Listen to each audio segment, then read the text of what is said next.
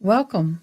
I'm AdaKay, your deaf courtroom commentator, breaking down the gripping courtroom drama, providing ASL interpretation when possible, while making justice accessible to everyone.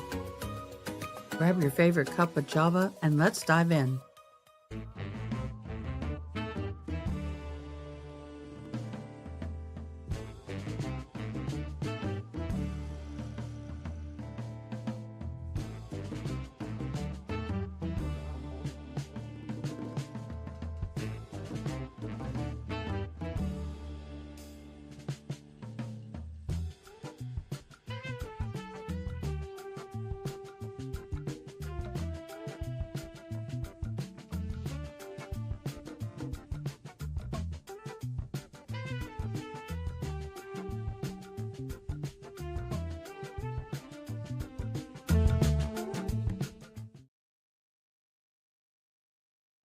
Good morning, everybody. How are you guys doing? Oh my gosh, it's hump day, Wednesday.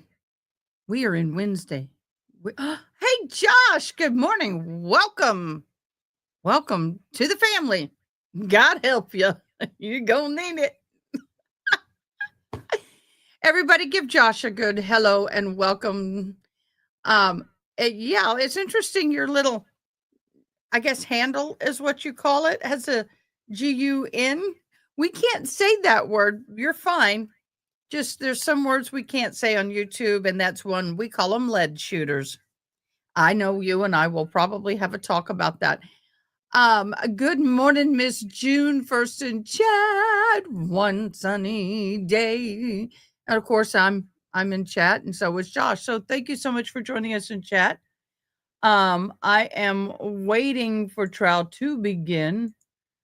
Let me see what trial is doing. I hope everybody had a fabulous night. Yeah, I know everybody keeps telling me I need to get a life. And I didn't stay at the shop working all night. I didn't stay studying all night. My son and I went home. And for those of you who are just joining and don't know, I lost my sister last fall, and then my brother-in-law just a few weeks ago. And I was blessed with her couch set. It's a 3-piece couch with 2 recliners, a regular recliner, and a love seat with 2 recliners. I hated our couch. I wouldn't even sit in my living room. My couch was so bad. And last night, my son and I sat and watched 2 movies. My Nala, my Capuchin, and all of us. I mean, she was out playing. It was a great night. And then I slept like a baby. Oh my gosh, I didn't even want to get out of bed this morning. So that's how much I love you guys. I got out of bed. I guess I am. People think I'm a morning person. I fake it. I I could be a morning person when I need to. Miss June is Navy here. Do you want to share what branch you were in? We are very much military friendly, and I will tell you, this trial is an interesting trial. Let me do a case rundown for everybody who's watching, who's not familiar with this trial. I got notes. Oh, okay. Let me see. Here are my notes. The defendant is Nicholas Kassotis, a former Navy JAG officer. Victim is Mindi Kassotis, his second wife. Charged malice redrum. We can't say the M word. We say it back one. Redrum. Felony redrum. Aggravated assault, tampering with evidence, removal of a body parts from a scene. Allegations. Kassotis redrummed his and dismembered Mindi. In November, her remains were found multiple locations in December. Witnesses called on day one is major witness was GBI specialist agent Britt Dickerson. He's a lead forensic analysis. He described the condition of Mindi's remain, torso, and left leg processed at the lab, confirmed the DNA analysis matched to Mindi, and explained how plastic tubs and a Milwaukee knife purchased at Home Depot were linked to the crime scene. The law enforcement officers that were there were multiple investigators and arresting officer, detailed how geology DNA led to the identification and the arrest. Explained how tracking Kassotis to Pennsylvania, where he was arrested in May of 23, described the location and the conditions and the remains of the found by hunters. District Attorney Lori Bio, I guess is how you say her name, is the lead prosecutor. We'll call her LB. Called the case incredibly gruesome and traumatic, argued for limiting public access to crime scene photos due to their graphic nature. I would think you would, boo. Presenting motive, Kassotis was married to number one. In that number one's divorce, he got a $1.5 million divorce judgment against him. He remarried to number two, Mindi, and then shortly after her unaliving, he married a third. They are all now the first and third divorced in Mindi. Of course, he unalived. Doug Weinstein, defense attorney, states that the claim that the couple was fleeing from a man named Jim McIntyre, allegedly an FBI handler, argued Kassotis' actions were driven by fear, not guilt. Challenged the relevance of the evidence, Target receipt showing the purchase of condoms and Old Spice the day after Mindy's death. Wow.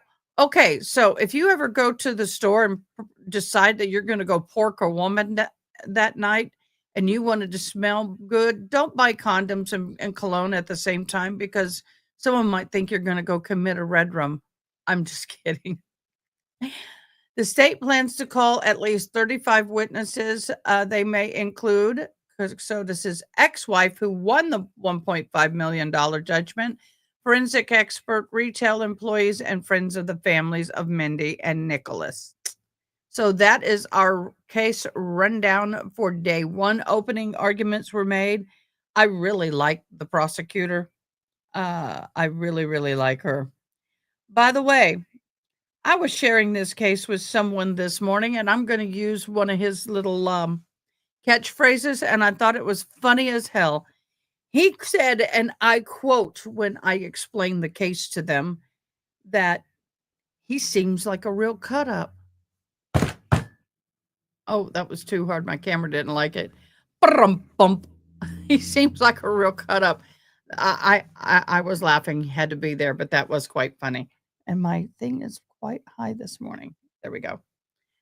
I had somebody ask me yesterday how my hat was coming along. I finished it. It's back there. I had it on yesterday. If you want to see it, go look at yesterday's live. Good morning, Miss Ronnie. June and Ronnie are my fabulous mods, and also Tinkitude, but I don't see her here yet. Y'all give them a round of applause and a thank you for being here and supporting me. Also, don't forget, we do have our bingo card, and I'm pinning it right now. Thought I posted. I did post it, but I didn't pin it. We do have our bingo card. What we do is, some of you who are new here, we do play bingo. And if I or anyone in the courtroom says the words in the bingo card, you may mark it off. Once you have a bingo, vertical, horizontal, or diagonal, I don't care. You can have 5, you can have 10, you can have a coverall. Every time you get a bingo, put IBINGO in caps, and you'll be entered into the end of the day drawing. I need to, no, I didn't do it. Dang it. I keep forgetting to change it. 1, 2, 3, 4. I've got to get our bingo. I got to get our giveaway stuff set up.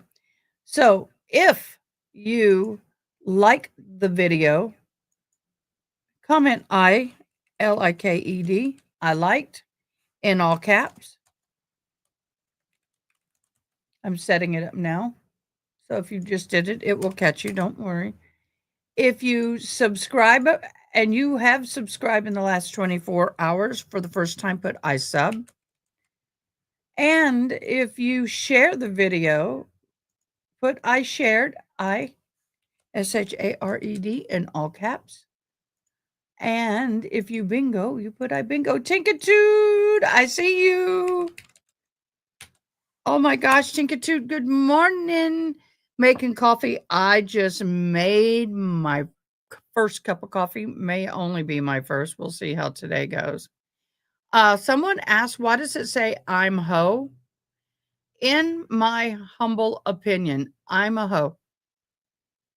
Yes, it's a play on words. Hopefully it doesn't offend anybody. Like I said, I do sometimes have a sense of humor. And I just dribbled coffee on me. This is the shirt. Love is patient, is kind, and never fails. Love is patient, love is kind, and never fails. I've had this song in my head. I had my quiet time for a short moment this moment. And the song "His Love Never Fail, Never Gives Up, Never Runs Out on Me" is running in my head at the moment. Hello, Miss Teresa. You got to put ILIK. I'll do it. I'm going to. Needs to look like this.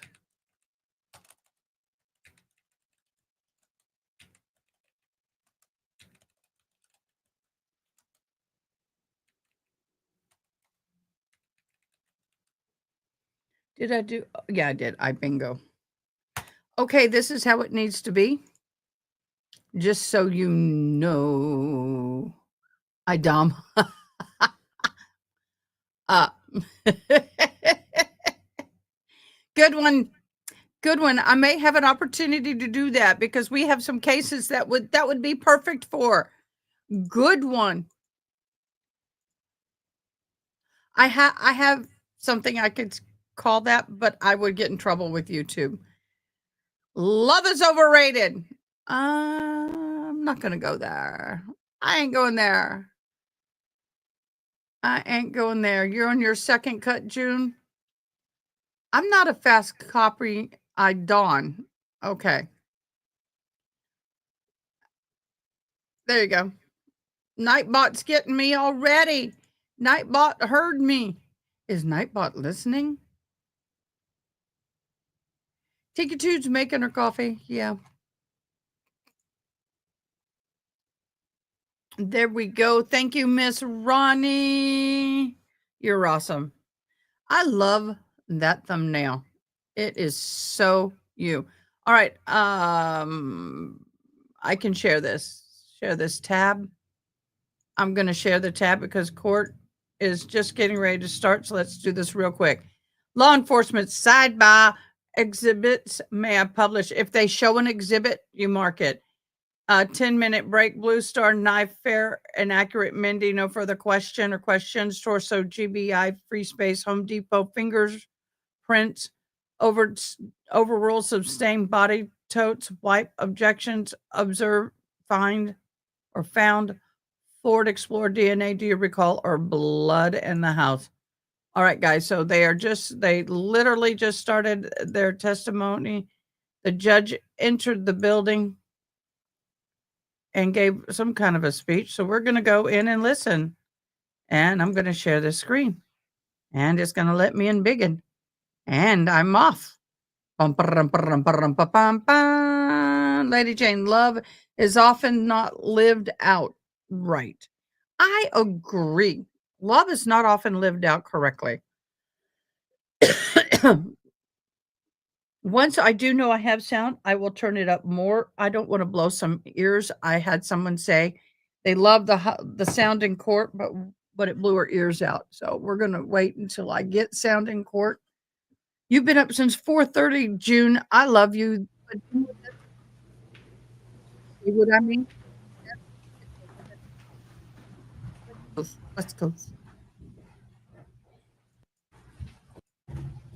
When it was just the first day of school, it'll get a little better, but I'll leave a little earlier tomorrow. I come from the coast, so I came through the high school and then the Joseph Martin school. So hopefully it'll get a little better over the next few days. So anyway, we'll go ahead and get started this morning. And Your Honor was late? What? Your Honor, how unprofessional of you. At least he owned it. I believe, Mr. Weinstein, it's your opportunity to cross-examine. Your Honor, did the court wish to do the admonition concerning the media? I know you had indicated. Yeah, again, I trust that all of you were able to abide by the court's instructions about no access to the media. I assume everyone good with that? Yeah. All right, very good. All right, thank you, ladies and gentlemen. You may proceed, Mr. Weinstein. Thank you, Your Honor. Good morning, Special Agent Dickerson. Good morning. Just to formally introduce myself, I'm Doug Weinstein, and I am representing Mr. Kassotis in this case. Oh, poor baby. I just want to make sure I understand your. Before we get going, I need to explain for those who don't know, Mr. Kassotis was a JAG attorney. He is used to being the one standing up and talking and not in the defendant chair. And it's real interesting to watch him because he can't lead his own case.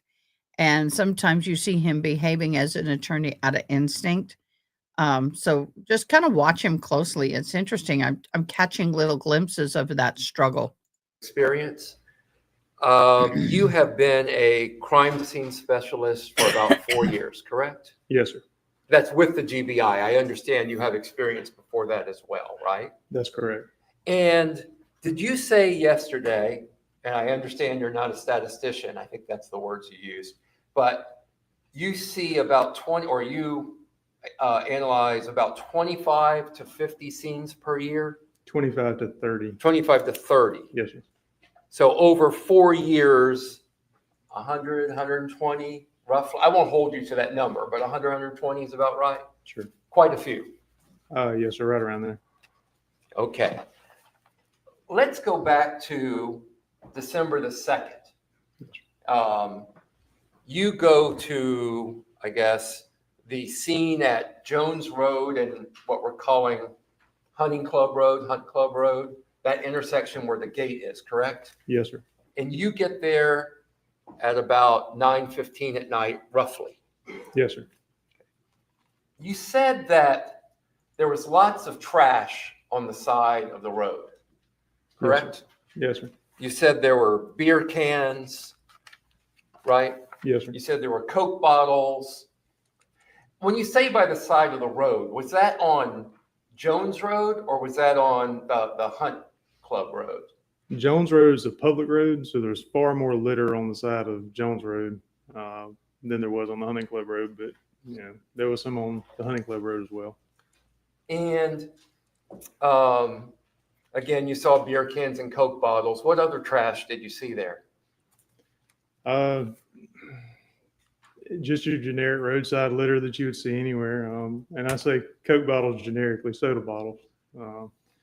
But I remember seeing a box that contained an alcoholic beverage, like a cardboard box. I think there was even a couple of old box TVs, CRT TVs. A box of wine is what you mean, dude. That had been discarded in the woods there at the intersection. So there's a significant amount of trash in the area.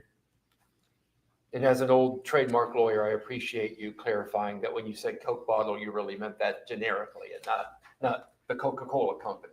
Yes. So now you did Coca-Cola does not sponsor this live. Don't demonetize. not elect to take any of those beer cans or soda cans, soda bottles, beer bottles into evidence, correct? That's correct. Now, isn't it true that beer cans, Coke bottles, that type of material, you could get latent prints off of those at times, correct? That's a possibility, yes.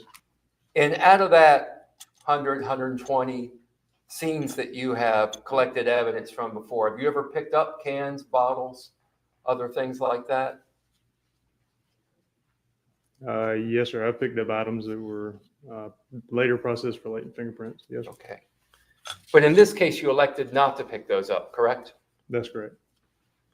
You did also, there was a cigarette pack that was photographed, I believe a Marlboro pack, correct? Yes, sir. And you took that Marlboro pack into evidence, right?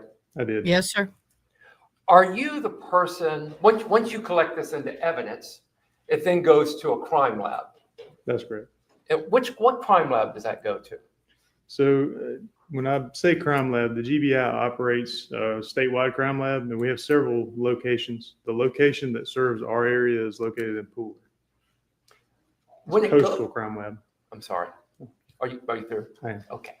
When it goes to the crime lab, are you the one that decides on what tests are performed by the crime lab? To some extent, we can submit evidence to the lab and request that certain processes be conducted on evidence. We cannot require them to be processed. The lab does have to make decisions based on the resources that they have available to them. I believe you testified that the case agent in this case I don't know what the right verb is, Tracy Sands. Is that correct? Yes, sir, that's Agent correct. Sands. Do you see Agent Sands in the courtroom now? I do. Where's Agent Sands? He's sitting at the prosecution table. Okay. So does Agent Sands also, is he someone that could also request that certain evidence be analyzed at the crime lab? That's correct. We can request. So either you might request, Agent Sands might request, might request, correct? That's right. Okay. Did you request any analysis on that Marlboro cigarette pack? So the evidence submission forms were made and the cigarette pack was submitted to the crime lab, but it would be a better question for Agent Sands than it would be for myself. Okay. Well, you specifically did not request any particular analysis on the Marlboro cigarette pack, correct? That's correct.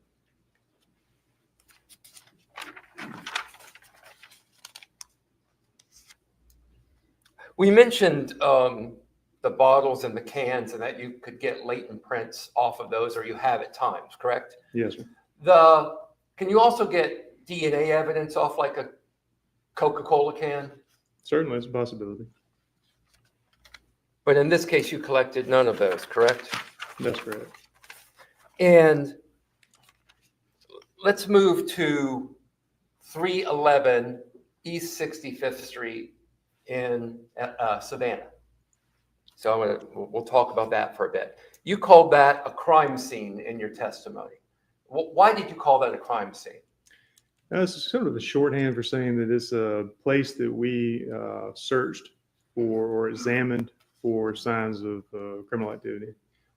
When you call it a crime scene, are you presuming that a crime occurred there? So the presumption holds yes. We do need to, we're not going to go to a place that's just random and say, well, we don't think a crime happened here, so we're going to search anyway. I mean, we're going to go there based on fact and driven by how the investigation leads us, and then conduct an examination of a place, be it a vehicle, an apartment, a house, wherever, based on the fact that there may be something there. Okay. And that property had a house upon it that we heard a lot of testimony about yesterday, correct? Yes, sir. And there was also a shed in the back of the house, right? There was. Did you look in that shed? I did.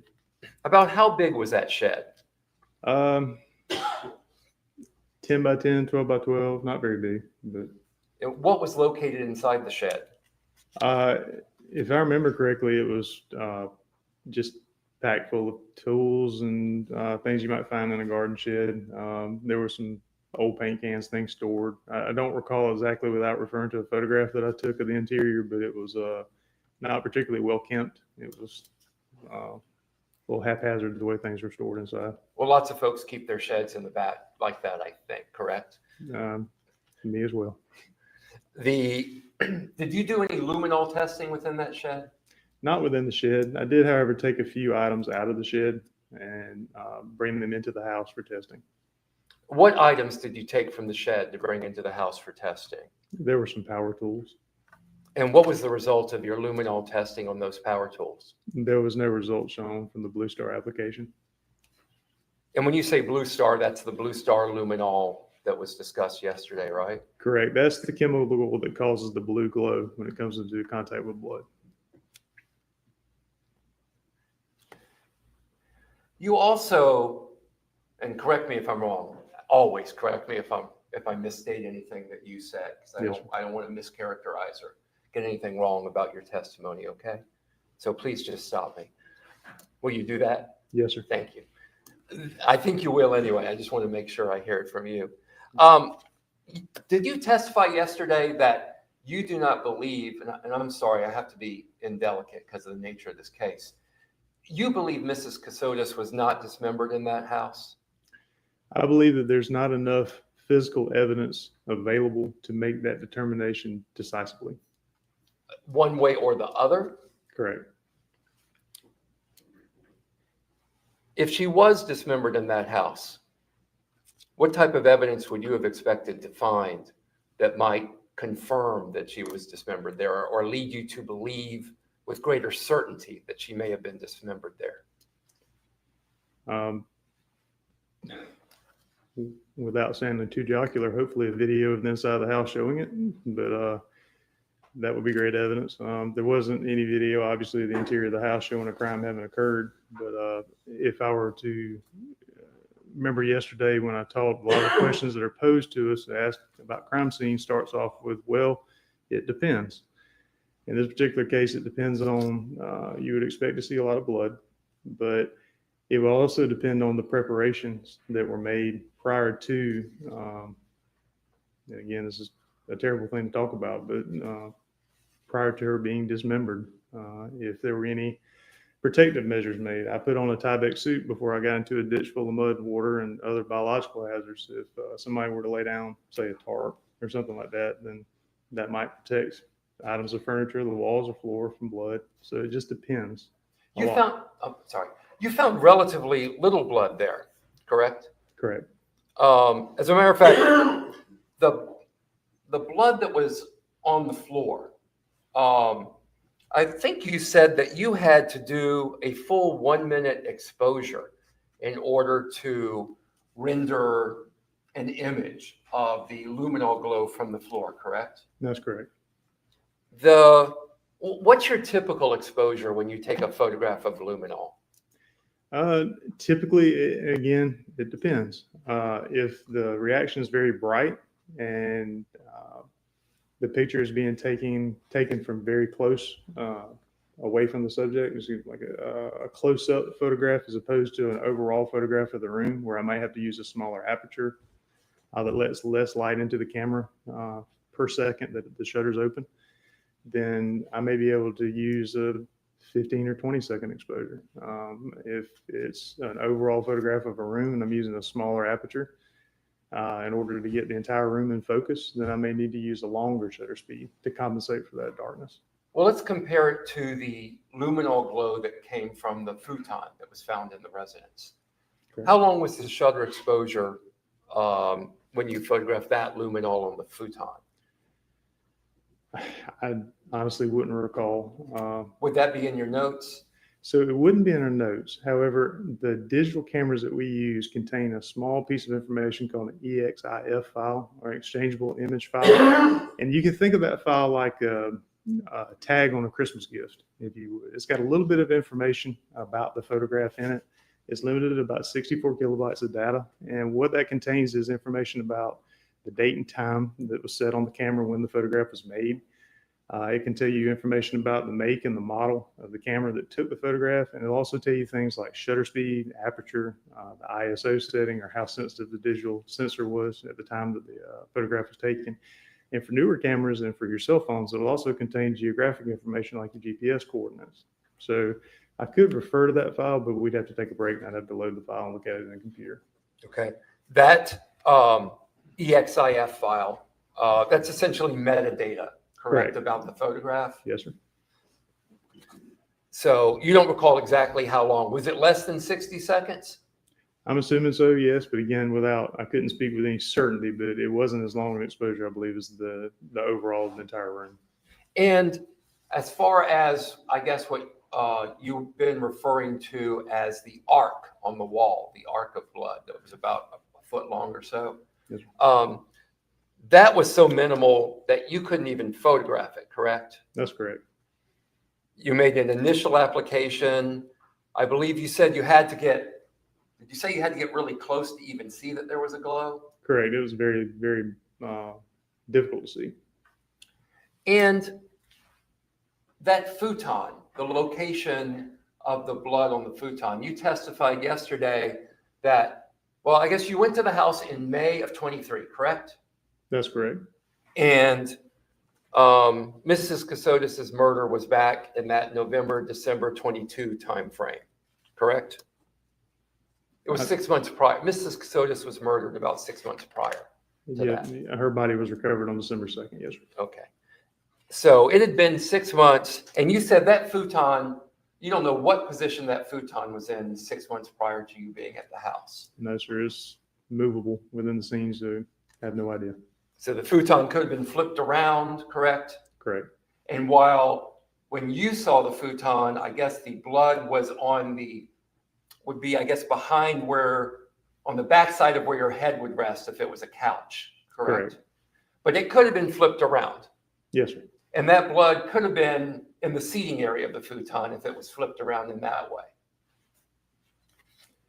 Yes, sir. It'd be more on, like on the edge. Like if the futon was a mattress, so to speak, it was just foldable. But instead of it being on the top or the bottom, it would be kind of on the side. So if you were sitting on the edge of the futon, then that blood could be beneath where you're sitting, correct? Possibly. When you do the luminol testing, that is just showing the presence of blood, correct? Yes, sir. Could be human blood, could be animal blood, right? You don't know what type of blood. Yes, sir. Does the luminol tell you whether it would be venous blood or menstrual blood? Does it tell the type of blood at all? No, sir. Again, this chemical reacts with the hemoglobin, the iron in the blood, so it doesn't differentiate between where the blood came from within the body. It's just blood.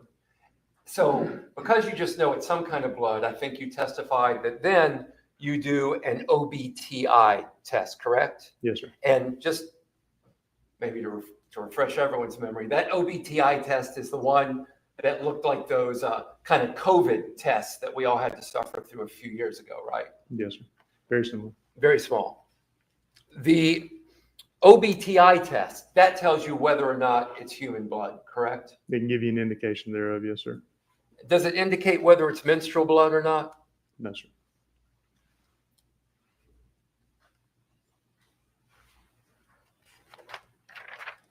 Can we pull out, let me see which specific exhibit. Give me just one moment, please. You still have all your exhibits from yesterday up there behind you, correct? Yes, sir. Could you pull out exhibit 1.8, which is the package that contains the wipe that you found wrapped around the handle of the knife?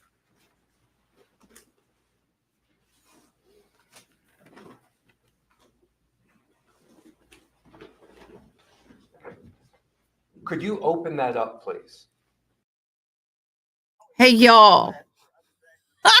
You won't believe this. Here's some levity for this morning.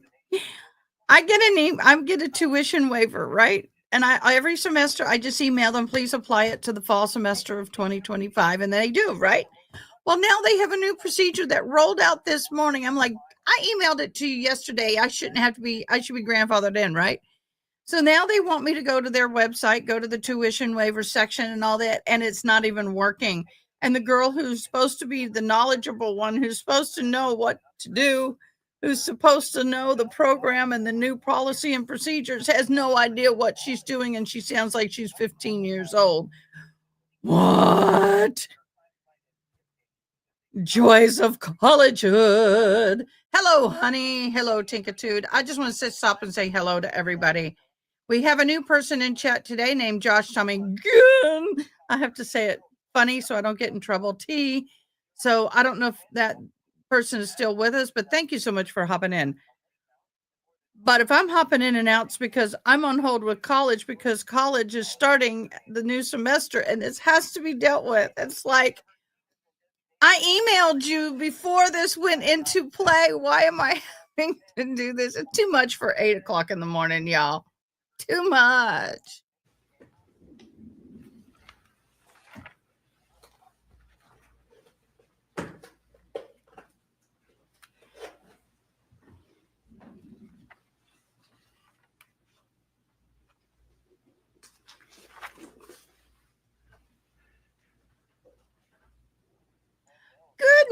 morning, Tucker. Thank you for joining us. Every time I see that, it hurts. That looks painful, Tucker. Every time that looks painful. Joshua, do you have these kind of issues with your college? This is frustrating. Oh my gosh, so frustrating. Would you remove the wipe? You're doing Would the you same have that thing. open? We can sympathize.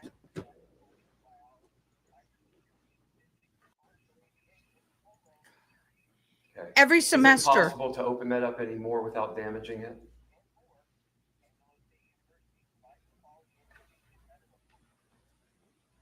May I approach, Your Honor? I'm not good at that. Their gloves if you'd like. Yeah, I'm also. good. Right, so there's actually two wipes there, is that correct? They're perforated, there's a perforation keeping them together? That's correct. Okay. You may put that away now, thank you very much.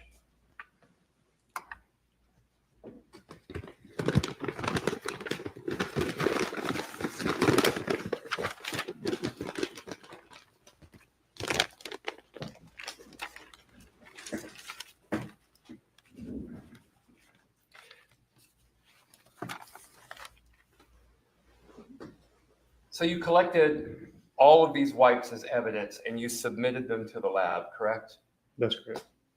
You testified yesterday that in some cases, these cleaning wipes can destroy DNA, correct?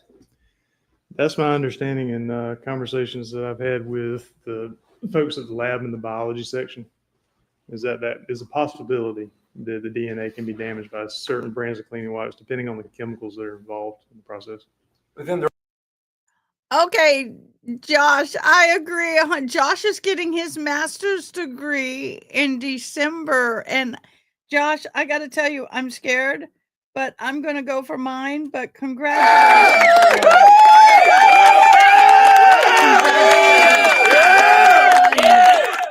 Master's degree.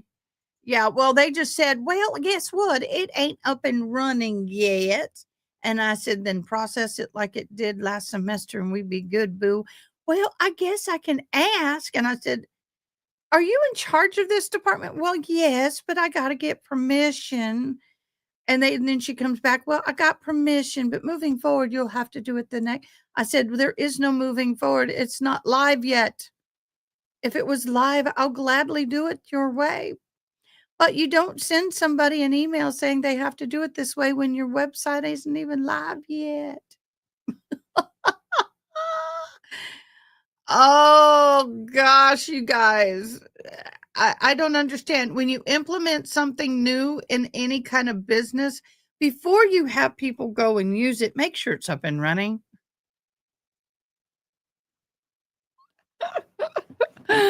Oh, and these people get paid the hundreds of thousands of dollars a year to do this crap. Stupid is as stupid does. Okay, so I'm trying to get some levity into this case a little bit here and there because this is a heavy case, y'all. So please make sure that you do self-care depending on what's happening in here. Self-care and mental health is very important. So if you find that any part of this trial is triggering to you, please step away. If you want to leave it in the background to give me the time, a few hours, go for it. Turn off the volume and walk away. But your mental health is far more important. Yesterday got pretty heavy and pretty hard. are also other brands of cleaning wipes where DNA would not be destroyed, correct? That's possible, but I couldn't speak to it with any certainty. Did you ask that these wipes be checked for DNA? Again, with Agent Sands having submitted the evidence himself for testing, then those requests would have been made through him. So if you could just answer that one question, did you request that these wipes be tested for DNA? I did not. Okay, thank you. I have no further questions, Your Honor. Thank you very much, Special Agent. Briefly, Judge. Agent Dickerson, you were asked by counsel whether you saw certain drinking containers on the roadway, correct? Yes, ma'am. Do you recall that series of questions? Yes, ma'am.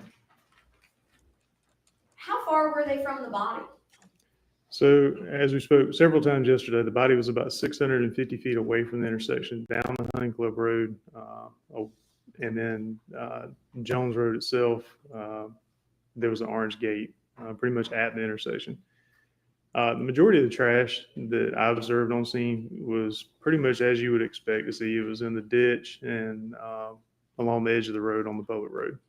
That's on Jones Road. Correct. Okay. And if that trash, including those drinking cans, had been found in proximity to the torso, would you have taken them? Of course. Did you, with respect to the Marlboro pack that you referred to? I did. It wasn't exactly found near the body. It was about halfway back toward the intersection from the body. So there wasn't necessarily a direct connection between the two, but we took it out of an abundance of caution. Okay. And I believe you testified yesterday about the conditions of the weather in the days leading up to December 2nd of 2022. Can you refresh us as to what it was in those days? Yes, ma'am. We spoke with, as part of our initial briefing, when we arrived on scene, we spoke with, Objection to hearsay. He's just saying who he spoke with. He didn't say what they said. As long as he doesn't say what they said. Did you speak Understood. with anybody about the weather conditions? I did. Were you yourself in Liberty County on those days beforehand? I was not. Did you see if there was any rain in the ditch anywhere near these areas? Yes. How much rain? Meaning on your body, how deep was the water? Well, there was standing water in the ditches, and the ground was very saturated when we got there, even though it wasn't actively raining. It was wet, y'all. Okay. And just so we're clear, we're in South Georgia, so sometimes we have standing water all the time, right? Yes. I can also say that as part of the forensic entomology that was done, there was some weather conditions that had to be researched, and I was able to access weather data from a nearby weather station. And while I don't remember the exact numbers, I can tell you it recorded precipitation in the area in the days leading up to the discovery of Mindy's torso.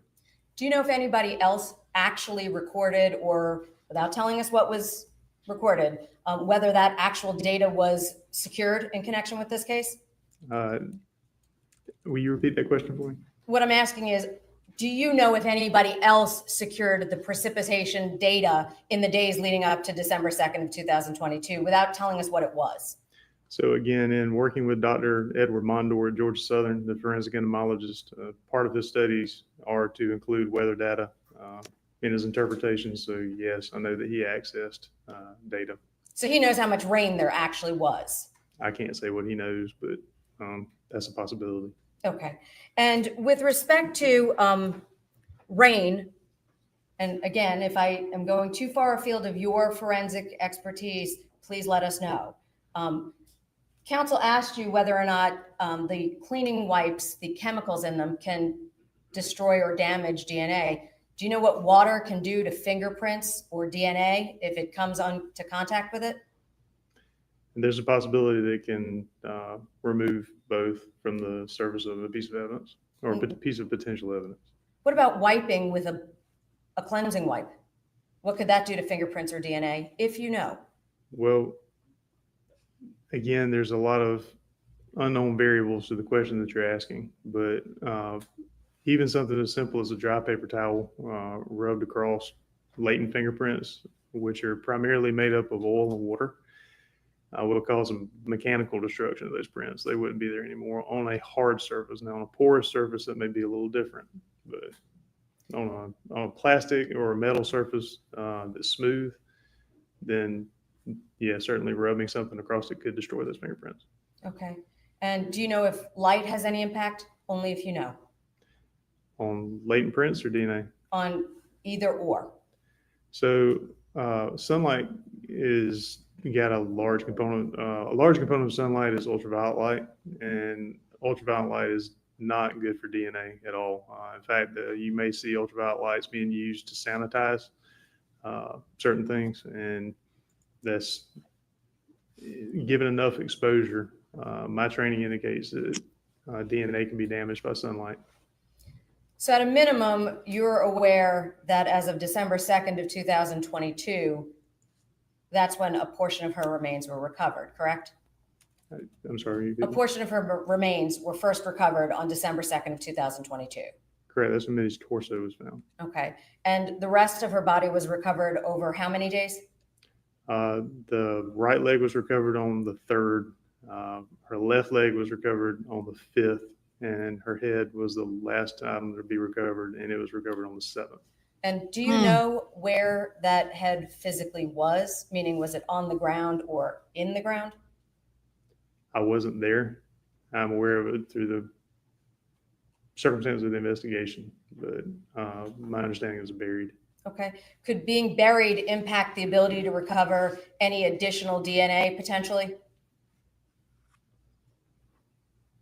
It'd probably be a better question for someone from the biology section. From the of biology lab section. than That's a good question. I would think being buried would protect the remains from the sunlight and the elements. That is, if it's in a bag, it's in a confined container, and it's not just put in the ground. It would protect it a little bit more than, you're not getting the ultraviolet, you're not getting exposed to the water and the rain and everything. So it depends. If it's in a black bag and it's confined, it may be better for it. Let's just find out when they get to that part of the testimony. But that's my humble opinion. What's yours?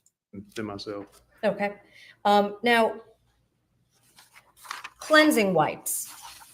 Counsel asked you about those cleansing wipes, and you, I believe, pulled out the one that was in 1.8. Is that correct? Yes, ma'am. As we sit here, did you see stains on that actual set of wipes? Yes, ma'am. Okay. But you don't know what those stains are, right? No, ma'am. Okay.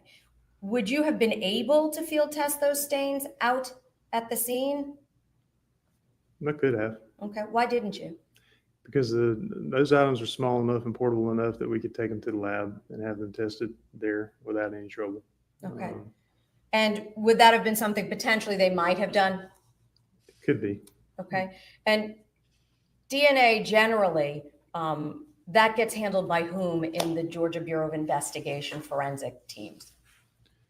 So DNA processing is conducted by the biology section of our lab. Do you do that? I do not. The crime lab is actually a different division. The Georgia Bureau of Investigation is made up of 3 divisions, and the lab in the medical examiner's office is one of those. I'm in the investigative division. So while we're the same parent agency, we operate independently of one another. Now, I just want to talk for a moment about the items in the shed. Do you have any idea who those items belong to? I do not. I'm assuming the homeowner. Do you But have that's any- an assumption. Okay. Do you have any idea if they were there when Mr. Kassotis and Mindi Mebane lived there? I have no way of determining that. Do you have any idea? Well, let me back that up. Did you see any blood on any of those items? Not the ones that I processed, ma'am. And which items you processed, you said were the power tools, is that correct? Yes, ma'am. Do you remember what type of tools you Uh, processed? Again, I'd have to look at the photographs, but there was a circular saw and honestly maybe a drill and something else. I'd have to look back to make sure that. Okay. Do you have that in your notes, Uh, or would that be in a photograph? it would probably be in a photograph. Okay. And Give me 106 any day over 20 degrees. Give me 106 any day over 20 degrees. I'm sitting in an office cold. I mean, ugh. Well, it depends. It depends. If I'm going up into the mountains because I want to be in the snow, that's fine. But I don't want to be otherwise. Give me the heat. can you tell us what a circular saw is? Not everybody uses those.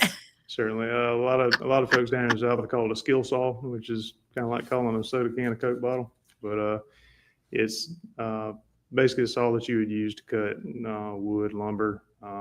It's handheld, about that big. There's a blade on the side that loads in, spins, and you can push it through wood to cut it. But you didn't see any blood on it. No, ma'am. I But you didn't see any tried. blood on any of the tools I checked. Did you try to find any of the tools that could have potentially been used as cutting tools? Yes, ma'am. And were those all of the ones that you looked at for blood?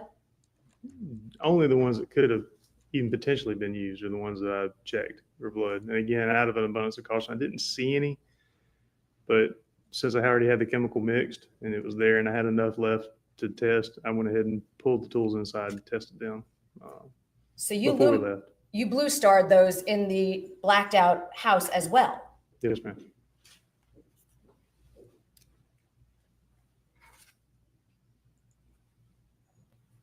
But as you sit here, you have no idea if Mr. Kassotis even had access to those tools back in December or in the time frame around her body being recovered. I have no way of knowing.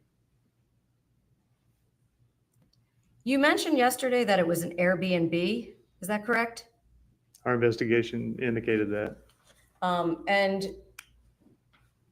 do you know if it was active? Only if you know if it was actively being used still as an Airbnb? That was my understanding, is that it was still for rent. Okay.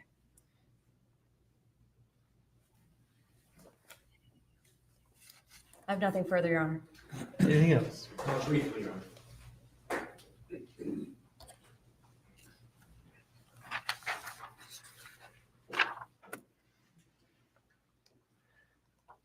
The state mentioned that, or asked you about the location of most of the trash that you saw, cans, bottles, and it was along Jones Road. Yes, And that was approximately 650 feet away, correct? yes.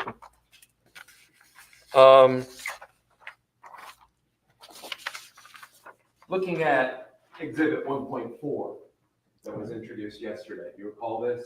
Yes, sir. In Exhibit 1.4, evidence placards 1 through 3 and 4 through 7. Those ones down by the gate. That's approximately 650 feet away as well, correct? Yes, sir. So even though those were also 650 feet away, you felt that that was evidence that should be collected. I did. And that evidence included the Husky storage container. You took that, correct? Yes, sir.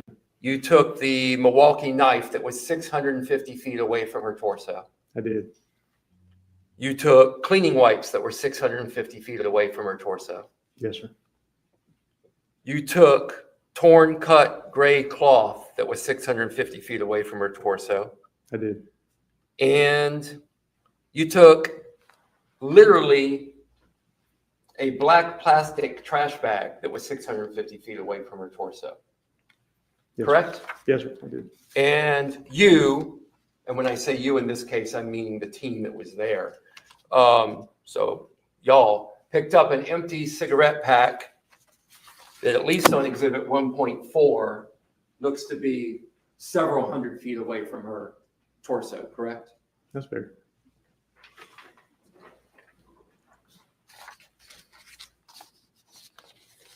Was there no trash in Exhibit 1.4 between the gate and the location of her torso? There may have been small pieces of trash that I just overlooked. That's a possibility. Thank you. I have no further questions. Can the witness be excused? State has no additional questions. No question. All right. Thank you, sir. You're excused.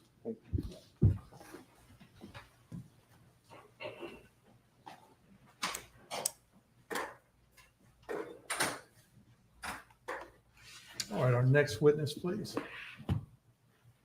Your Honor, at this time, the state calls Lindsay Smith.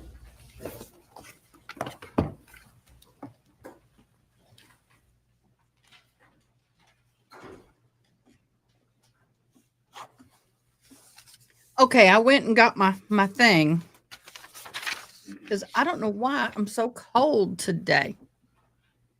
It's cold today. Yes, Emily D. Baker does have one of these. Every time I wear it, somebody asks Please me. raise your right hand. I had mine first. Affirm the testimony that you're about to give will be the truth, the whole truth, and nothing but the truth, so help you God. I do. Please be. Okay, as long as Court TV is putting on their ticker the name of the person who is testifying, I'm not going to pop it up because it can get much. Some people have a problem with that. So just so you know. And yes, the trash he names off seams by site appears to be.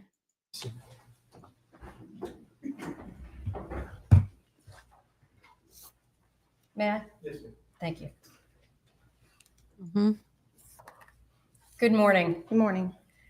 I'm going to ask if you could just keep the Mhm. microphone nice and close to your mouth so that the jurors can hear you. Okay. Can you please state your name and spell it for the court reporter? Lindsay Smith, Lindsay. Smith, Smith. Where do you work? I'm employed by the Georgia Bureau of Investigation. And what is your role at the Georgia Bureau of Investigation? I'm the special agent in charge assigned to the Statesboro Field Office. What is a special agent in charge? So my responsibilities are to supervise the personnel assigned to that office. We have 6 case agents, 2 crime scene specialists, an assistant special agent in charge, an office manager, and an intel analyst assigned to the office. And in that capacity, have you ever been a field agent yourself? Yes, I have. How long have you been with the GBI total? 19 and a half years.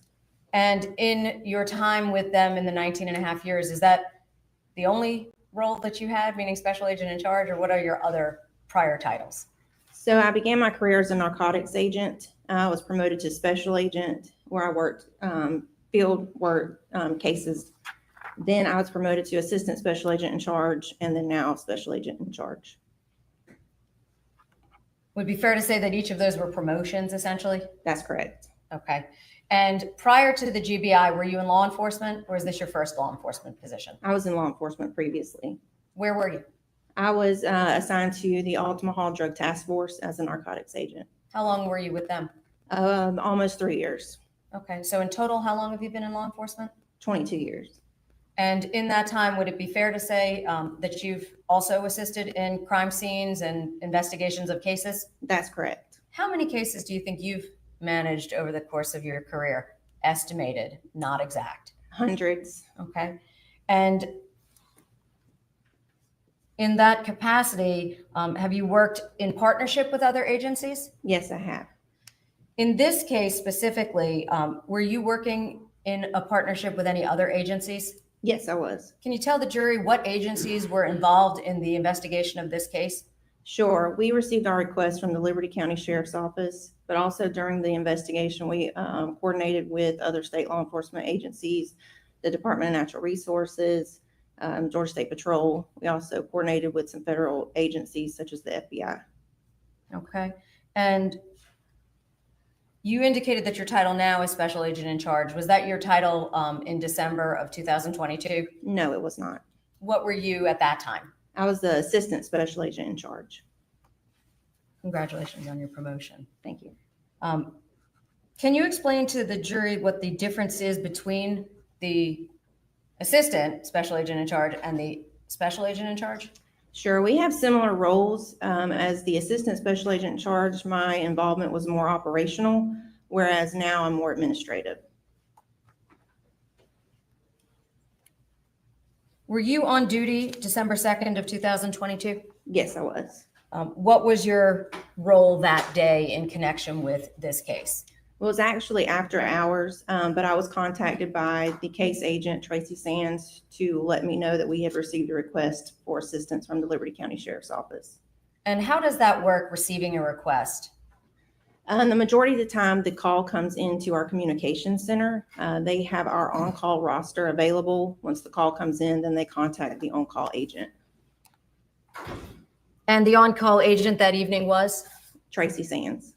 And as a result of Agent Sands being contacted, would that have been him who then gets assigned basically to that case? Yes, that's correct. Did that happen here? Yes, it did. Did you go anywhere to assist in the investigation at that point when you received the call from Agent Sands? Not on that evening, I did not. Okay. Is there a reason you didn't respond yourself? I didn't feel that there was a need for me to be there at that time. How long had Agent Sands been working with the GBI by the time you had gotten that call? Probably 25 years. Were you confident that he was able to handle that? Yes, I was. And when you got the call initially, you said it came in from Liberty County Sheriff's Office. Did you know what county that the remains, the initial piece of her remains were recovered? Yes, it would have been Liberty County. Okay. Can you tell the jury what the relationships of the counties are kind of in that area where Jones Road and Barrington Ferry is? Is that all Liberty County or is that near other counties? How does that work? No, it's Liberty County, McIntosh County, and Long County kind of converge together in that general area. Okay, so her physical remains initially were in Liberty County. Do you know if any of the other remains were found in places other than Liberty County? Yes, they were Where were they found? in McIntosh County. Okay, so Liberty and McIntosh? Yes, Okay, and when the initial call came in though, her remains were in Liberty? that's correct. Did that impact who you partnered with in connection with this case? Yes, it did. How so? So since we got the request from the Liberty County Sheriff's Office, we would be working with them. Okay, and when you ultimately, well, let me back up. Did you get to the scene at some point? Yes, I did. What day did you go to the Portal Hunting Club down in Riceboro? I went out that Monday, December 5th. Okay, and when you got there on December 5th, why did you go there? We were doing an extensive search that day, and I wanted to participate. Okay, when you say extensive search, can you tell the jury what you mean by that? What was going on? Sure, we coordinated with some canine handlers out of South Carolina, the Department of Natural Resources, obviously some more personnel from my office, and individuals from the Liberty County Sheriff's Office. And so our task was to go out there, saturate the area to look for additional remains that we were still missing and any other evidence. Was it important to find the rest of her remains? Yes, it was. Can you tell the jury why? At that point, we were missing her head, which is obviously a large piece of the puzzle that would help us identify who she was. We'd know what she looked like, what her eye color was, hair color. And at that point, did you have any idea who she was? We did not. Had steps. Good morning, Frankie Leroy. Hello, Frankie. Good picture. Already been taken to try and identify her On the 5th? as of even the first day? Yes. Okay, but had they yielded any results? No, they had not. Okay, so when you get out there on December 5th, can you tell us who was present at the scene? Tracy Sands was out there, our crime scene specialist, Brett Dickerson. There was a representative from Department of Natural Resources, I believe 3 canine teams, and some members of the Liberty County Sheriff's Office. I don't recall specific names. Okay, and you mentioned Special Agent Dickerson. Did you assist him at some point on that day in the course of this investigation? Yes, I did. Can you tell the jury what you did to assist Agent Dickerson? Sure. He had collected a sample of maggots from the left leg that we had found. Those. All right, trigger warning. The word maggot is going to come into play quite frequently today. Yes, maggot came out yesterday. It's coming in again today. If you can't handle it, you might want to step away. And for some reason, I'm rhyming today. Maggots needed to be boiled. That's all I got to essentially. say. So I was able to perform that task. Okay. Was he able to do that out in the field? No, he was not. So did you physically take them somewhere to do that? I did. I had contacts in the area that were able to provide me with this outdoor kitchen, so to speak, where I was able to heat water and then pour the boiling water on top of the maggots. And that processing, did you receive any guidance without telling us exactly what was said? Did you receive any guidance on how to perform that task? Yes, I did.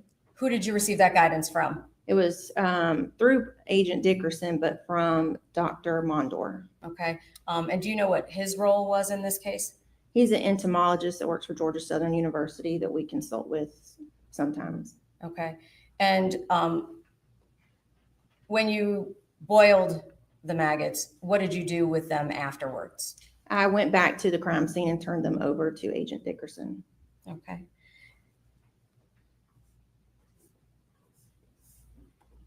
Did they remain in your custody the entire time that you went to process them before you returned them to Agent Dickerson? Yes, they did. And so when you gave them to Agent Dickerson, he was the last person that had them after you. That's correct.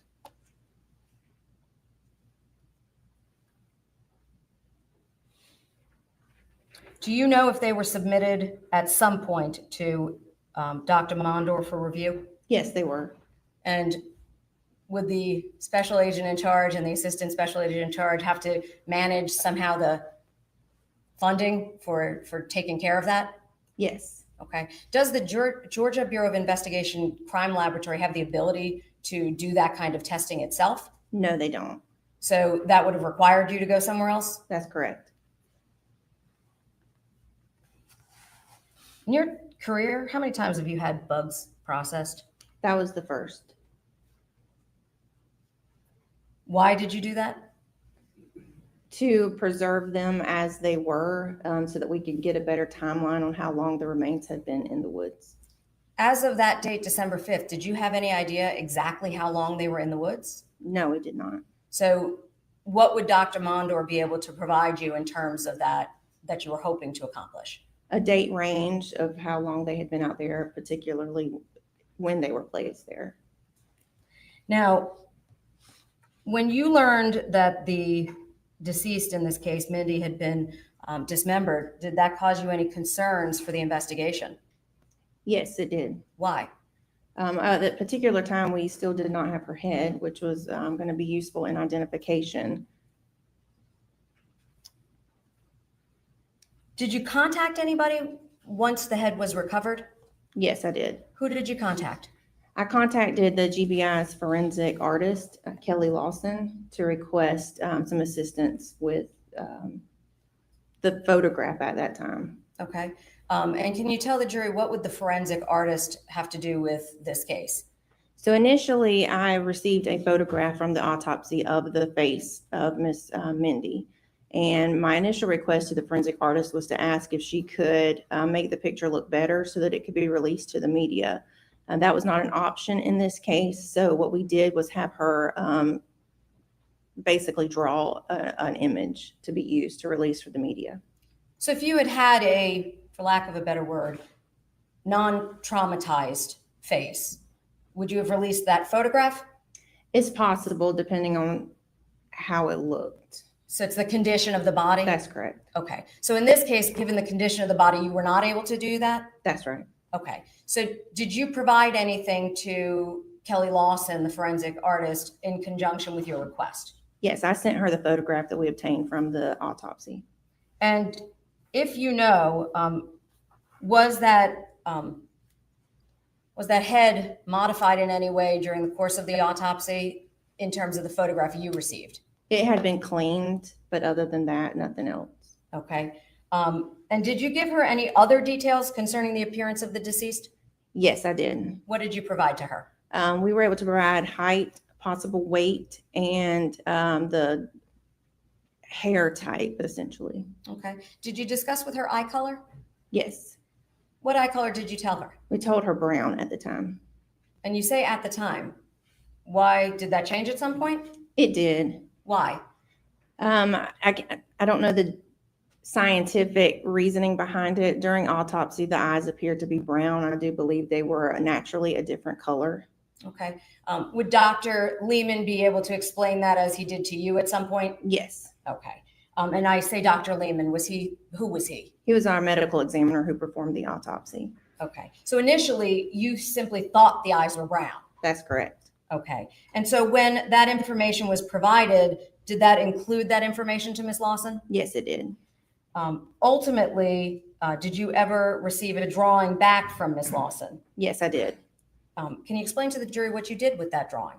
Sure. We were able to create a flyer per se with the photograph on it and some additional identifying information. And then we've included our phone number and ways to contact the GBI should someone recognize the picture.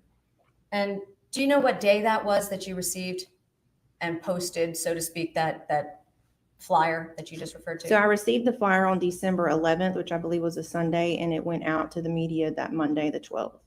Okay. And that was in 2022? Yes. Okay. And as a result of receiving that and posting it, did you receive any leads or tips from people seeing that photograph? We did receive some leads. Okay. Tell us how you managed those tips coming into the GBI. We have an intel analyst assigned to our office, and she was able to maintain a spreadsheet with information that we were getting as the calls came in. We received tips from over 17 states across the country. Okay. Were you fielding those tips and investigating them? I believe I may have taken a call or two, but mostly that was being handled by a case agent and the intel analyst. Okay. When those tips started coming in, did you ultimately identify her through the tips? No, we did not. So subsequent to that first photograph, did there come a time when there was a second drawing? Yes, there was. When was the second drawing? If I can refer to my notes, that was on January 3rd. On January 3rd, did you receive a second drawing? Yes, I did. Who did you receive it from? From Kelly Lawson. Okay. And when Ms. Lawson sent you that drawing, tell the jury what you did with it. We submitted another flyer with some additional information and put it out to our media. Okay. Did that also get posted to the public media? Yes, it did. Did you receive additional tips? Yes, we did. Did you do any better with the second drawing than the first? No, we did not. No identification? No, ma'am. Okay. I'm going to show you.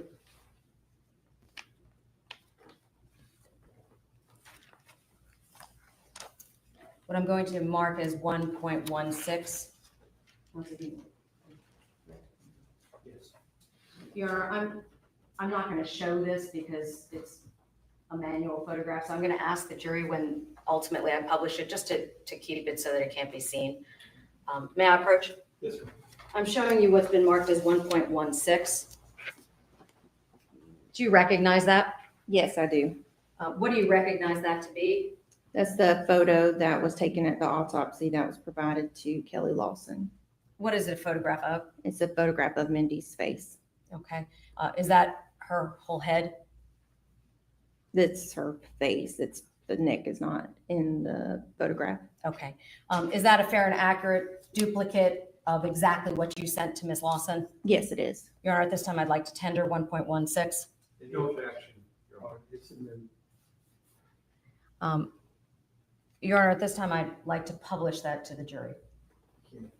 Ladies and gentlemen, if you would just hold it closely so that it's not exposed to me.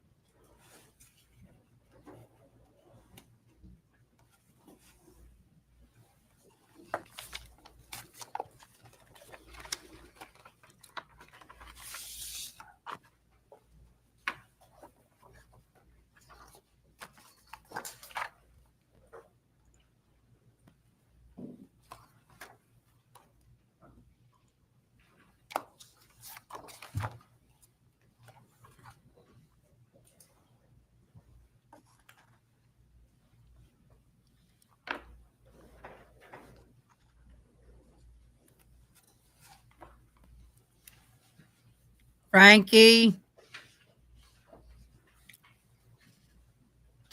Love your humor.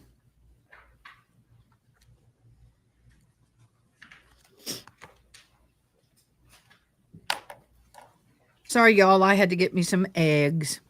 I had to get some in my stomach.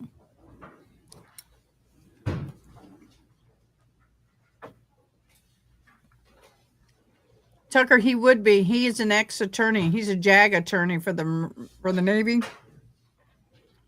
I could see him knowing how to do that. And if I had done something that horrific, I'd want to disassociate from it as well. That was the photograph you sent to Ms. Lawson, correct? Yes, it is.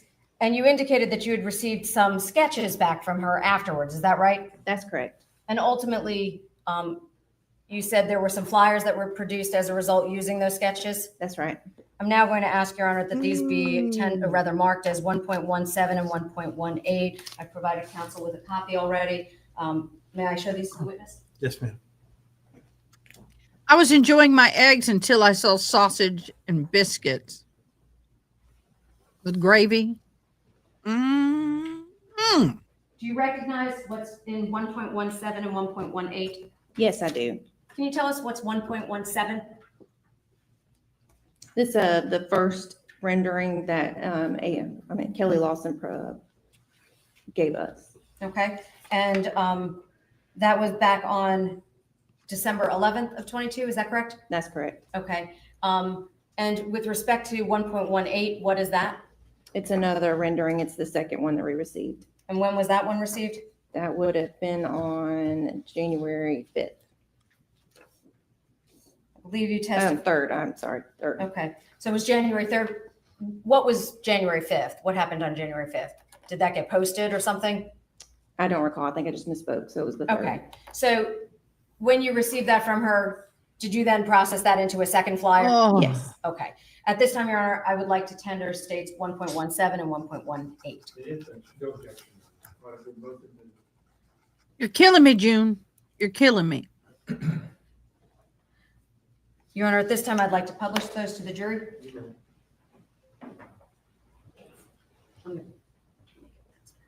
Thank you.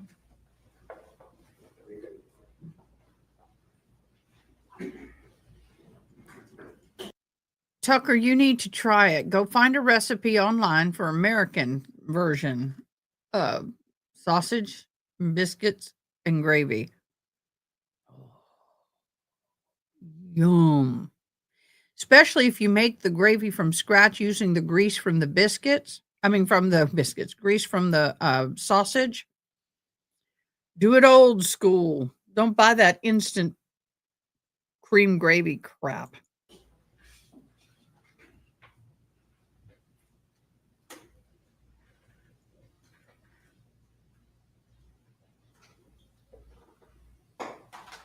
Now publishing 1.17 for the jury. Was that the photograph that was made into the first flyer? Yes, it is. And I'm now publishing 1.18. Was that the second photograph that was made into a flyer? Yes, it is. At some point, were there side-by-side flyers as well? Yes, I believe so. And ultimately, you indicated that you would receive tips on both of those photographs, That's correct. but no results. Not to identify as her officially, no. Did you investigate other individuals other than Mindi Mebane Kassotis potentially being the deceased? Yes, we did. Were there one, more than one? Do you have any idea approximately how many? I would say anywhere between 75 to 100. So you ran down a lot of leads. Or my office did. Not you personally, my Yes. apologies. Nope. The GBI. That's correct. Okay. Now, when you wound up with no results from the forensic sketches, Y'all, how did we get on the biscuits and gravy train? And I don't have any. And I can't go make it. Y'all gonna have to just tell me how it is. Now I'm craving it. My eggs were not so enjoyable. and from all these leads, what did you do next? So I reached out to another special agent in charge within the GBI who had had success in identifying an unidentified individual. He put At me the in contact bomb. with an FBI agent. Oh, sorry. And why did you call the FBI? They were in the process of doing some genetic genealogy testing, and I reached out to him to see if he could help us with this particular case. Do they normally help you? Not disrespectfully, but I mean, do they normally work as your partner unless requested? No, they don't. Okay, so in this case, you reached out for assistance? That's correct. Okay. Did they explain anything to you about procedures for following through with that? Yes, there were some steps that we had to take before they would take on the case, which included providing details about what we were dealing with, what the investigation had uncovered at that point. There were some other processes that had to be undertaken where some data would be entered into some databases. Can you explain to the jury what VICAP is? Sure. It's the FBI's Violent Criminal Apprehension Program. Essentially, it's a database that collects information from law enforcement and compares it to other cases to see if there are similarities or connections. And what is NamUs? That's the National Unidentified Missing Persons System. Okay. And what does that database do? It also collects information from loved ones and law enforcement about missing and unidentified individuals to see if they can also make connections that with other cases that are entered into the database to hopefully resolve those cases. Did either VICAP, and just for the record, VICAP, or NAMUS, NAMUS, did either of those ultimately yield a result that assisted you? No, they did not. And after going through that documentation process with the FBI, who did they put you in touch with? That'll work. Gene by gene. How do you spell that? GeneBygene. So gene, like as in a gene in the DNA? That's correct. Okay. And what kind of a organization or company is Gene by Gene? It's a private forensic laboratory. Ooh, now you're What kind talking. of testing do they do? They do a genetic genealogy testing. I like a man who can cook some deer. And how is that withdrawn? Is that something available from the GBI Coastal Crime Laboratory? No, it is not. Is that available by any GBI laboratory? No, it is not. So you had to go to a private laboratory to be able to try the genetic genealogy? That's correct. And as a result of that process, did you have to provide them with information about your case? Yes, we did. So Specifically, true. what did you provide them in connection with this case? I'm not sure we actually provided them with information about the case, but we did have to send them a sample of blood that was obtained from the autopsy. Okay, and that would have been the blood from the deceased? That's correct. And at that time, did you know who she was? No, we did not. So when you sent it to Gene by Gene, what were you hoping to accomplish? We were hoping to learn who our victim was. Okay. As a result of that process, did you receive any information that assisted you in locating individuals that may have a connection to your deceased? Yes, we did. And who was that you went to speak with after that process? Agent Sands went to speak with Betsy Mebane. And that's Mebane? That's correct. Okay. Why did they go to speak with her? So during the testing, they were able to basically build a family tree with connections to potential family members of the victim, and she was identified as a possible mother. Okay. And only if you know, do you know if they ultimately were able to collect a DNA sample from Mrs. Betsy Mebane? Yes, we were.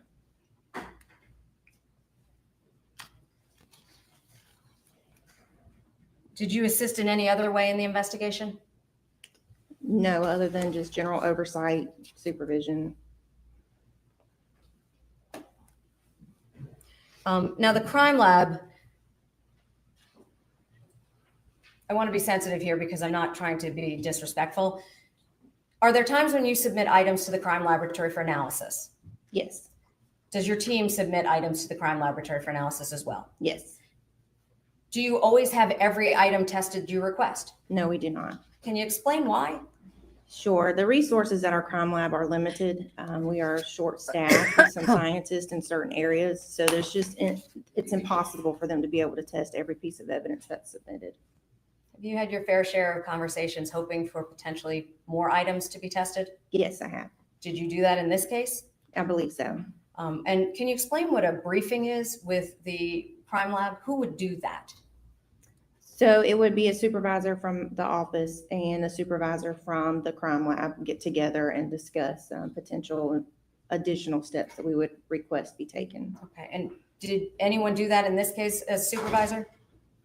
Honestly, don't recall, but I believe so. Do you know if you had any conversations with the crime laboratory?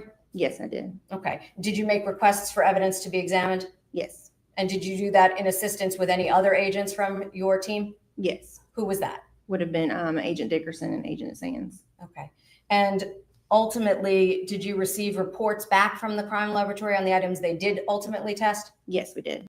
Without them being able to do the forensic genetic genealogy, is that why you went to Gene by Gene? That's correct. Did that ultimately provide you with identity for the purposes of knowing who that torso and the rest of the remains belong to? Yes, it did. And who was that? Mindi Mebane Kassotis. I have no further questions for this witness, Your Honor. Thank you. Y'all, look what happens when they say maggots and we start talking about biscuits and gravy. Woo! Boiled maggots and we go to biscuits and gravy. Good morning, Special Y'all. Agent Smith. Good morning. My name is Tinka, you Doug haven't Weinstein. snorted I'm yet. representing Mr. Kassotis in this case. Just a few questions. You testified that you were hoping for more items to be tested. Is that correct? That's correct. What specific items were you hoping that the crime lab would test? I would hope they would have tested everything that we submitted in a perfect world. Which specific items did you hope they would Snap. test that they would not test? I believe the Clorox wipes or whatever type of wipes those were. Specifically, that's what stands out in my mind. So did you request those to be tested? You had discussions with the crime lab and then they would not test them? I don't believe specifically we had the discussion of that. We were presenting them with the list of everything that had been provided. And once something was tested and we didn't have any success or any leads, we would ask for something else to be tested in hopes that we would get some additional information. You said the crime lab is short-staffed in certain areas. What areas to your knowledge, is the crime lab short-staffed in? I believe most of the scientific fields are short-staffed across the state. And just to help the jury understand, what are the scientific fields specifically that are short-staffed across the state? So I believe toxicology, the chemists, biologists. And because of that, items that special agents or assistant special agents want to be tested, or other agents want to be tested, may not be tested by the crime lab, That's correct. even though you believe they should be tested. That's correct. True. No further questions. Thank you. Just one follow-up. Accidentally If caught you the thought bot. something was That's critical to true. the case to be able to prove or disprove If you're ever stranded on a desert island and you find some fruit with maggots, you eat the maggots, not the fruit, but the case, kill them first so they're not moving. would you have taken that somewhere else than the GBI Coastal Lab? Yes, we would have. Did you do that in this case? We did. And did you get results from it? We did. Nothing further. Anything else? Tinkitude, I just love it when you put your emoji snort, emoji snort, emoji snort. I just think that is the greatest. Real quick. Do you ask for items that aren't critical to be tested? Hello, welcome. I believe all items that we collect are critical. Thank you. No other questions. All right. Any objection to the witness being excused? No objection. No objection. Thank you. You are excused. You're free to go. You just leave that there. All right. All right, ladies and gentlemen, we'll go ahead and take a 10-minute recess this morning. If you would step out with the bailiffs, please. Well, we're going to zoom. And guess what? They're not back and we zoomed 10 minutes. That go figures. Go and figure. Y'all, growing up, and I never thought I'd like venison, which is another way of saying deer. And if it's processed and done properly, like majorly properly, it's not gamey. And I had some of the best biscuits and gravy with deer sausage I've ever had in my life. Weird Debbie, sure everything tastes better with bacon grease. Oh, I saved my bacon grease. I have one of those bacon grease saver. It used to just be in a mason jar, and I'd strain it. But my grandmother taught me that everything bacon grease, y'all. Now they have a grease out there that's a bacon grease that you can buy, bacon butter or something like that, and they want like $15 to $18 for a little thing. I'm all like, dude, get you some whole cream, whip it into butter, get you some bacon grease, mix it together for $2 to $3. Y'all, no. And it would be better because it doesn't have all the chemicals in it. Just saying.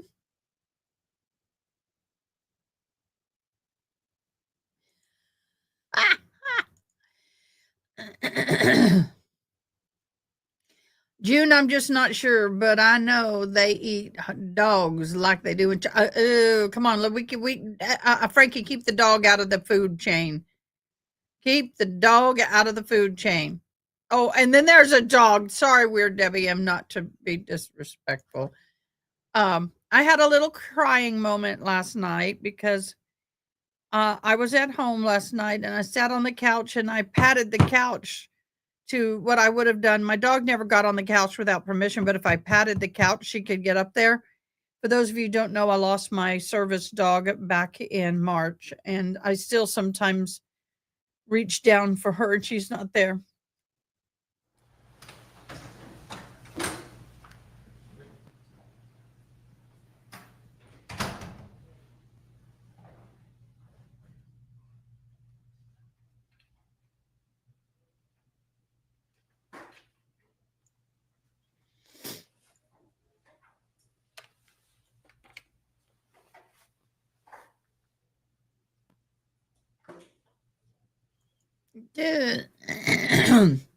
Yes, let's do the bingo while we're waiting for court.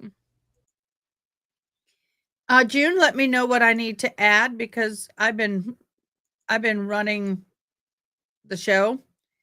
I have a law enforcement officer. I have an exhibit. I have no further question. I have free. I have GBI. I have body. I have wipes. I have DNA. I think I have torso. I don't see legs. That wasn't mentioned. So am I right? June, let me know what I need to add. Yes, we got bingo today, y'all. June is our mod who's in charge of putting our bingos together. So all you have to do is the bingo is pinned up at the top of comments. Just click on that link. You can also, everybody gets a random bingo card. You can tell the number by what's up top. And if you want to just refresh it, you go to help. And then you go over to reset your card. I'm going to do it just for the fun of it. There we go. We have law and says. We have exhibits.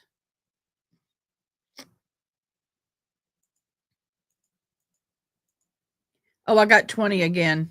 That's okay.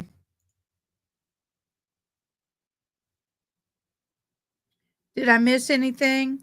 Sidebar. Home Depot. Where'd you get your lipstick? Home Depot? Ford Explorer. Got it. Observed and found. But that's overruled. Oh, there you go. Okay, I still have no bingo. Josh, you process your own? That's good. When you process your own, you know you're getting it right. You do.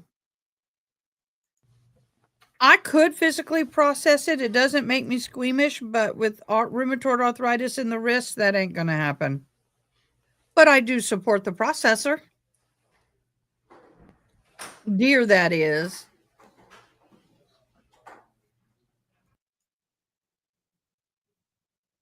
Okay, here we go. And what is your role at the GBI? I am the forensic artist. And you say the forensic artist. Does that You're mean the only forensic artist. I Well, am she's proud of currently that. the only forensic artist. Okay. Can you tell the jury what Just lifting is a forensic artist? the coffee cup is hurting my wrist this morning. A forensic artist is, well, an artist who helps with police investigations.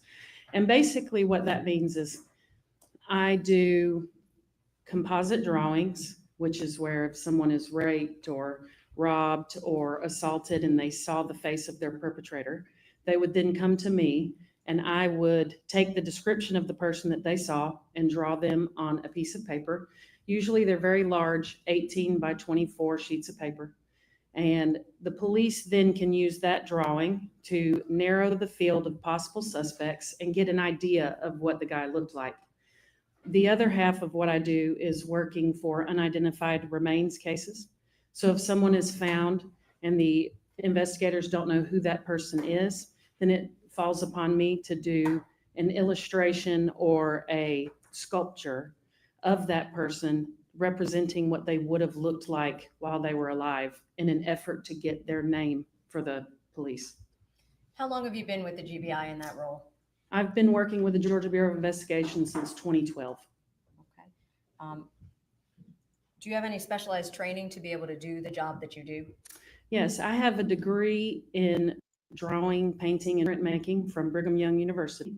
I took a course, a 40-hour course from Betty Pat Gatliff in Oklahoma for two-dimensional skull and three-dimensional skull reconstruction.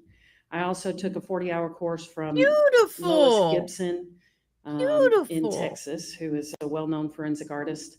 And I completed a 13-month-long apprenticeship under Marla Lawson, who was the former forensic artist with the Bureau of Investigation.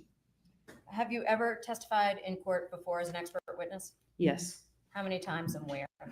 multiple times in Cobb County. Her sound is off. I'm going to skim back and skim forward. Her sound is At off this from time, Your the. Honor, I would like to introduce her as an expert. Oh, that's on them. I Her as can't an fix expert it. In the field of forensic artistry. No objections to that, John. All right, she's so qualified, and you may proceed. Can you tell the jury, did there come a time when you received a Okay, that sound and mouth, the sound and video are not lined up. That is on their end, not my end. I can't fix it. I can refresh it and see if it works. Lindsay Smith containing a photograph of Yep, an it didn't work. unidentified Jane Doe that needed a drawing. Your Honor, may I approach the witness? Counsel, I'm showing 1.16, 16, 17, and 18. Without displaying these, Yes. can you just look at those?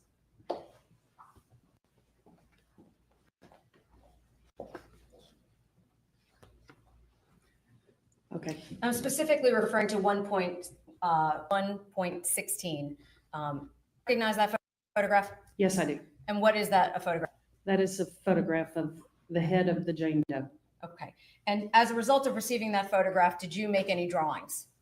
I did. And what drawing did you make? I actually, throughout the weekend of December 9th through the 11th, I completed 2 drawings. Okay. I completed one drawing with the hair down and one drawing with the hair up because the hair is not very visible. Okay. So I completed 2 drawings. Did you provide both of those drawings right away? I did not. Which drawing did you provide first? I provided the drawing with her hair up Okay. first. Would that be what's depicted in 1.17? Yes, And then the one with the hair down, would that be 1.118? that's correct. Okay.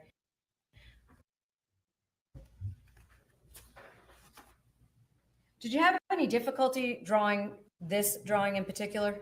Absolutely. Can you tell the jury why? It is very difficult to work from remains when a person has been beheaded. Because when we're typically associating with someone and communicating with them, we see them and gravity's pulling on us one direction, we're sitting up. And there are certain muscles and ligaments and tendons that go from the sides of the head and the jaw and the bottom of the jaw all the way down through the neck. And it kind of centers. So when you get decapitated, this happens. Everything distorts. All of the muscles and everything are released and it draws upward versus when they still have a body. Oh my gosh. Y'all, look how skinny my face is I'm going to sit like this from now on. Look how skinny I got. Oh my gosh. Oh my gosh, maybe a facelift is in order. I'm kidding. Or face draw. So, but anyway, all of this is connected and it stays in place. But when you have a decapitation, that happens. It's true. I've seen a decapitation. She ain't lying. Our face. Everything, So when especially those as it's are severed, especially after it's been there for a while and it starts to decay and everything starts to move. It's creepy looking. from the rest of the body, it changes the entire expression. It changes the entire structure of the face. It makes it very difficult. And did you in fact then do more than one drawing in part because of that? That, and it was difficult also to draw from this one because I had somewhat limited information. I didn't know exactly how long her hair was. I didn't know what color it was. When I receive a case like this, I have to move rapidly because of the whole idea of police more success if they're able to try to solve the case within 8 hours. So, as opposed to going back and forth with the individuals working in the morgue to get every tiny little detail, I'll often work from what I have, get the most accurate drawing that I can.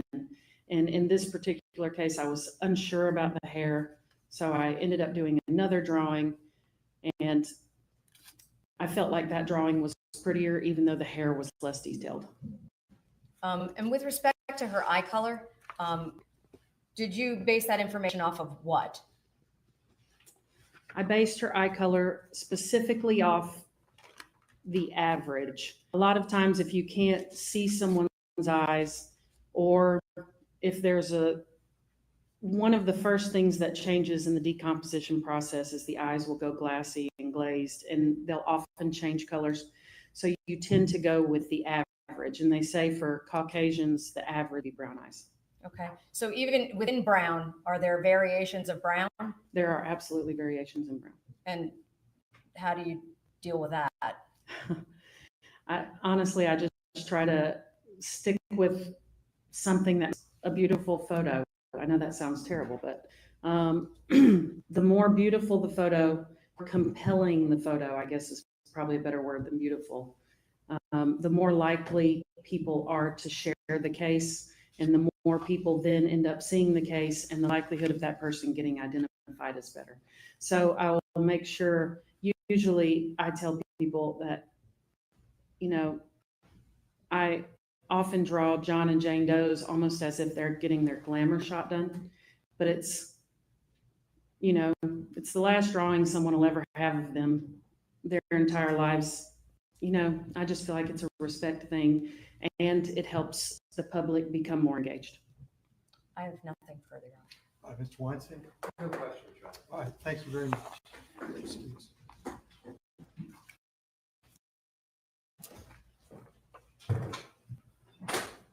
Your Honor, I'm going to back over if that's okay. Yes, that's.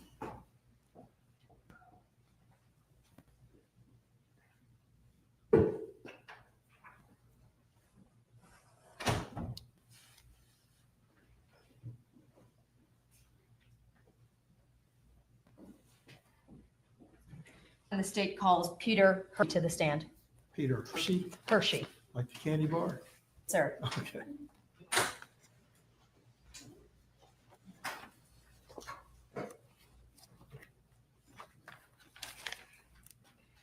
Good point. I just want to know what the hell is a lawyer officer? Why would he result to that behavior? I don't get it. It just, my mind has a hard time wrapping itself around. I just struggle with that.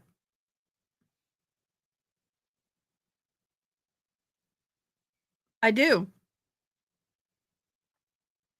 I royally struggle with that fact. It just my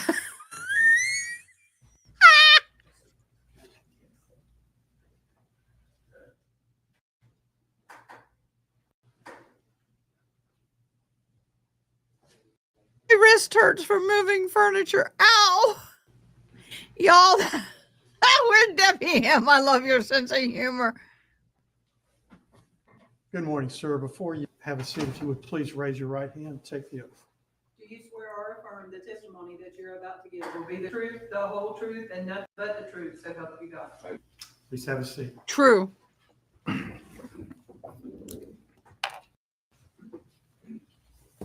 May I? Yes. Your Honor, at this time, before we begin, I'd like to tender states 1.19. These are the business records from J.C. Lewis Ford that the state served prior notice of. No objection, Your Honor. All right, they are admitted. Thank you.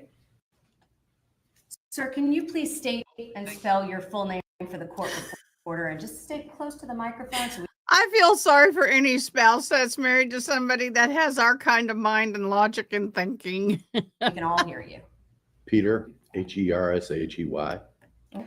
Good morning, sir. Good morning. For a living. Asset now, I'm Jack off retired, Jack but- Webbin. I worked for J.C. Lewis Ford. Okay. What did you do at J.C. Lewis Ford? I was in sales, And how long were you in sales? 40 years in the car business, Okay. And how long with J.C. Lewis Ford? 30. Okay. And which location were you assigned to in that 30-year The period? Savannah location. Okay.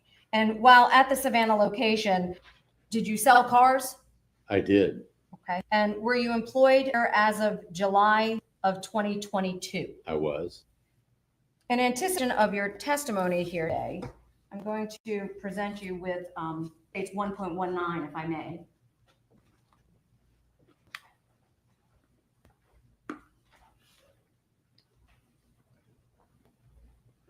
Can you just look through that for a moment?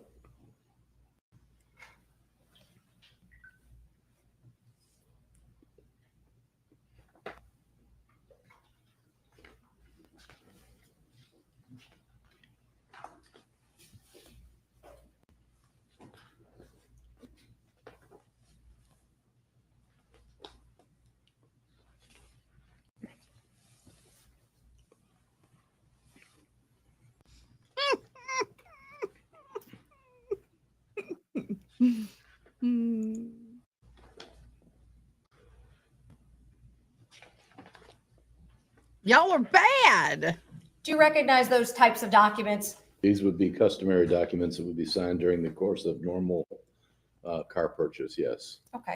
And does that specific set of documents include the sale of a 2022 Ford Explorer?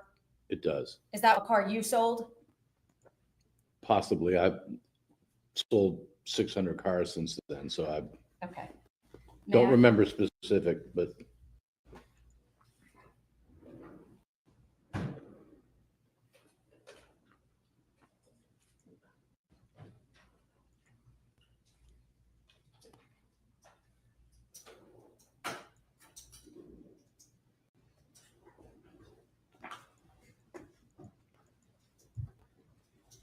Approximately how many cars a year did you used to sell?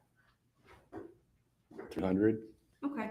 So it would be fair to say you may not remember every single person that you sold a car to? That would be very likely, yes. Okay. When a car is sold, pair documentation concerning the sale?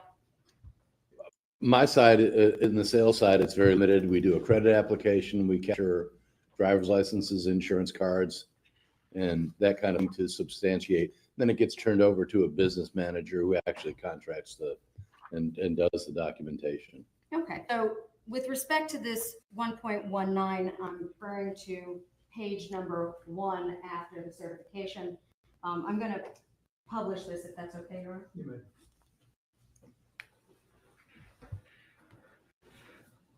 Oh, why, thank you, Ada.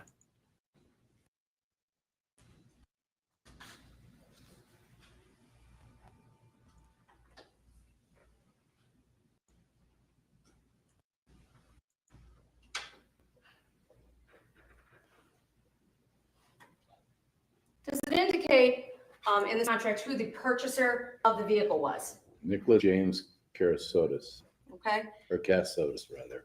Okay. And you indicated that you would secure a driver's license, correct, from an Correct. individual purchasing. Correct.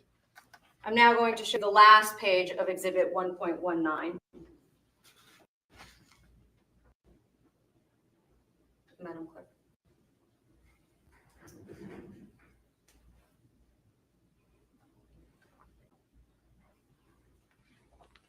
It's on our screen. This one's having a delay. Okay.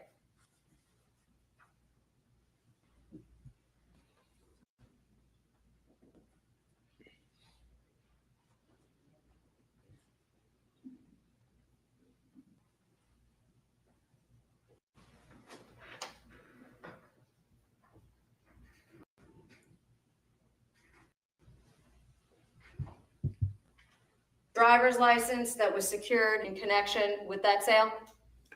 I would say so, yes. And is that also for Mr. Nicholas James Kassotis? It is. And the address that's listed there, how would that address be? Would that be from the driver's license itself? Correct.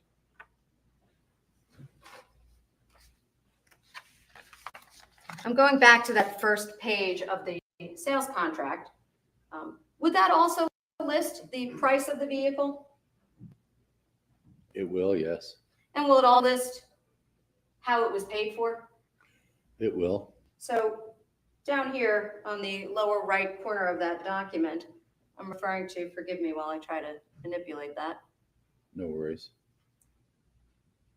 Does it indicate how much the total was? After taxes, tag, and looks like a what I call a back-end product, which is your 3-for-1.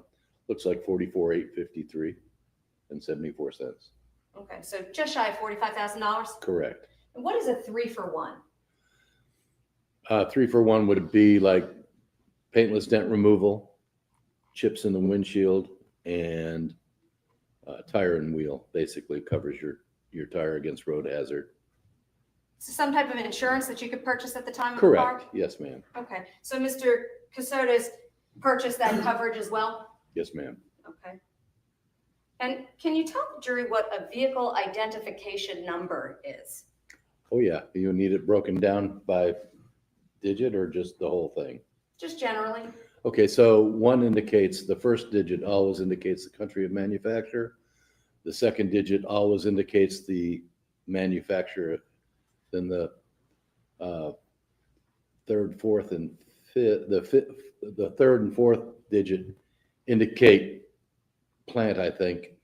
Then you go to the model, which is the next 3 digits, and then the engine, and you get to the year, which is, I believe, an N for 22. Okay. And so would it be fair to say that each vehicle has its own vehicle identification number? It would be absolutely impossible for 2 vehicles to get the same VIN number. Okay. So every vehicle has a unique VIN number? Correct. And you said VIN, is that the abbreviation for vehicle Vehicle identification? identification number, yes. Okay. And with respect to the vehicle purchasing process, what type of a car was this that was sold? It was a Ford Explorer, Okay. And that was what year? 22. Okay. Do you know if Ford Explorers in 2022 had the ability to have Bluetooth or telematic connection? They did. Can you tell the jury what the difference is between telematics and GPS? No, I cannot. Okay. Well, let me be more clear then. Does the car have the ability to connect to a phone? Yes, it does. Okay. And in doing that, does that require some equipment inside of the car? Yes, there is a modem inside the car. Okay.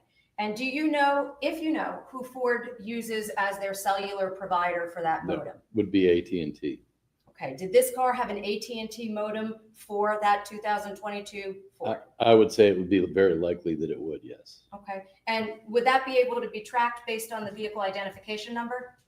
Meaning AT&T records? It should be, but that would more come off the phone rather than the car. Okay. And with respect to this vehicle, there was that vehicle identification number associated that you just referred to. Correct. And is that listed here on that contract right there on the top left side under? It is under serial number. Okay. And that is a number. Can you tell us what that number is for the record?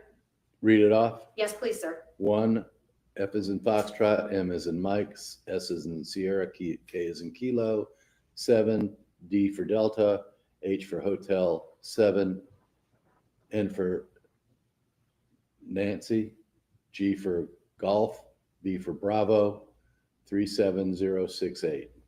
Thank you. And with respect to this vehicle, do you see the portion where it says here at the bottom, amount financed? I do. And what amount was financed? None. So how was this car paid for? Cash or check. So that would be the full $44,853.74. Correct. Now, there is a section on that buyer's order that'll show a lien holder if there is one. Okay. And with respect to this vehicle, are there oftentimes recalls with respect to vehicles? Yes. There can be, right? Most undoubtedly are. Okay. And would that be something that is preserved in the business records as well by J.C. Lewis Ford? That would be a federal document. Okay. And I'm going to ask. We pull a recall. We used to customarily pull a recall notice because it is against Ford policy to sell a vehicle with an open recall. Right, for safety's sake. Mhm. Is that a yes? That is a yes. I'm Sorry, just the reporter needs to get that. My apology. Not a problem. I'm now showing you the third page of that exhibit. And that recall for that vehicle, can you tell us what it was? It was a rear axle bolt fracture. Now they're talking my language, weapons. I like me a good piece. I have 3 good pieces. But I like, I had a beard for years too, but laser removal does great. I'm just kidding. If there were other recalls, would they be part of the sales packet? Yes.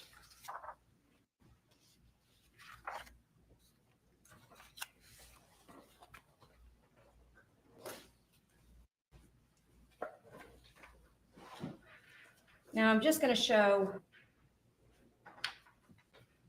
one other item for you, sir. I can live with or without a man with a beard, as long as it don't stink.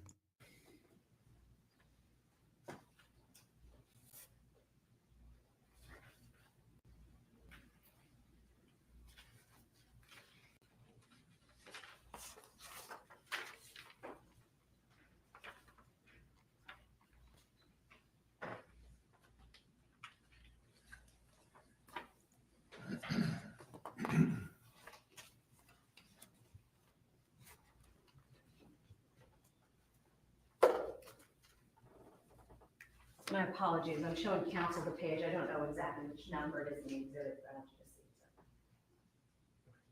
Thank you.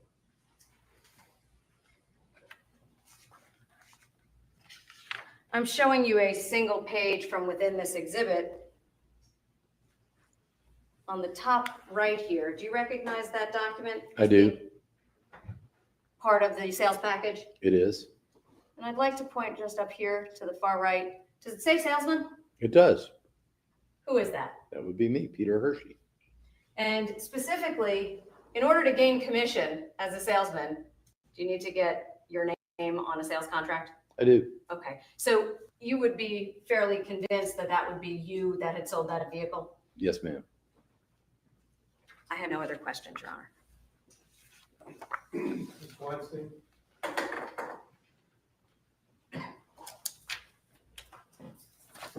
Good morning, Mr. Hershey. Good morning. My name is Doug Weinstein, and I'm representing Mr. Kassotis in this case.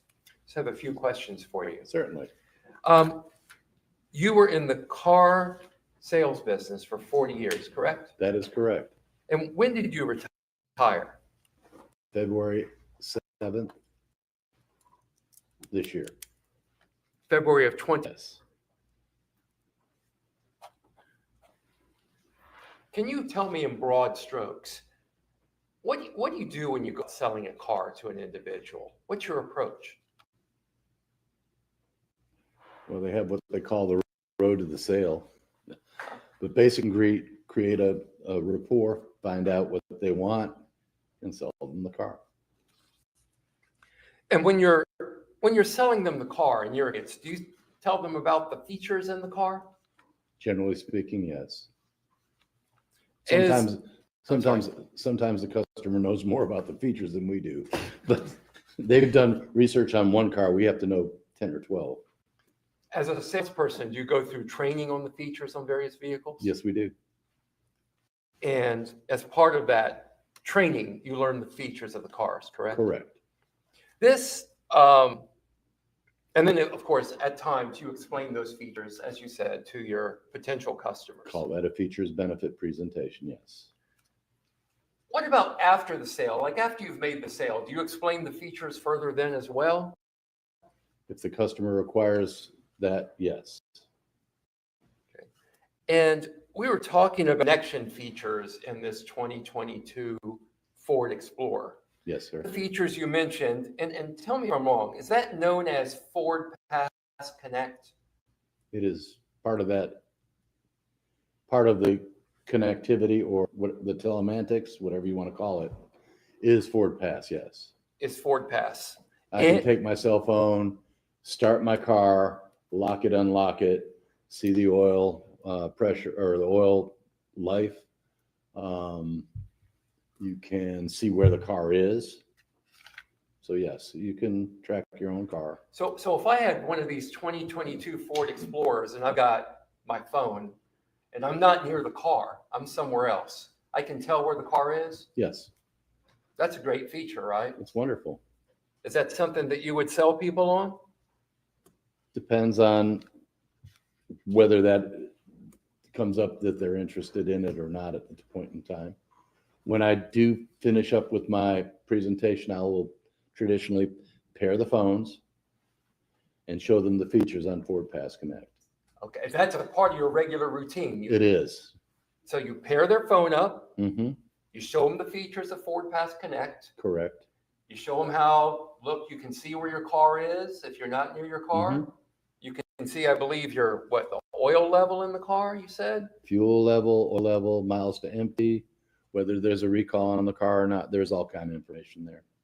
Now, as I understand it, you don't recall specifically selling this car to Mr. Kassotis because you sell so many cars, correct? Sir, that would be like 600 to 900 cars ago. Yes. And it was during COVID, and half the time during COVID, we didn't meet the customer. I The understand. car would get delivered to them and we would have done the paperwork. Okay. The other thing I wanted to ask about, do you keep up? We were talking about recalls on these vehicles. Mm-hmm. So this car was sold in 2022, Mm-hmm. correct? Mm-hmm. It's a 2022 vehicle. Mm-hmm. And I believe that we saw that there was one recall at the time of sale. Mm-hmm. Now, at the time of sale, you don't know about recalls that are going to pop up in the future, correct? That is correct. So if there's recalls that come in 2023, that wouldn't be on the sale paper from 2022. It would not. And if there's recalls from 2024, that's not going to be on the sales paperwork either. Not unless you can get somebody to have a crystal ball and print from that crystal ball. No. I know. I mean, my clients often want me to have a crystal ball, but I don't have one. And I'm sure your customers are the same way, right? That's correct. So you were still working as a salesman with Ford as August 2024, in August 2024. That is correct. So are you aware of the recall that Ford issued in August 2024 of 85,000 Ford Explorers for engine fires? Objection, Your Honor, as to when? In August of 2024, or when was the recall counsel's referring to? I'm asking if the witness is aware of a recall that was issued in August of 2024 for 85,000 Ford Explorers for engine fires. Which would only matter, Your Honor, for relevance if that was applicable to a 2022 model. These, let me be more specific. I'm sorry. Are you, I'll rephrase the question.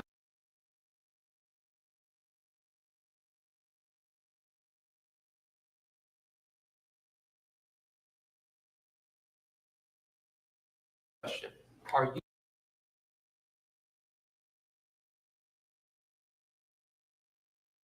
you aware of a recall that Ford issued in August of 2024 for 85,000 2020 to 2022 model year Ford Explorers for engine fires? I probably knew about the recall at the time. I probably had some kind of issue, would have called the service department to see if they could fix them because I would get phone calls from customers that would ask about the recall. Do I remember that specific recall? No. Ford has literally, I hate to say it, but literally several recalls a year. And Ford is not unusual in that, right? To No, just every protect Ford here. manufacturer has those. Okay. But again, an August 2024 recall would not have shown up in 2022 paperwork, correct? That would be obvious. Yes, sir. It would be correct. Thank you. I have no further questions. Anything else on redirect? You simply said, correct me if I'm misunderstanding, you just don't recall if there was. I'm sorry. I said these two lawyers need to quit spatting back and forth and let the judge make his ruling before opening your mouth. Disrespectful to the court. And then I went, Howdy, soldier. so there you go. I hope the sound effects is loud So it enough. I wasn't can't one. hear them. That's, yes, you are right. Nothing else, Your Honor. Can the witness be excused? No objection from the state. Mr. Hershey, thank you very much. Have a Thank good you. day. You too. We have Hershey's and peanut butter cups up here. Peanut butter cups on the warning graphic content and the name Hershey. Our next witness, please. At this time, the state calls Dean Glover.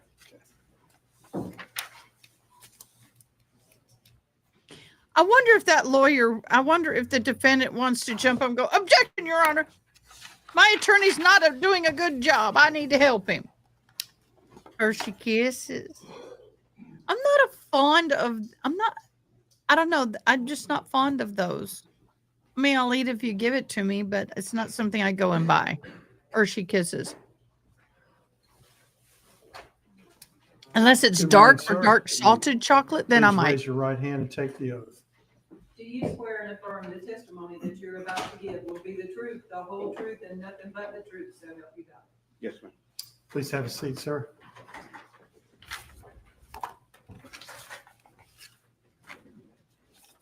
I am still cold, y'all. I think it's time to get the heating pad out.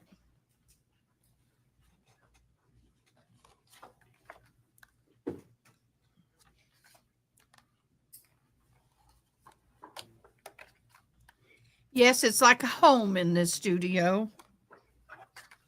I just need a porta potty in here and I'd never leave. Oh, I know, y'all. That was tacky.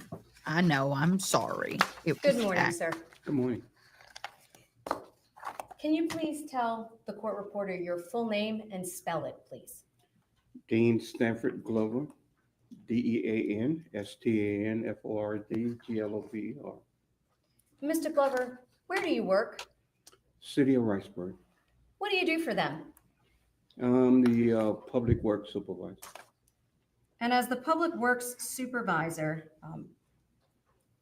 you said that was with the City of Riceboro? Correct. Okay. Can you tell us, where is the City of Riceboro located in Liberty County? Wow. It is between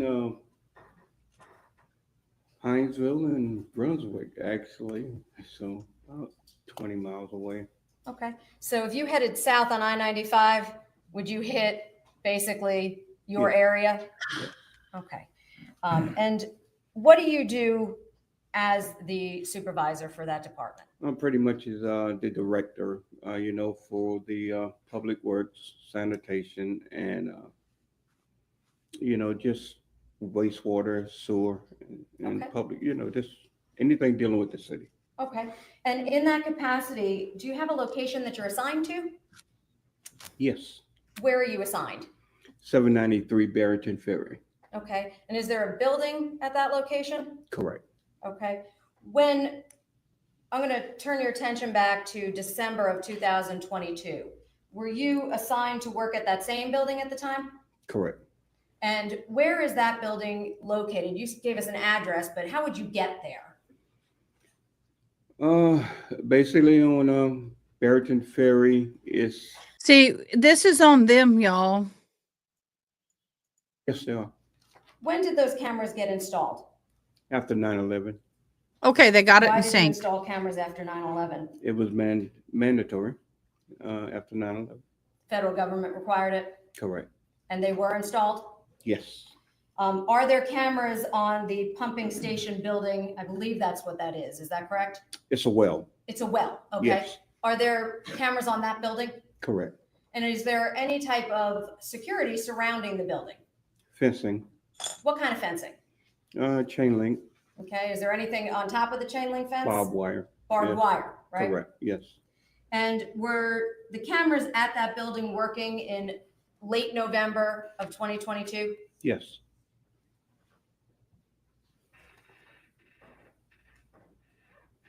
Can you tell the jury what area the cameras capture from that building? The roadway and the entrance of the well. Okay. Yes. And does there exist a security system to preserve that video footage? Yes, it is. Okay, I'm going to call it a DVR, that digital video recording device. Was there one present inside of the building? Yes, ma'am. And would you have been responsible for maintaining that? Correct. Would you also have been responsible if there were any problems to get it fixed? Correct. Did there come a time when you had a chance to look at that video footage and determine if there was a timestamp on it?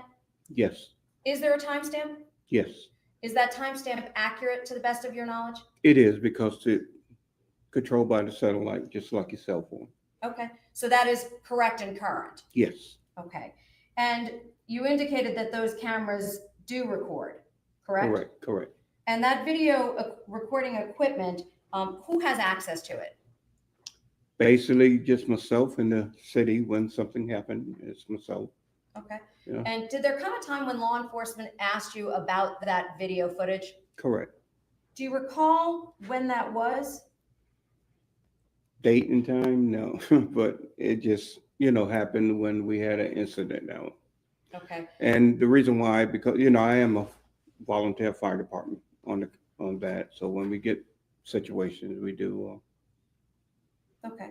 So if I direct your attention back to December of 2022, is that approximately when, even if you don't recall the exact date? Yes. Okay. Yes. And when law enforcement requested to see that footage, did you show it to them? Correct. I gave them the DVR from them to extract. You gave them the whole thing? Yes, I did. Okay. And was that, would that have enabled them to download any footage from that device? Yes. And you turned that over to them yourself? Correct. Did that device include footage from November 29th of 2022 that you had a chance to look at before your testimony today? Yes. And was that a accurate and complete documentation of the entire time period surrounding the very end of November into December of 2022? Yes. Specifically in anticipation of this court date, were you able to look at just smaller clips of that time? Yes, ma'am. And were those a fair and accurate depiction of what was captured by the cameras on those dates? Yes, ma'am. Did it display the timestamp? Yes. I'm going to ask, Your Honor, that the witness be shown 1.25, a USB. May I approach? You may. I've had this marked. Do you recognize the initials on that USB? Yes, that's mine. Okay. And is this the actual USB that you watched on that day? Yes.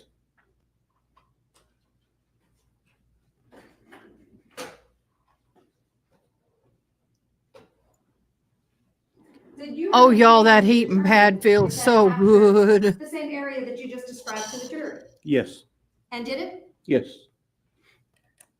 At this time, Your Honor, I'm actually going to plug this in so we can see it.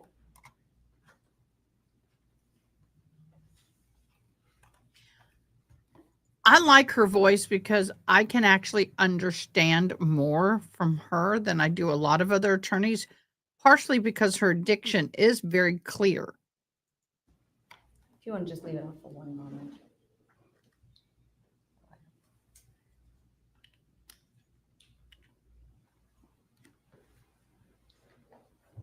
Were you also shown some still photographs? Yes. And were those in fact just snaps of the actual original video? Yes. I'm going to show those to you right now. These have been marked as 1.20 through 1.24. I'm showing them to counsel.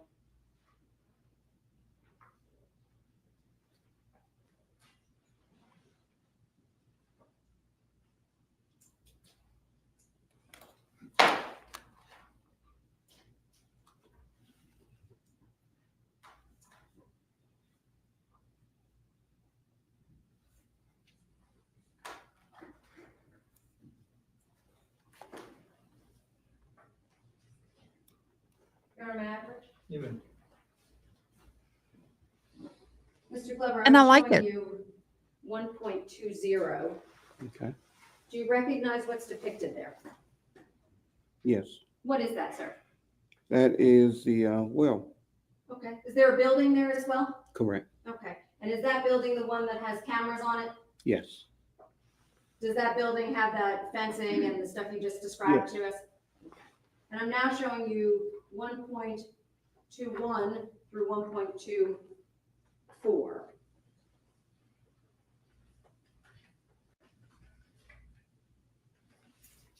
In that order.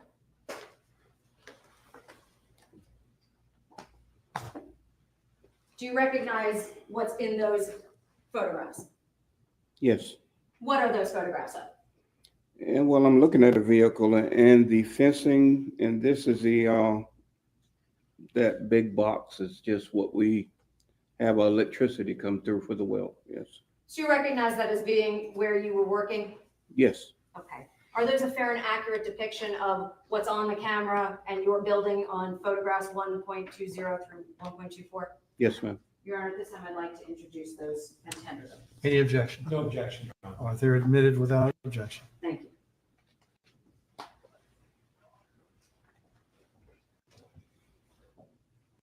I'd also, Your Honor, like to tender 1.25, which is the video footage of those two clips I was referring to, USB. the USB. No objection. It's also admitted.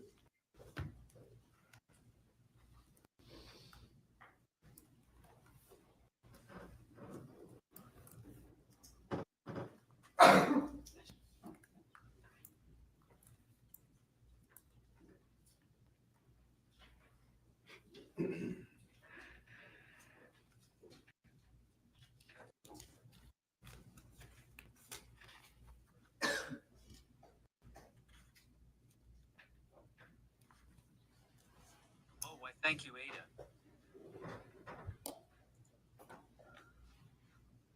One moment, I apologize. I am too. I'm waiting for this. So waiting for this.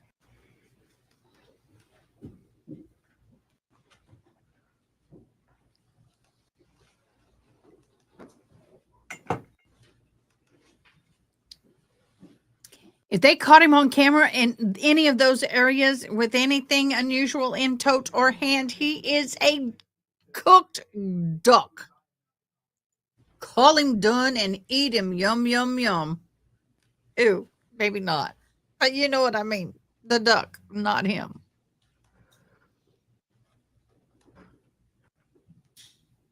Just for the record, Your Honor, I'm going to ask to publish the file ending in ID Video is off again. 2302.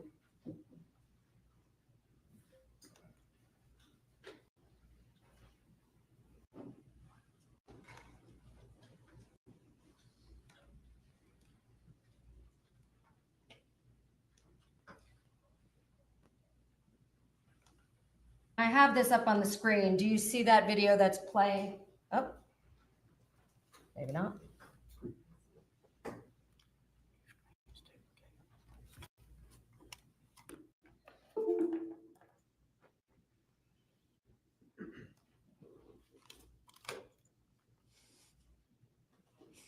If it tastes like a duck, smells like a duck, it's a duck.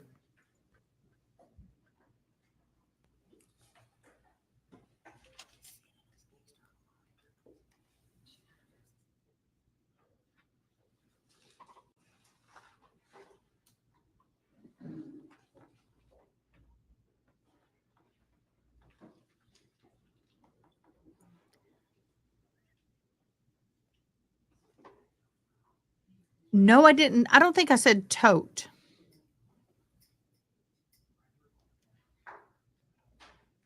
Hi, Brooklyn. How are you? Moving along today, Your Honor. It's in You evidence. I'll quack me publish that up. Another time. Mr. Hirsch, Mr. You did recognize however, those two videos that we talked about, Yes, I do. and those are on the USB that have your initials. Correct. Okay. So in the meantime, I'm going to show you the photographs. Okay.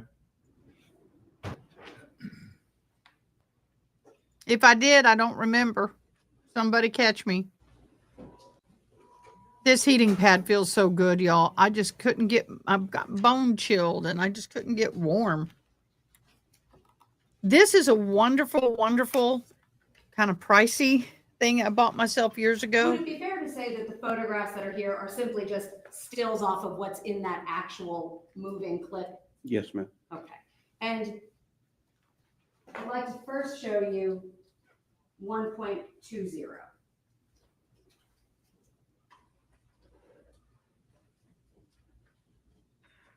Okay, somebody's asked about this. This is a wonderful, wonderful, kind of like a long sleeve. It kind of comes to there. It's like a poncho type thing. It's like a heavy sweatshirt. It is very nice quality. It was very nice pricey. I got it on sale though a long time ago, years ago, like 3 years ago. And then I saw Emily D. Baker wearing it a year and a half ago, a year ago. And I'm like, she got my thing. They are fabulous for traveling in airports or in the car. They're not too hot, but not too cold. They're not too heavy. They're not too light. I mean, it's just fabulous. Love it. You will see me in this a lot this winter. I wear it a lot in the winter. And what's nice is that I can layer with it and it's not too heavy.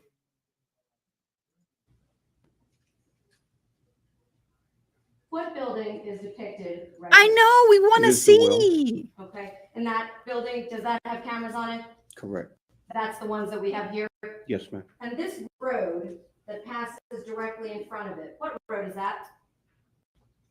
Well, a lot of people call it different things, but we know it's like hometown rolls into Homestown. Okay. Jones, Holmes. Jones. It's Does that got also various. turn into Barrington Ferry? Yes, ma'am. Okay, a lot of names for it, but that's the road that passed in front. Correct. Okay. And do you see specifically that chain link fence that you're referring to there? Yes, ma'am. I'm now going to show you photograph 1.21. Do you see this up at the top left corner? Yes. What is that? True. Top left is the. Is that the timestamp? True. Yeah, it is. Okay. I'm Does that looking list a at your date and a light. time? Yes, ma'am. Okay. And that was what you indicated was Yes. on there. Okay. Yes. And now specifically, do you see the fence there that you were referring to earlier? Yes, ma'am. And that's that chain link barbed wire fence? Mm-hmm. Is there also a vehicle that is captured there? Yes, ma'am. And that still photograph, that was just taken off of the camera? Correct. Do you know that car? No, I don't. You drove that car? No, I don't.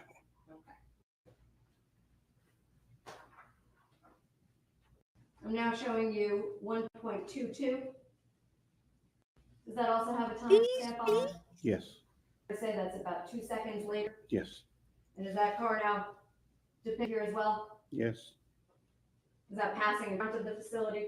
Smoke. Yes. I wonder if this video is out in the World Web.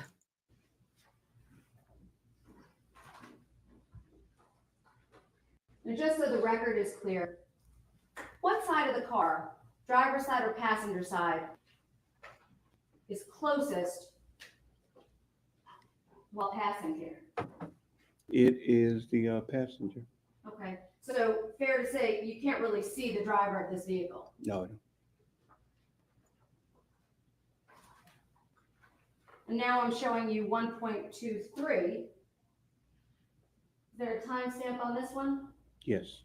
And what time is that? 12 12 and o'clock and 13 seconds, seconds. right? Yes. It's very precise. Mm-hmm. And do you see anything on that roadway? Yeah, I see a vehicle. Okay. And is that the same type of vehicle as the one in the last screenshot? Yes.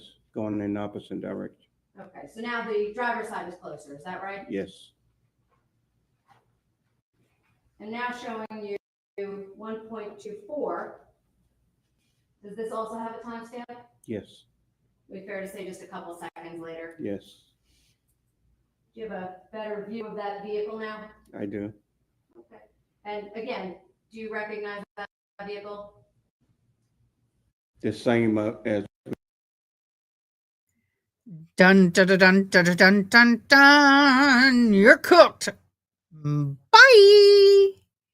Enjoy the cell block party. You are going to be in there for the rest of your life. And being that you were a JAG Lloyd, that you were a Navy JAG, it ain't going to bode well. We've seen it before in the pictures, but not, I don't know it. You personally? No, ma'am, I Okay. don't.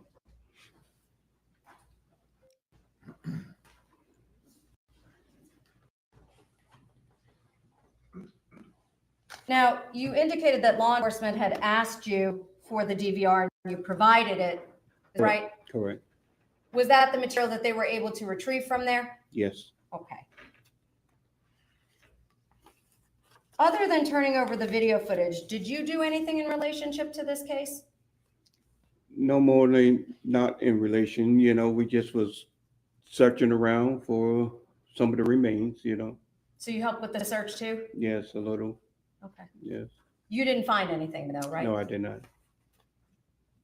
And the road that passes in front of your building, is that a paved road, a county road? It's a dirt. It's a dirt road, It's half belong to Liberty, the others to McIntosh. okay? And if you were to go down that road on Jones Road, would you ultimately come upon the Portal Hunting Club? Yes. I have no further questions, Your Honor. Mr. Weinstein?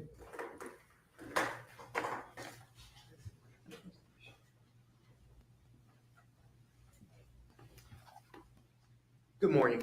Good morning. My name is Doug Weinstein, and I represent Mr. Kassotis in this case. I just have a few questions. In this case, did you hear the stutter? In this case.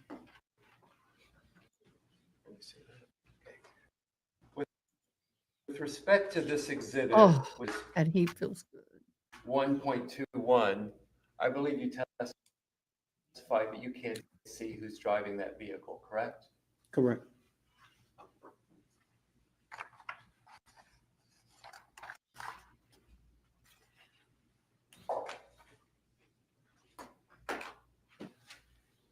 Exhibit 1.23, you can't see who's driving while there either, can you?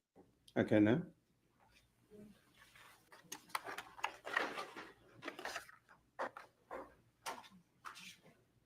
Exhibit 1.24, you can see who's driving that vehicle there either, can you? Okay.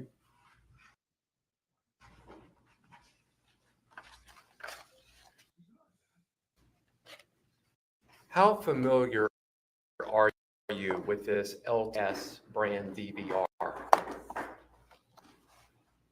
Just something we purchased. I'm not familiar no more than that. Are It rewrites itself after so often, yeah. How often does it rewrite itself? I think it's something like every 30 days, if I'm not correct. Are you the individual that set up that DVR at the patient at the well? Far as, no, it's a technician that sets it up, but I am the one that's responsible for make sure it's serviceable, yes. But you are not the tech of that DVR, No, I'm not. correct? And you are not the individual that went through the setup procedure for this LTS Chinese DVR. No, I'm not. So you didn't set the time zone for the DVR, I did not. okay, or anything else. Okay, thank you. That's all I need to know. I appreciate your help. Well, Anything else? No, Your Honor. All right. Thank you, sir. You're excused. thank you. Have a good afternoon.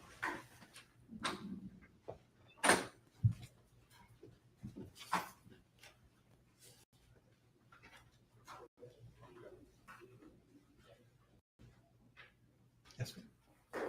At They're this time, having Your Honor, the state audio calls and Brittany visual. Gresham to the stand. They're having audio and visual issues where the sound is not matching the visual. And so it's a little iffy. How is the sound overall? Do I need to increase it or is it good?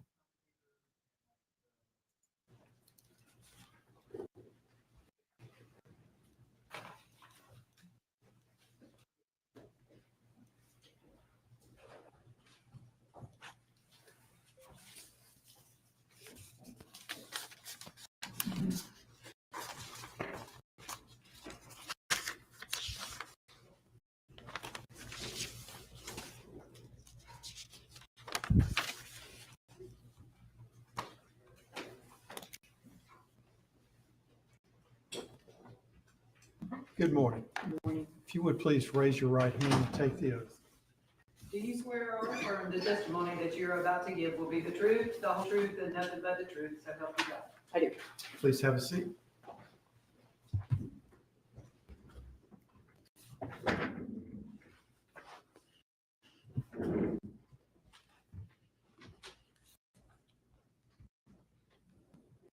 I think it's still good morning.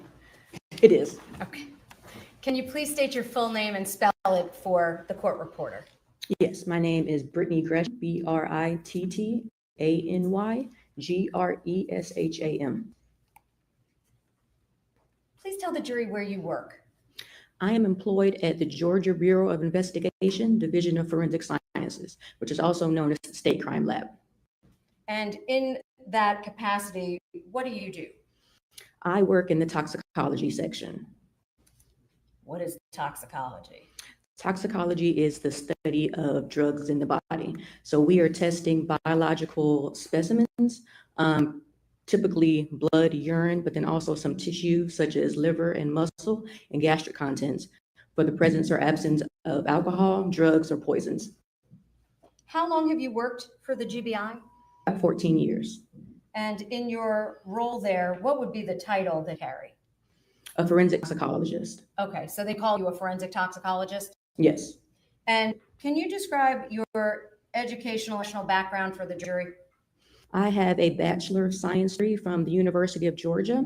And then upon being hired, I underwent about 8-month training program, which included, but is not limited to, evidence handling, our extractions, we call them, those are the laboratory tests we perform, instrumentation, and then pharmacology, which is the study of what the body does to drugs and what drugs the body.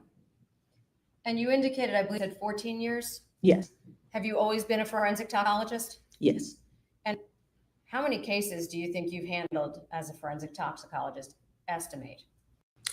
Thousands. We average. Now, you work in which crime laboratory? Headquarters, which is located in Decatur. So is there a closer one than headquarters to this office or this location? There is. There is also a lab located in Pooler near Savannah, Coastal Laboratory. Okay. Does the Coastal Laboratory handle toxicology? They do, but at this point, they were in postmortem toxicology. Okay, so as of December 2022, the GBI Coastal Lab is not capable of performing the services? They were, it was just a decision that was made that they were to do it yet. At this point, they are now performing postmortem alcohol donations. Okay, so at the time, they just didn't do postmortem yet, but they have since become capable of Yes. providing that. Okay. But at the time of this case, would your location have been the one requested by GBI to handle those services then? Yes. And did you in fact get requested to handle something connected to this case? Yes, ma'am. Okay. Can you tell us the Atlanta facility, the State Crime Lab, is that an accredited laboratory? It is. Can you explain to the jury what that means? Accredited means that an outside body has evaluated our practices and determined that we do meet the standards of the scientific community.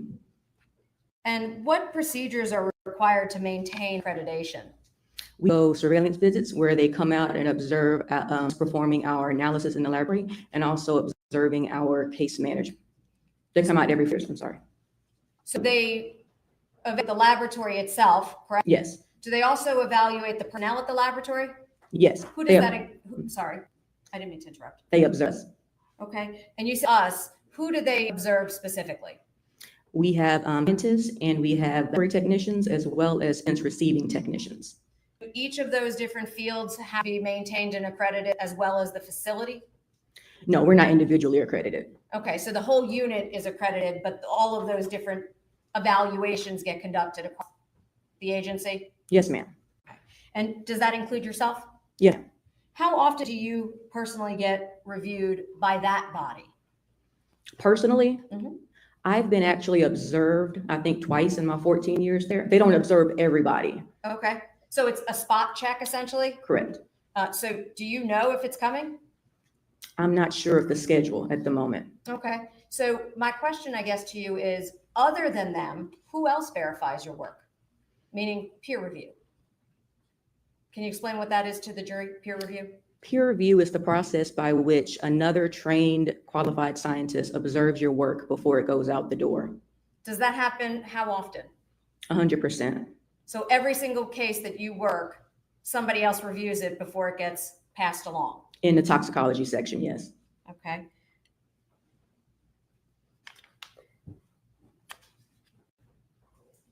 Have you ever testified before in court in the field of forensic toxicology? I have How many times? approximately 25. Okay. And in those times, where did you do that? What counties? Some examples: Fulton, DeKalb, Gwinnett, Richmond, Chatham, Fayette. Welcome to Liberty. Add that to the list. Okay. And in those times you were brought to those locations, were you qualified as an expert? Yes. Have you ever been denied expert status? No. At this time, Your Honor, I'm going to ask that this witness be deemed an expert in the field of forensic toxicology. No objection. Well, I think she is qualified and can give her opinions in the field of forensic toxicology. You may proceed. Thank you, Your Honor. Were you asked to analyze any biological samples in connection with this case? Yes, ma'am. Before I show you any paperwork, can you tell the jury, how does a sample come into the lab? A sample can be received at the laboratory via mail, hand-to-hand delivery, or via a lockbox, which operates like a two-way locker. One side of the locker is available to the evidence receiving technicians in our evidence receiving department, and the other door is available to the submitting agency, so either our medical examiners or any other agency. Once a submitting agency puts their evidence in that locker, it's locked and can't be opened again from the outside. And so it has to be retrieved from interior with the evidence receiving technicians. Is that the case with every single submission? Yes. Okay. And so there's no way that anybody could interfere potentially with those samples? Correct. Now, ultimately, when those samples are received by the evidence technician, do they get documented with a title or a case number? Yes, they get a unique case number, and each piece of evidence gets a unique barcode and number associated with it as well. Okay. And is that unique to every single item on each case that gets submitted? Yes. And would there be an overarching case number associated with a case being handled by the lab? Yes. How does that lab numbering system work, meaning internally? It is maintained within our LIMS, our Laboratory Information Management System. Okay. And when a case number is assigned to a case, if, for example, more than one piece of evidence came in at different times, would they be then attached to the same case file? Correct. And they would then bear the same number? Right. Okay. So you would know if potentially more items had been submitted and either needed your attention or some other division of the laboratory. Right. How many divisions are there in the laboratory? Sections, I guess is the right way to put it. I am not sure. We have biology, we have trace, we have our firearms division. We have our medical examiner's office. I believe that's it. And toxicology? Toxicology. Oh, and chemistry. And chemistry. Okay. So would it be fair to say that your area and field is limited only to toxicology? Yes. Okay. So you don't touch any DNA? No. Now, do you know where the samples in this case that you analyzed came from? They came from the medical examiner after he performed the autopsy. Okay. So the medical examiner, how would he submit them to you? Via the lockbox. That's how he submitted it. So even though he works for the GBI crime laboratory, he still submits a piece of evidence in the same fashion as every other agency? Correct. Even though the medical examiner's office is under the umbrella of the crime lab, they still submit evidence the same way any other agency would. Okay. And in this case, did you receive a sample from him that you reviewed? Yes. What kind of a sample was it? I received a liver specimen. Okay. Can you tell us what that means? During the autopsy, the medical examiner took a piece of the liver and he decided that that was what he wanted analyzed. I believe that he also took gastric contents, I believe spleen blood, kidney, and muscle, but he submitted the liver to the HQ laboratory for analysis. And did you perform an analysis on that substance? Yes. Okay. Can you tell us what the protocol or standard operating procedure you follow when you receive a sample? How does that work when you get it? The actual processing of the liver, or No. When you receive an item to analyze, how do you get it to go do your review? On we have a ice, management that assigns various freeze cases to dried. us. So you didn't select this case, it was assigned to you. Correct. And when Oh, that okay. came, how did you get the sample to review and analyze? Where do you go to get that? We store our evidence in a locked cold room, so I retrieved it from there. And in doing so, can you tell the jury what you had to do to process that sample? Yes, per our policy on handling liver specimens, we perform a 1-to-10 dilution. So we cut a small piece of the liver and we dilute it with water and we blend it up to homogenize it or make it uniform. And this allows us to be able to process it during our extractions or lab procedures. I can't imagine someone taking a part of my organ and blending it in a blender. Can you explain the difference between a physical liver sample versus a fluid like blood? How would you do it with blood? With blood, you don't have to do any kind of processing with it. We can just sample it the way it is. Okay. So are there limitations with liver samples? The blood is uniform. That's why they can do that. Yes, the preferred specimen for toxicology analysis is going to be blood because that's what's actively circulating in the system at the time of death, and that's what's going to be affecting your brain. Roy, point. If there had been amputation or dismemberment, could that impact the integrity of a blood sample? Yes. It could. Can you tell the jury what putrid means as it relates to toxicology? Putrid indicates that a body has undergone some decomposition. And as a result, how would a putrid sample affect your ability to forensically examine a sample? I don't perform alcohol analysis myself, but it would affect the alcohol result. So in terms of alcohol, how would decomposition impact alcohol? The process of decomposition actually creates alcohol in your body. So that's going to skew the possible results. So is it possible to tell whether that was in theory then, for layman's term, drinking alcohol versus decomposition alcohol? Correct, you can't tell. So you would just know there was some alcohol, you just wouldn't know where it came from?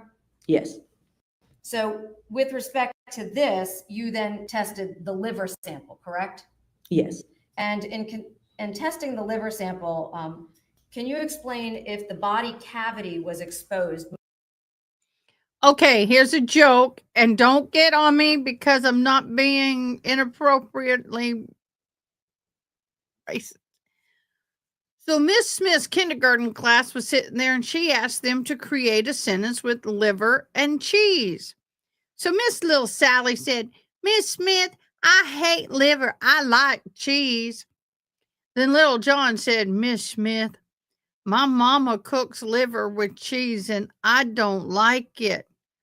And little Jesus said, leave her alone, she's mine.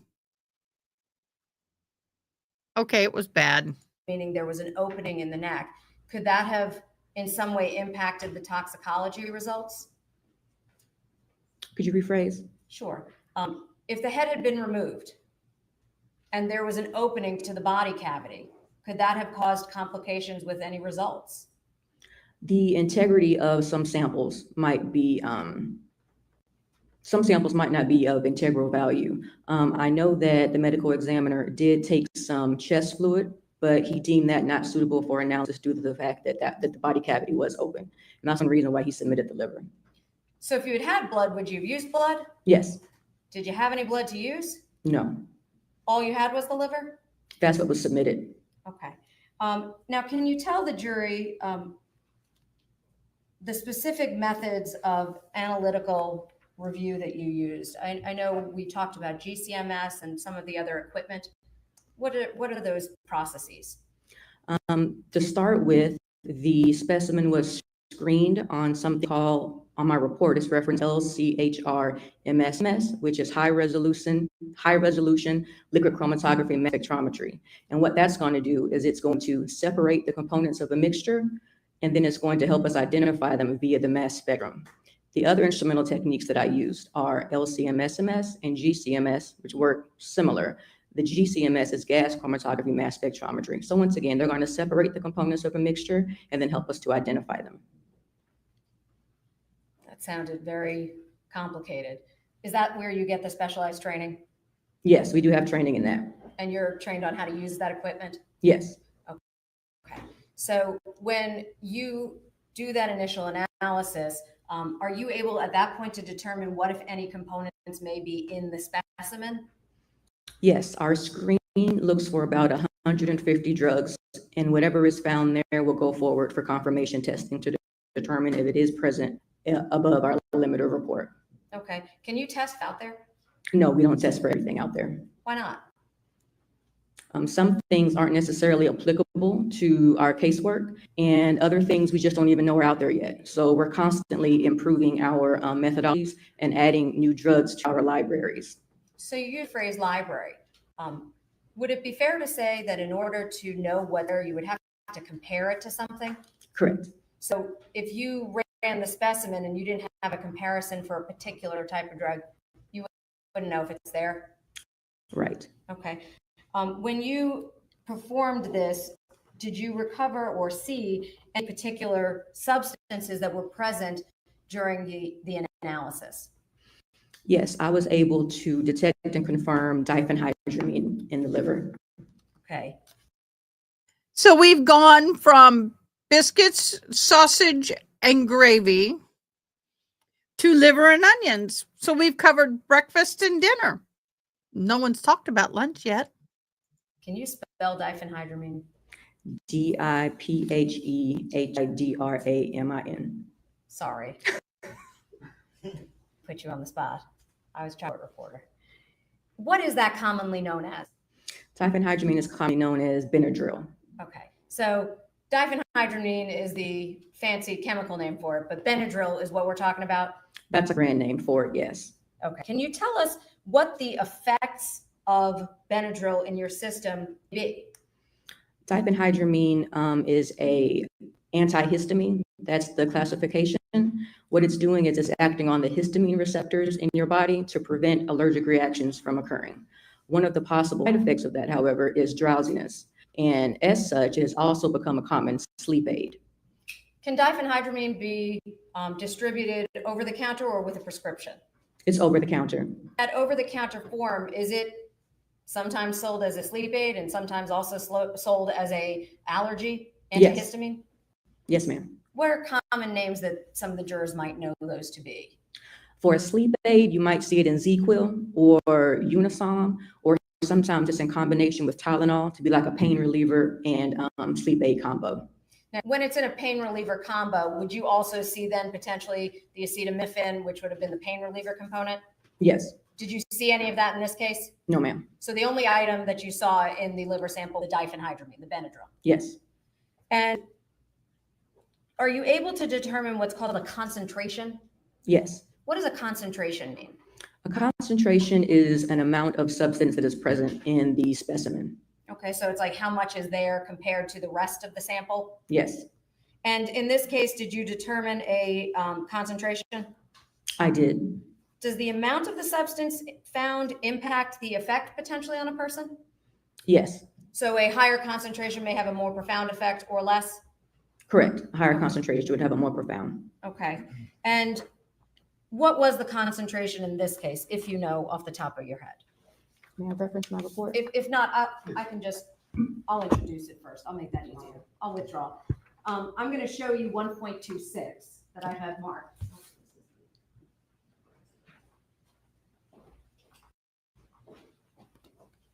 Do you recognize 1.26?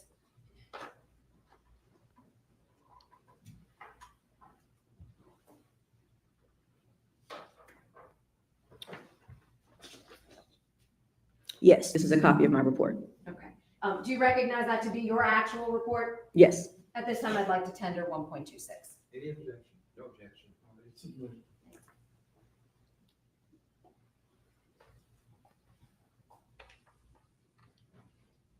Before I get ahead of myself, do you make reports in connection with the work that you do at the crime laboratory? Yes, ma'am. Why do you do that? It's going to be an official document of our results. Do these get reviewed for accreditation? Yes, they do review our casework. And do you also potentially use it to testify in court? Yes. How many samples do you think you've done in the last year?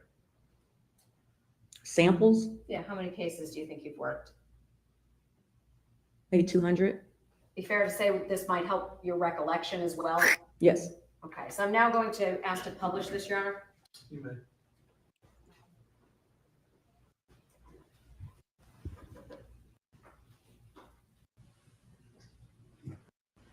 Thank you. That number that you were referring to, would that be marked up here in the top right corner of this official report? Yes. And would it also indicate at the end your signature here? Yes. And the result information that you secured in connection with this, that would be listed, is that correct? Correct. Is there in fact a concentration that you found of the diphenhydramine? There is Okay, and what was that? 2.9 milligrams per kilogram. Can you tell us what that means?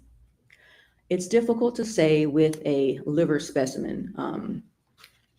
It's very limited in what you can say. Once again, a blood being our preferred source, since that's going to be what's actively circulating and going to be affecting your brain. Oftentimes in the field of toxicology, we have ranges that we refer to. So we have therapeutic, toxic, and lethal.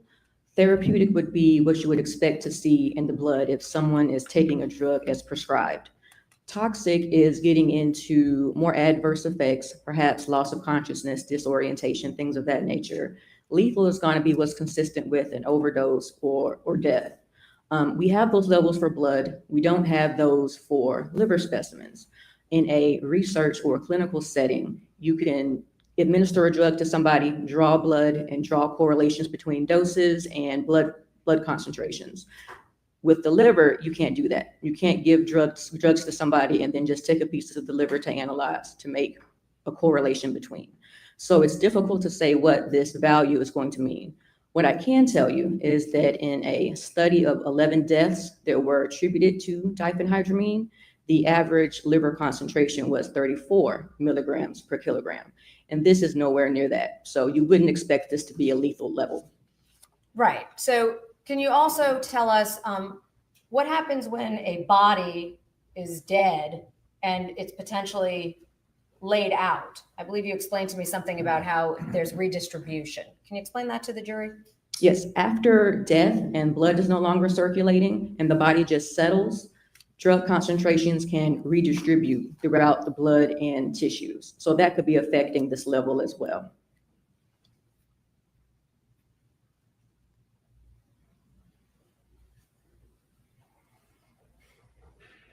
Now, given that this case involves a deceased and a dismemberment where the blood was not available, is that the best that you were able to do given what you had?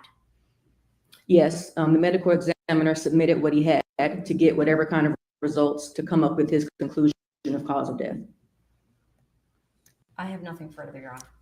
Cross-examination, counsel.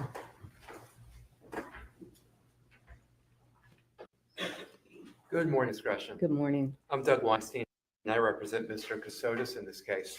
Let me ask you some questions, because Oh, he didn't stutter this time. I wonder if this woman and this man in the blue are the parents.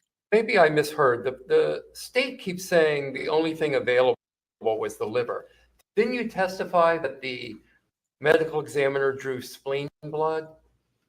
Yes, there were some other things that he had from the body. If it wasn't spleen blood, it might have been the actual spleen. I could have been misquoting there. But you had said spleen blood, correct, earlier? I said it earlier, yes. What else did he draw from the body other than, that could have possibly been analyzed by you, other than the liver that was provided to you?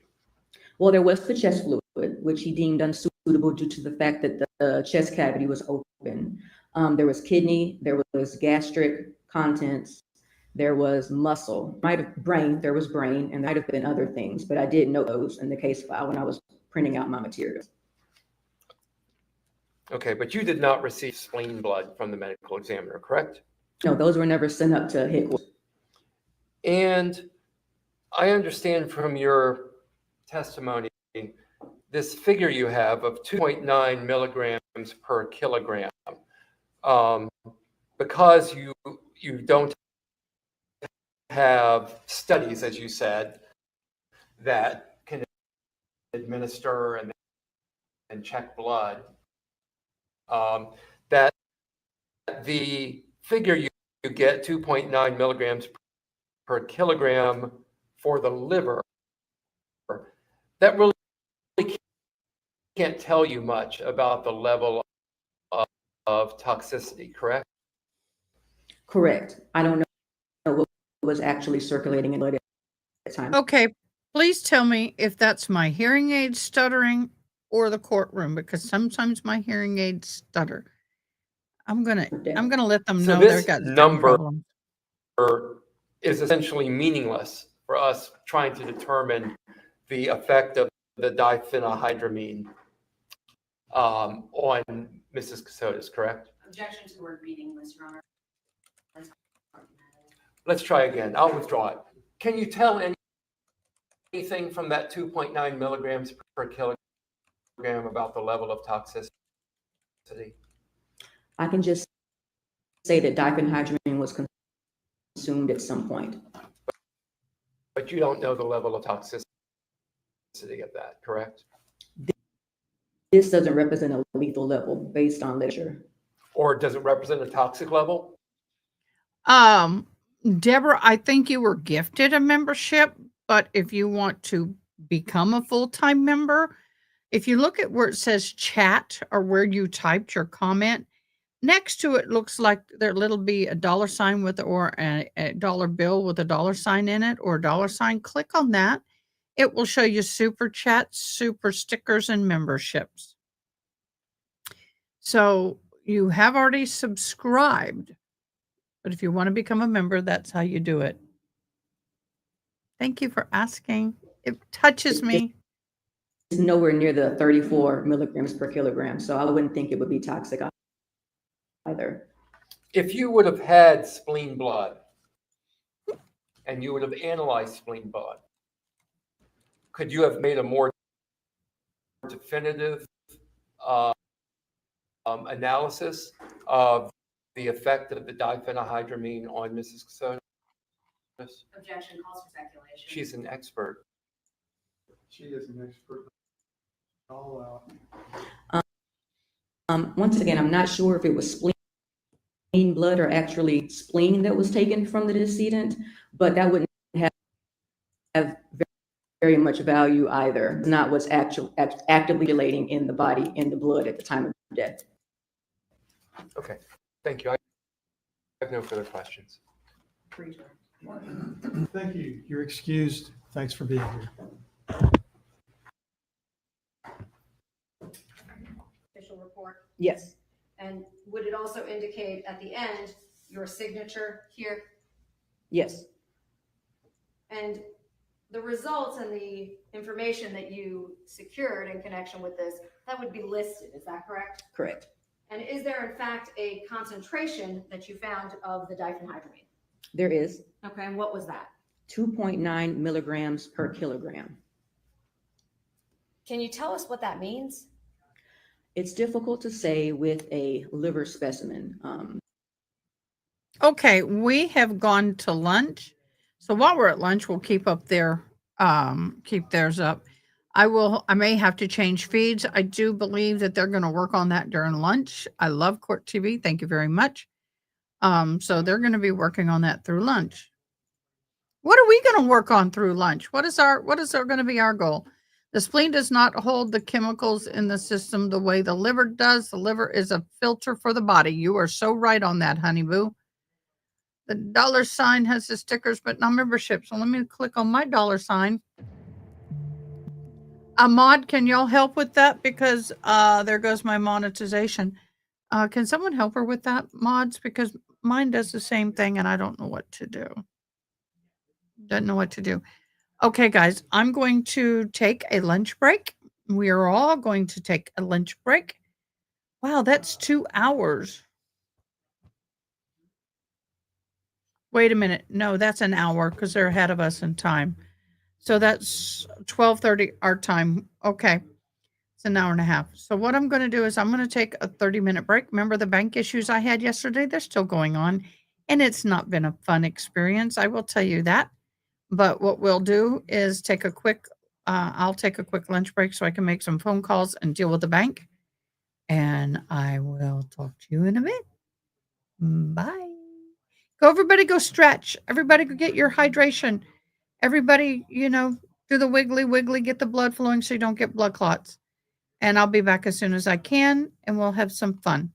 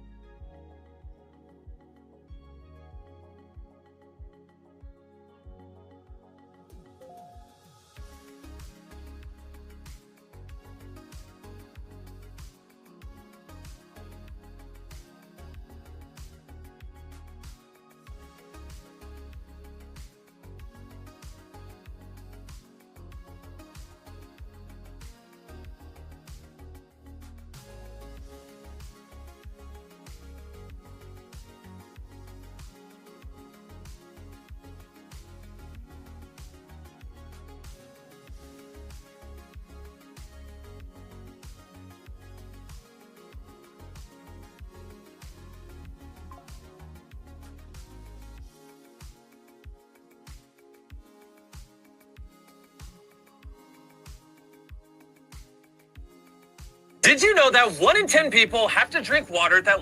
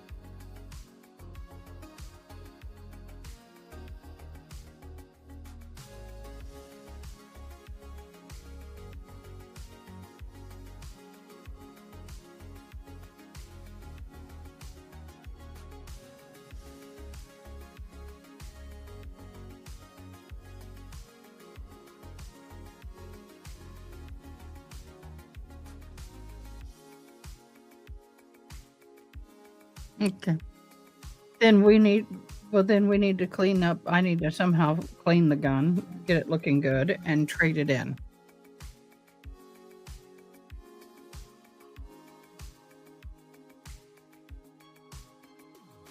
I don't even have any. I got to go buy some.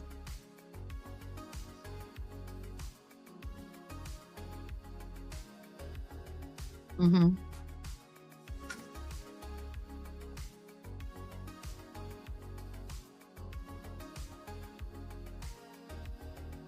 That would be great. I'm glad somebody else can talk guns with me.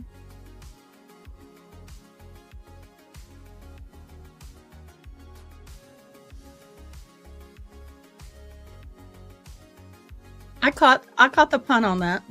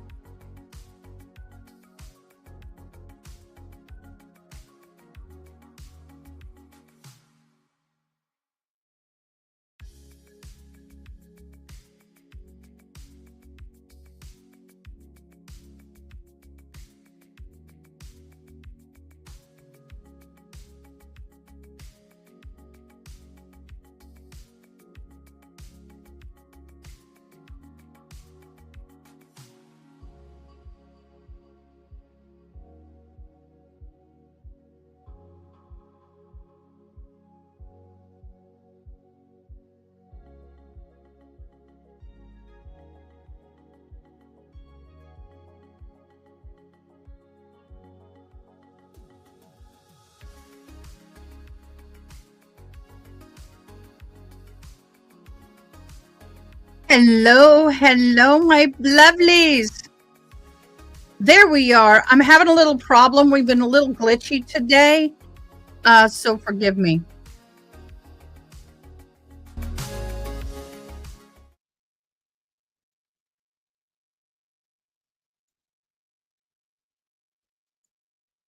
Forgive me. I'm pulling up. We've had some major stuff happening. We've had, thank you guys for posting an emergency.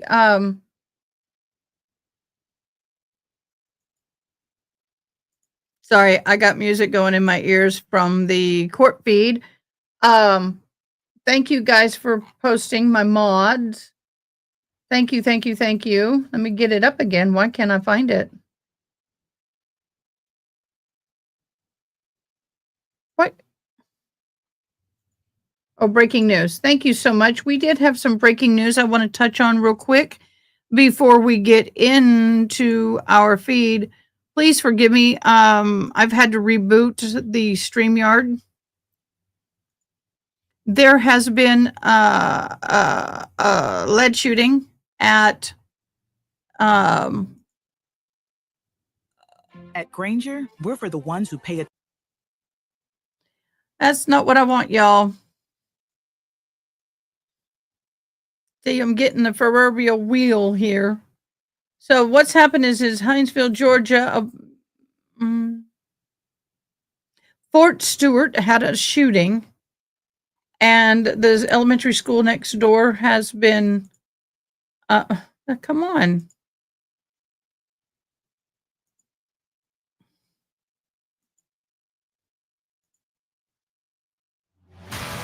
At Granger, we have over. Okay, so we're gonna wait for the ad to stop.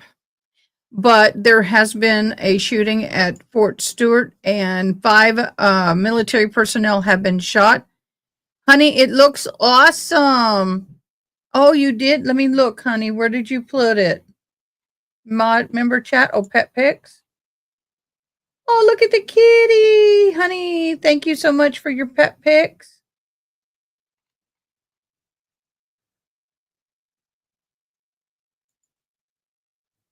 Oh, that is so, this is boo sheet. Oh, I love it. Okay, here we go. Presumed victims, one of those soldiers we think being brought into memorial. Let's run back. There we go. 56 started and check your long since this incident happened. We know that this timeline started several hours ago. We're told that law enforcement was dispatched for a possible shooting. You see it right there on your screen at 10:56 this morning. That base was then put on lockdown at 11:04, just 8 minutes later. Emergency medical crews sent to treat the wounded just 5 minutes later at 11:09. And the shooter apprehended, arrested at 11:35. The lockdown then lifted. We'll take it one step further at 12:10. So when the base was put on lockdown from 11:04 to the time it was taken off lockdown, just over an hour. This shooting happening at 10:56, we believe just saw the first soldier who needed transportation to Memorial Hospital, making it there about 1:25. Math is a few hours on that transportation. And as Dawn, you were mentioning, it was supposed to, we're hearing from Memorial Health, be a helicopter transport that wasn't able to be done because of the weather. And of course, that took longer, but they were also still treated initially on base. And we're just, we do know that, as Tyler just mentioned, there is a second victim who is supposed to be coming to Memorial for treatment as well. Shay is on the scene, and as soon as that person arrives, we will certainly make sure that you are aware of it. We cannot stop commending the members of the Fort Stewart whole base there, those who rushed into action when they learned that something was going on to get that call in at 10:56, and those who arrived there and assessed the situation were able to lock that base down within 8 minutes of all this going on. I don't know that that can happen anywhere else but a military base. Yeah. And of course, those EMS and medical teams and doctors and nurses who were on the scene to treat those victims and also further give them treatment at Wynn Army Hospital. Too many. Those who needed to get here to Savannah, who were a little bit more critically injured, that they would make it through this trip. And I'm sure that they're just, it's just amazing how we, in times like this, oftentimes we don't take that beat to realize all that has happened. And this is such a short time frame when you think about from just word that there was a shooting to the shooter being arrested. I mean, it's right there on your screen. You can it's do the math unbelievable. yourselves, folks. It's just under 40 minutes from the time the dispatch call comes in to the time the shooter is arrested. And that threat, Fort Stewart telling us, taken away, that folks there can breathe a bit easier. Just 39 minutes that takes. And we do have to commend the folks out there who were able to respond. Again, you see it at the top of your screen as well, that 5 soldiers were injured before that was able to happen, that shooter could be arrested. And we'll wait to see the severity of injuries. But as we just saw in live pictures from our Shay Schrader, one of those soldiers, we believe, has already been brought to the level 1 trauma center that is Memorial Hospital. And of course, we want to, we're continuing to monitor the situation. I can't even imagine what people, especially at Fort Stewart, Hunt Army Airfield, the Hinesville greater community, feeling right now, because those soldiers, all the staff there, all the civilians who work there are such a big part of that community. And the Liberty County community truly loves that base. And one thing, no matter who the commanding officer has been at Fort Stewart, they all talk about no matter where they've been in the world, they have never been in a community that loves and supports them the way that they do. So we certainly are sending our prayers to the greater community. And of course, we're hoping that all the treatments go extremely well and all these soldiers are back to work if that's what they want to do, or just back to 100% of their health. And my mind goes to the Salute to Summer concert that brought thousands to Fort Stewart just weeks ago, and how many people can rally around that community, and that community can support as all of us. I mean, we had a group of folks from the station go out there and just enjoy it, because it is such a well held together community out there. They can, out of left field, just support 2,000-3,000 folks for a concert with some of the biggest names in music, and everyone has a really great time. This about as opposite of a day of that as we can imagine. My brain also goes to the Oglethorpe Mall shooting from a few weeks ago, Dawn, when you and I were on the air just like this, out in the field, and here monitoring another situation where we're hearing from the mayor and the police chief about their frustrations and how it happens. Now it's happened on and inside one of our military bases. I don't think it's what any of the soldiers could have possibly expected coming into their day today. And I'm sure that community is going to continue to reel a little bit in response. And of course, I'm sure there will be all kinds of meetings, debriefs to figure out exactly how maybe they can tighten some areas, not saying that anything was done wrong, but you have to do that assessment when something like this happens.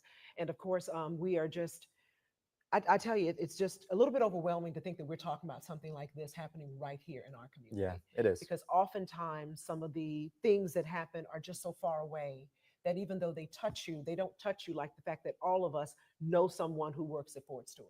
All of us know someone who is personally touched in some way if they responded to a scene today. So we just certainly want to make you aware of the very latest information that's going on. Remind you again that as soon as we learn any details, we will pass that on to you. You can also monitor our digital pages, our website, WTOC.com. We have an app, the WTOC News app, which is constantly updating information. All of our social media platforms too. This is the story that we are all following today, and we are certainly hoping that everything turns out well. We're so excited, use that word really weird in a situation like this, that shooter was caught so quickly.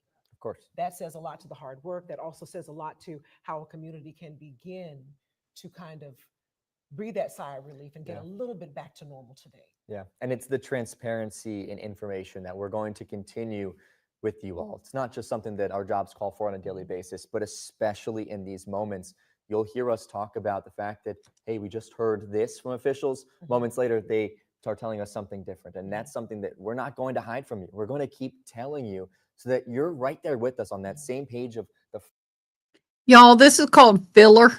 Frontline information. As soon as we get those updates, they're going to come right to you. Like Dawn was mentioning, not just here on the air, but on our digital platforms as well. If you follow WTOC on Facebook, on Twitter, on Instagram, or you have the WTOC Plus app, you can get all that information there as well. And Dawn, we're learning that we're going to get more information around 3:30, we're told, for the press conference at Fort Stewart. Of course, we know in situations like this, long conferences, and so often we expect that and we tell all of you, hey, this is what time we're expecting more information. but then that situation can be fluid as well as their investigation is going to continue to develop. That press conference time can change, but right now they're telling us 3:30 is going to be the next batch of information when we can, for the first time, really hear face to face what Fort Stewart officials are saying about what happened from their own voices. And it's so important for everyone to remember to be a little patient and show them some grace when it comes to timing with things like this. We never know all that's going on behind the scenes.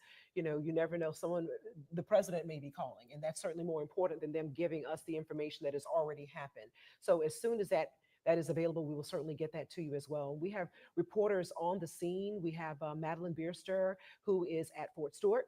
We also have Shay Schrader, who is here in Savannah at Memorial Health.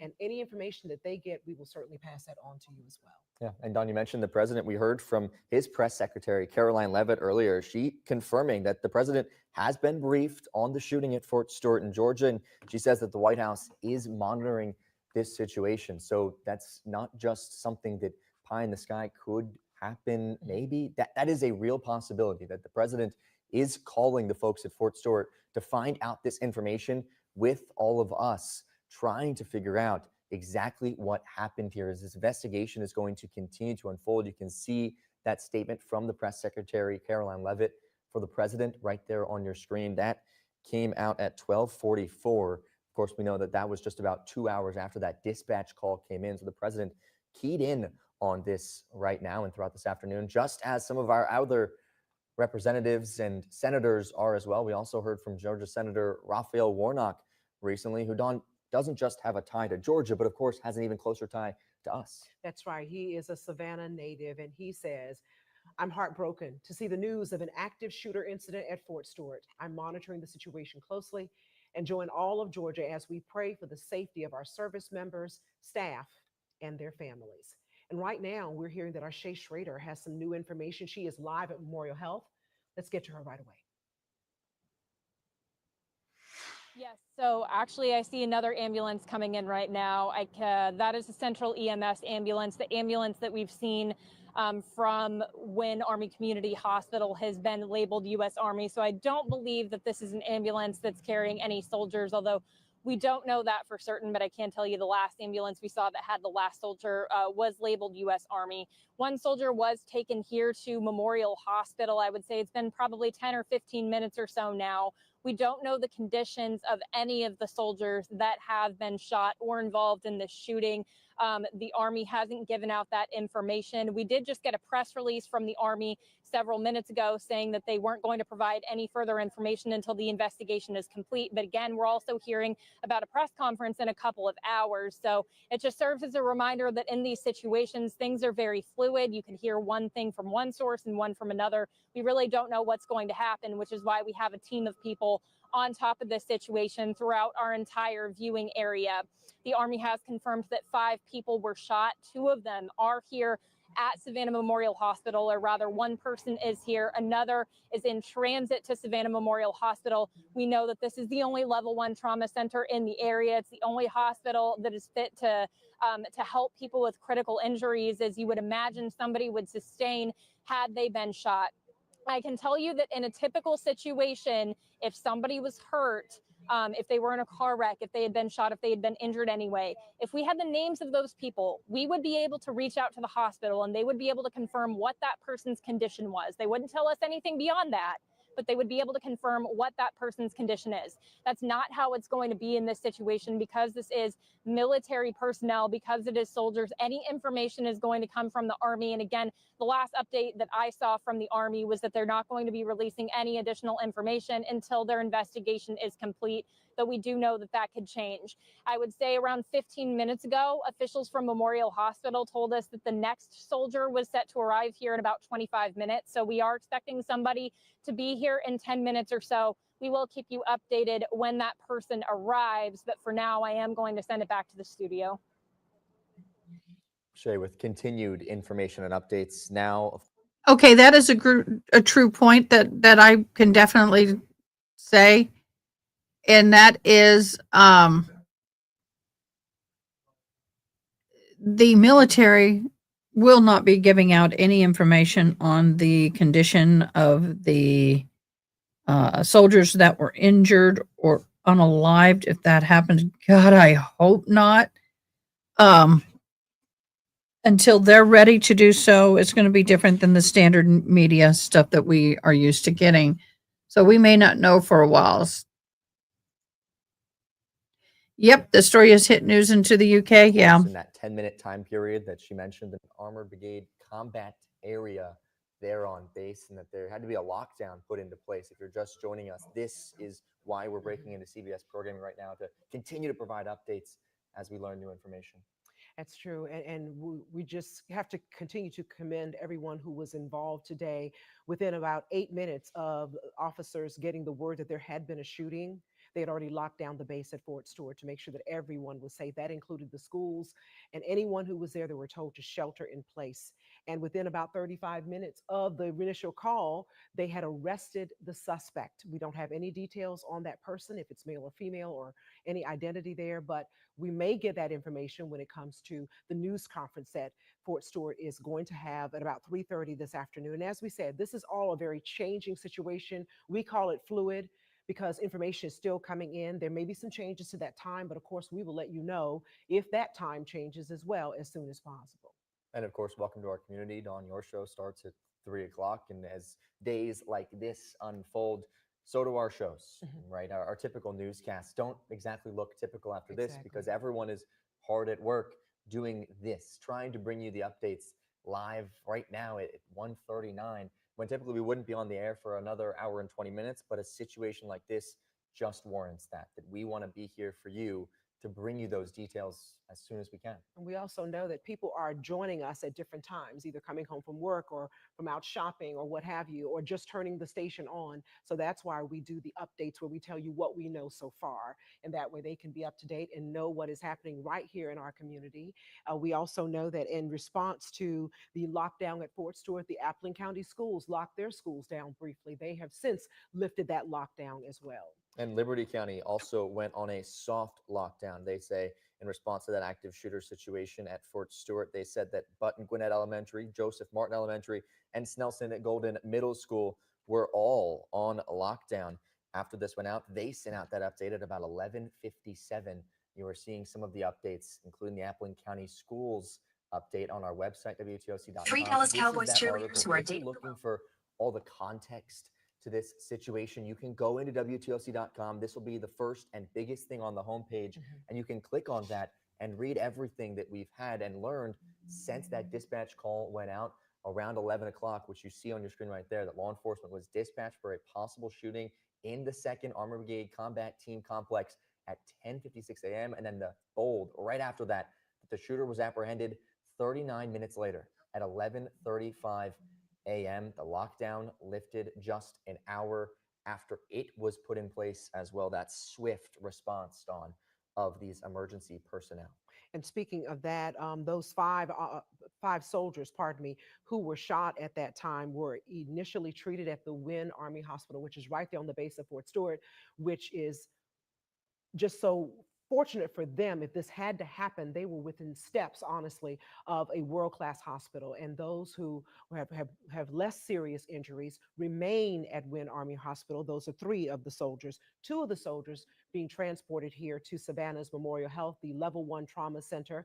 1 of the soldiers has already arrived. We're told that within the next few minutes, the 2nd soldier will be coming in through those doors. And so today is honestly our responsibility to bring you the very latest information, the most accurate information. And in some areas, you may see some things a little bit sooner, but we're going to make sure that we double and triple check all of our information before we put it out to you. Right now, our Shay Schrader is at the hospital with the very latest information as the 2nd victim comes through.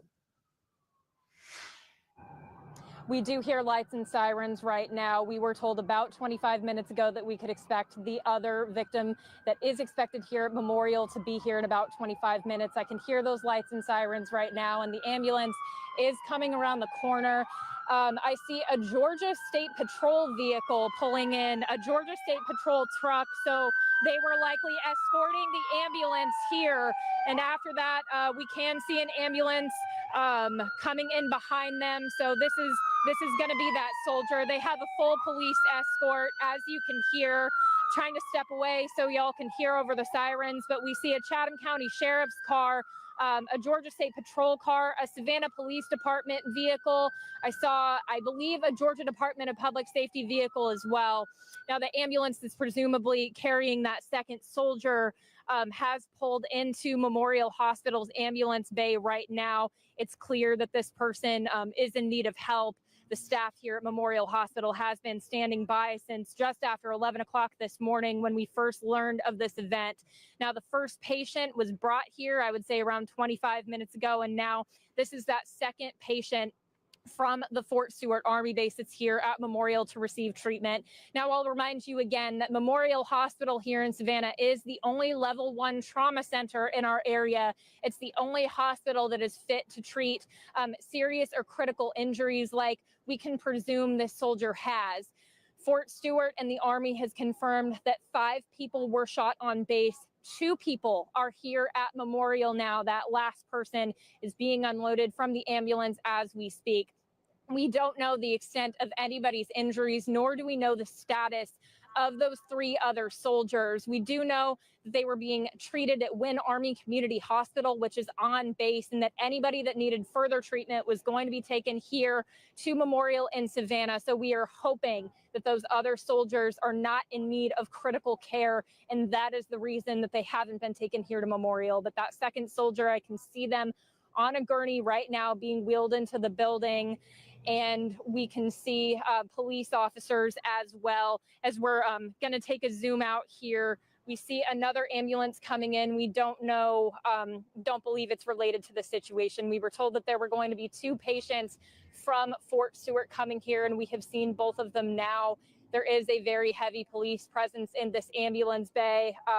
We saw several vehicles escorting the ambulance. Now, you might be asking again, if these patients are in critical condition, why weren't they taken by air? Why weren't they taken via helicopter? And that was seemed to originally be the situation, but unfortunately the weather in our area prevented a helicopter from safely getting up in the air. So these soldiers had to be taken by ground via ambulance from Fort Stewart here in Savannah. And as we all know, that can be a fairly long trek, especially at this point in the day, which is why the second soldier likely came in with a police escort to get them to this hospital as quickly as they possibly could so they can receive the critical care that they're very much in need of. I can tell you that that first soldier did not have a police escort. They were brought in from the Army ambulance. This second soldier, multiple agencies, including the Georgia Department of Public Safety, the Savannah Police Department, the Chatham County Sheriff's Office,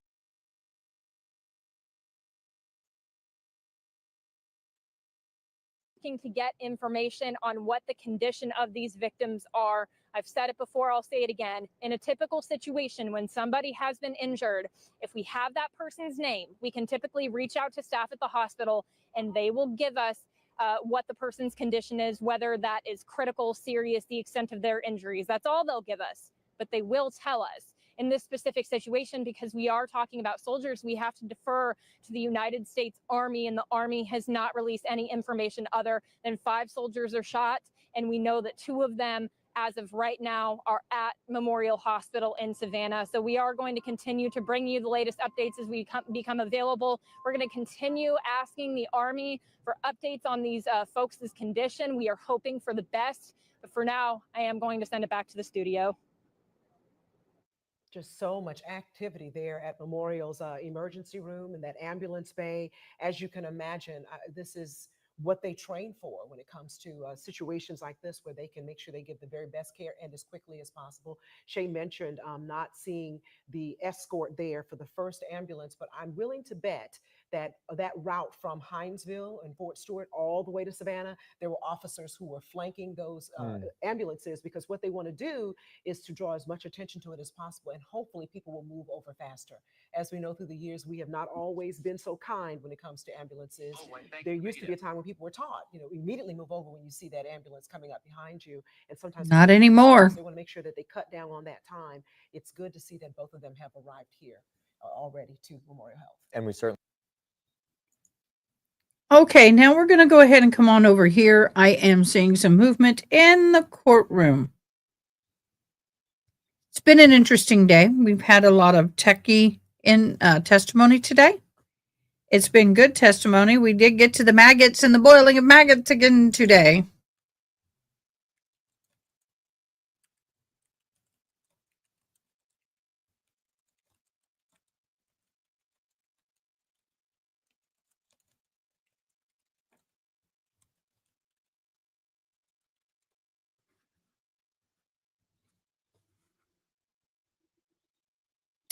Okay, so I want to do a quick rundown while we're waiting for everybody to get.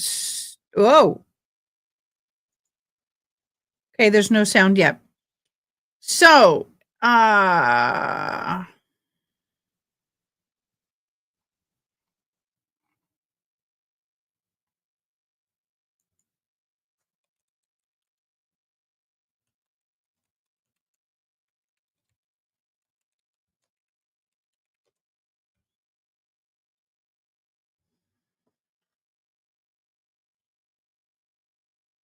no, this is the same shooting.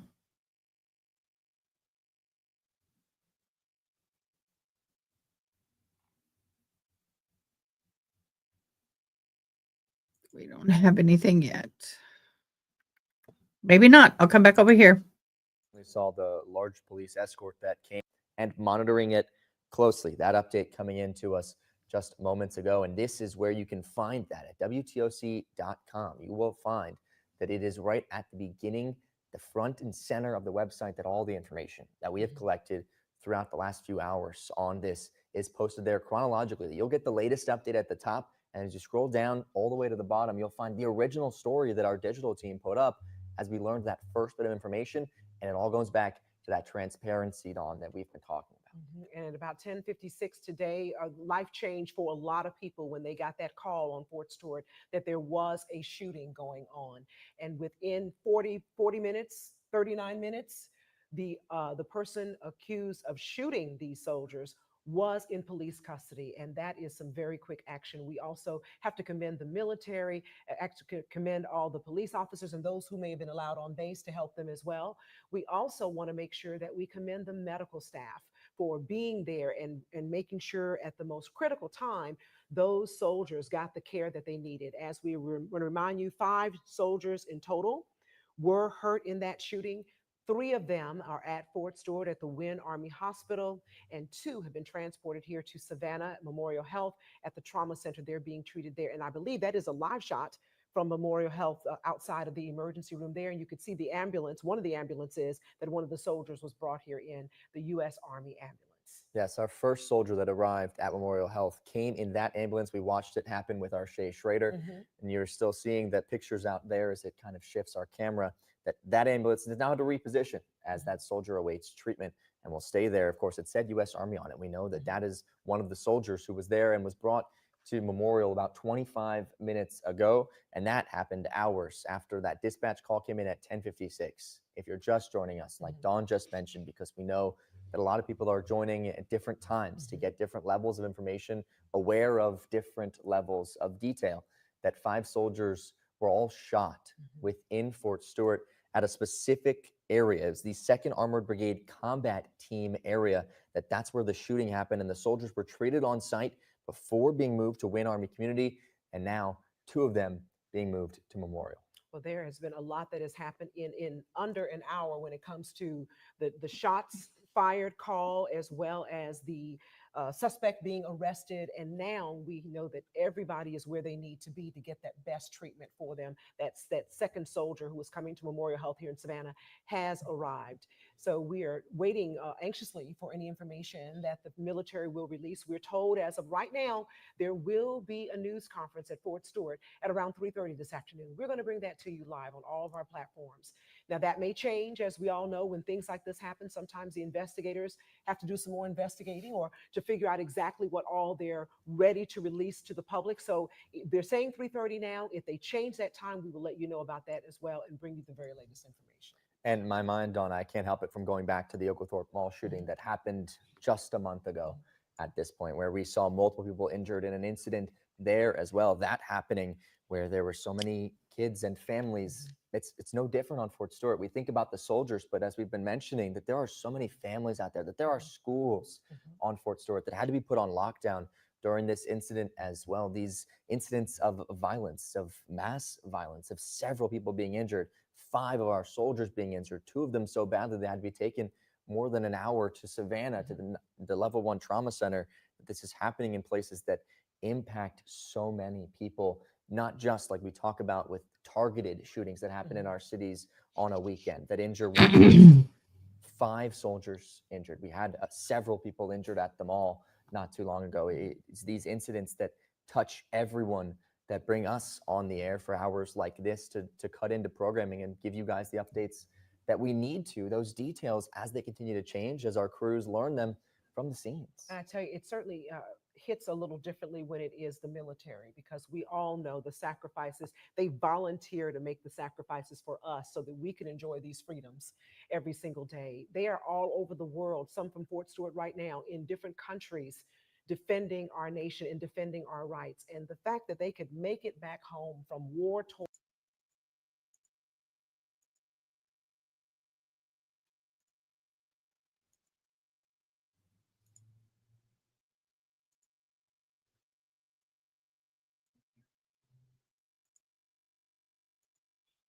All righty. It looks like we're coming back into court. We'll see. We'll see. I'm just looking at information, trying to see if I can get anything. Breaking news, Proctor.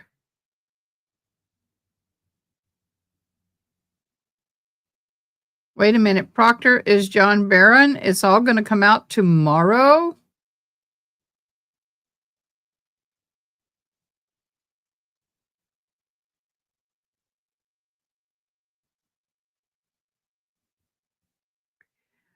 Oh my God. There's an article I'm going to have to try and read.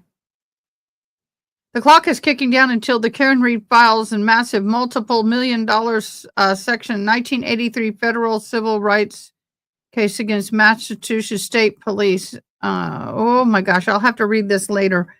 I'll have to send it, save the photos, send it in and get it cleaned up so I can read it. It's too blurry. But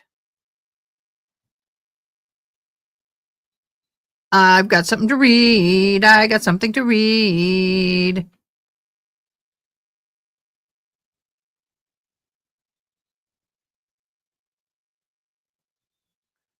No, I want to share the image.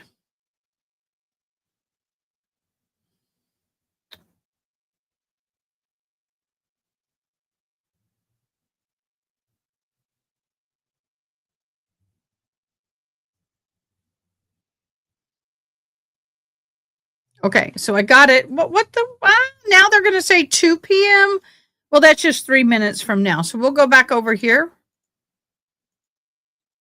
until they come back. On a day that has certainly been just so tragic and shocking for all of us. Yeah, and for those that don't go to Fort Stewart very often, when we do as a news station to report on stories, the protocols to get on base are very specific. They bring us there more than an hour ahead of time to make sure that everything is safe and secure. And you can tell that those precautions potentially helped out in the situation today where that response can be quicker because they are so prepared for the worst of times that when you prepare on the front end, you have to do less on the back end, right? And as we've talked about, the 3 soldiers that have remained on base were able to not even have to leave. They could be treated there at Wynn Army Community Hospital on Fort Stewart after being treated immediately at the scene. And the 2 others have had to be brought to Memorial because we presume that they have more serious injuries. And they have arrived safely, both of them. And you saw some of it, the police escorts that came in along with them. I am sure when those shots rang out and they were assessed at Wynn Army Hospital, there was communication directly with Memorial Health, letting them know the conditions of these people, and the decision was made to transport them. And as we may have mentioned a little while ago, this was a situation where Lifestar would have been in the air, going to pick up these 2 soldiers. Unfortunately, our weather was not clear enough today for Lifestar to fly. So that's why they were transported from Fort Stewart, which is in Hinesville in Liberty County, all the way to Memorial Health, which is normally about a 50-minute drive. But it did, of course, take a lot longer. When you think about what's happening too with the traffic, when something like this happens, areas are closed off. So we're so happy and relieved, I should say is a better word, that they have made it here to Memorial Health where they can get the best. Yes, care. ma'am, That's we one thing are. about the Wynn Army Hospital as well, a world-class hospital right there on the base. If something Beverly cannot get involved anymore. The case is done and over with. And because of that, let me make sure who's at the door. I may have to run and get the door. I guess not. Because of that, the case is done. So she is now in family court. She cannot involve herself. Just saying. Beverly can't involve herself. It just, people don't get it. People don't get it. Okay. I'm going to leave this running for court TV. I'm going to read this. Oh, yes, it is much easier to read. So I'm going to try and read this article. It's still hard.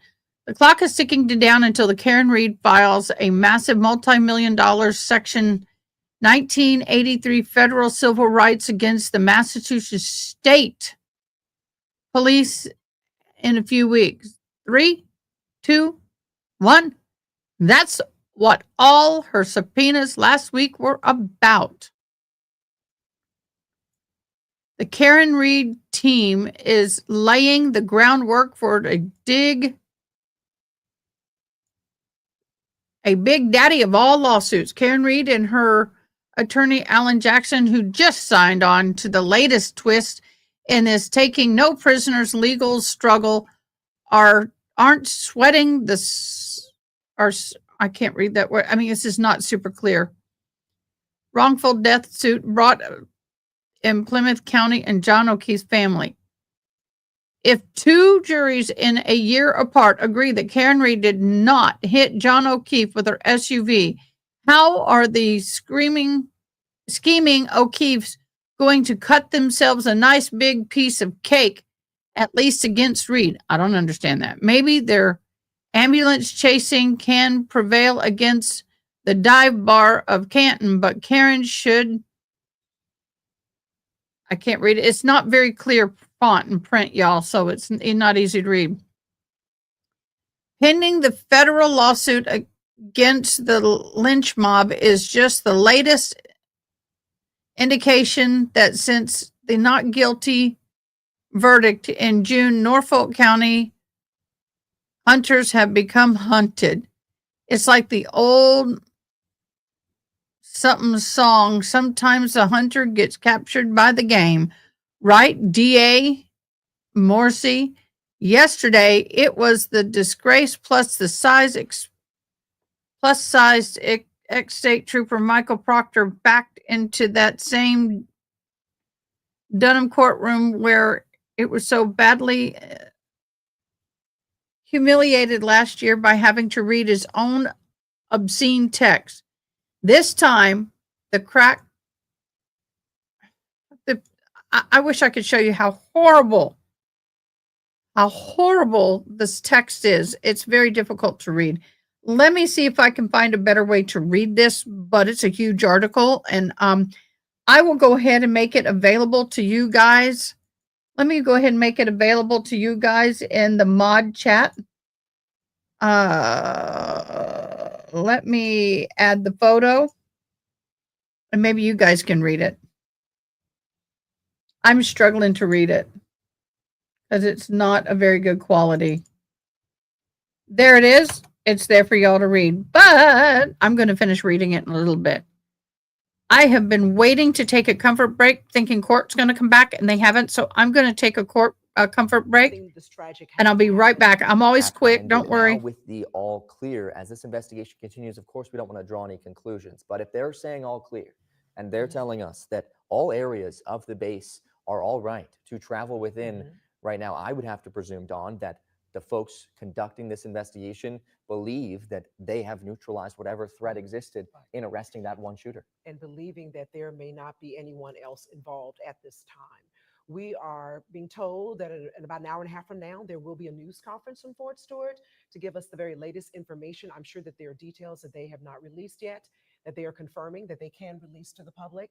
And we've been getting reaction from everyone you could possibly imagine. We also have, I'm looking at right now, the reaction from Georgia Senator Raphael Warnock, which we all know he is from the city of Savannah. And his response that he sent out was, quote, "I am heartbroken to see the news of an active shooter incident at Fort Stewart today.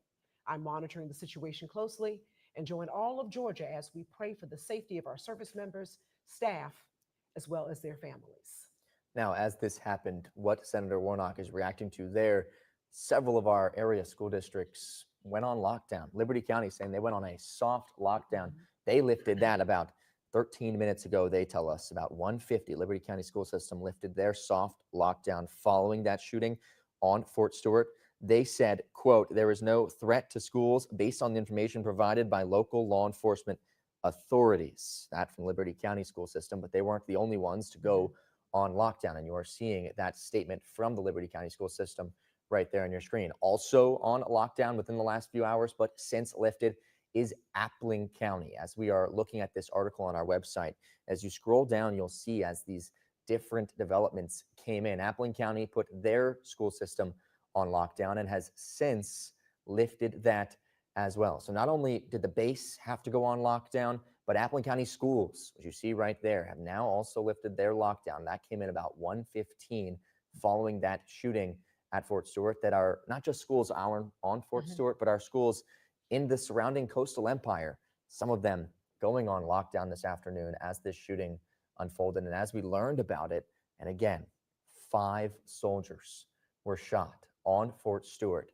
before those lockdowns could be lifted, before the suspect was arrested. And you're seeing the Hinesville Police Department putting out a statement as well. Of course, Hinesville, where this all happens, on where Fort Stewart is.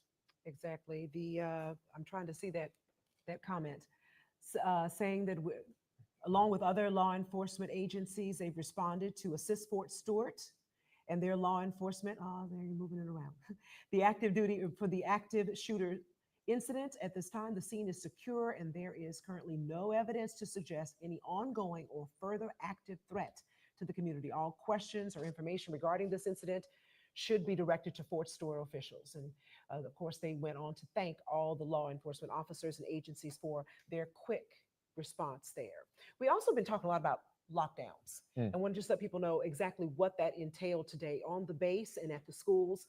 At Fort Stewart, they were told to pretty much hunker down, shelter in place. They were told to lock the doors, lock the windows. So I can just imagine how scary that could have been for a civilian. We know that the military, they have nerves of steel.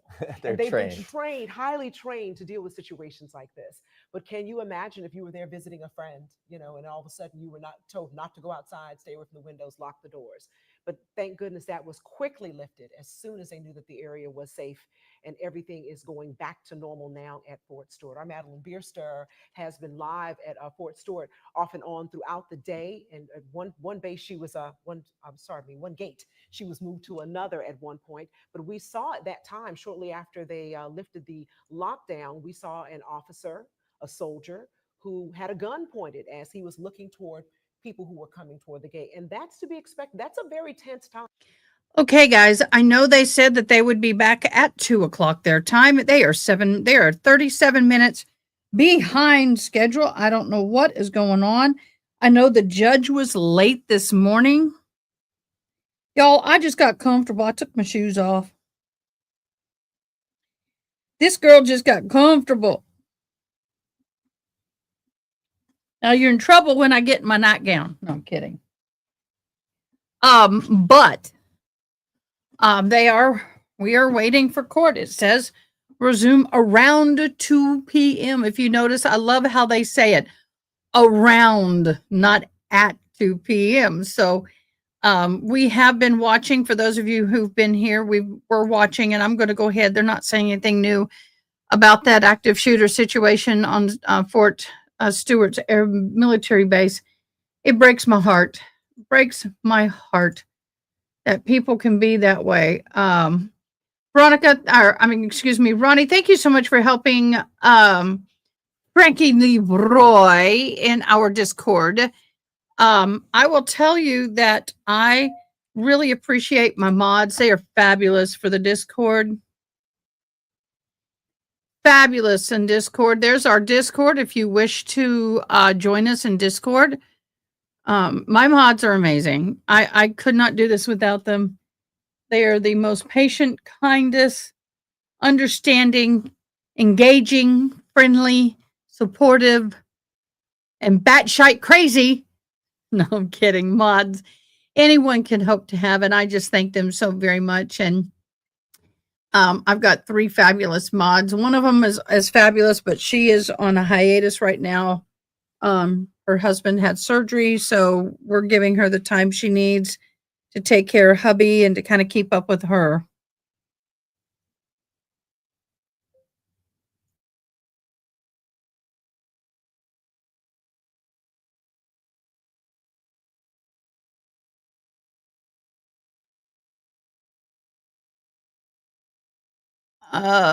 So I don't understand why this man is fighting this charge. He is, Nicholas Kassotis is a JAG, Navy JAG, which is basically equal to, he's a lawyer. They don't have law school in the Navy. You go to, public or private law school, and then you join in, the military, if I understand it correctly. I am not 100% sure on that, but that's my understanding of how the JAG works. But yeah, I'm kind of perplexed. Number one, with his knowledge and understanding, why would he do this, knowing what the consequences would have been? Number two, he's fighting this knowing the evidence they have. And he's also trying to say that the CIA or somebody was following them and he did this out of that kind of act. I'm all like, dude, you're screwed.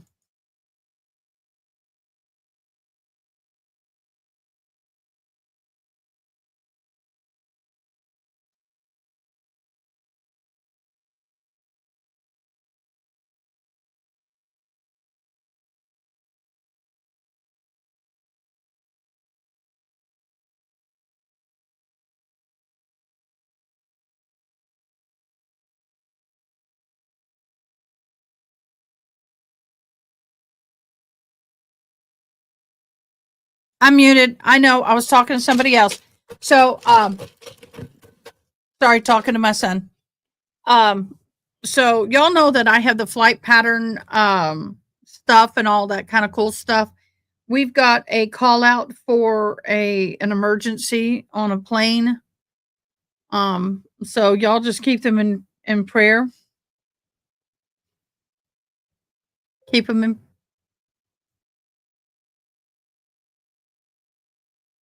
Oh, definitely keep them in prayer. I got to get some water. I'm out already. He's saying the CIA was after him and that's why he did this. I don't understand that. Sanity plea next? You can't. You can't bounce around. It's either one or the other. Can't change it. Yeah, and yeah, he's not going to win in a sanity plea. But I don't understand if he owes his ex-wife 1.5 million, why unalive the current wife? Wouldn't you unalive the ex-wife? That's my mindset. I don't know. That's where my psyche goes. I'm not a psych major like some people here are, but I don't get it. In all honesty, I don't know where his brain is going.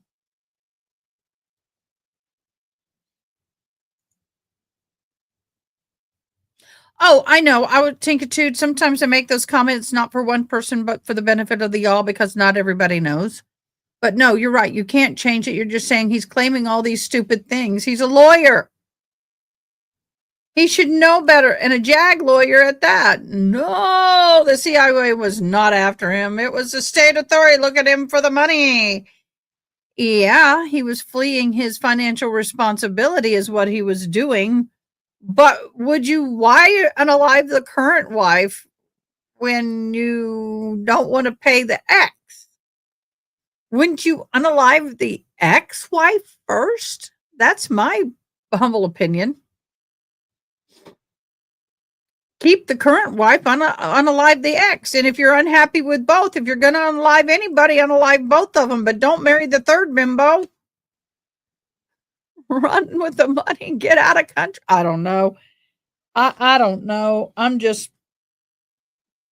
tired of waiting for court. It's like, come on, y'all. I don't understand why it's taken so long for them to get court to start up again. I'm kind of perplexed. You know, my dog Sensei has been March 29, April, June, July. 3 months. My girl has been gone 3 months. I have vacuumed. I have swept. I have done everything I can to get rid of her fur out of my carpet. And every day, I still am finding fur balls. That girl was shedding seriously when she died. Yeah, some of the most stupidest criminals are the lawyer criminals. That's a good one. If the alphabet agencies were after, I love that. I forgot about that phrase. If the alphabet agencies were after him, he would not know until he was nabbed. Isn't that the truth? She did. Oh my gosh. I will have fairy dust in my home for the rest of I mean, yeah, you never get rid of all of it.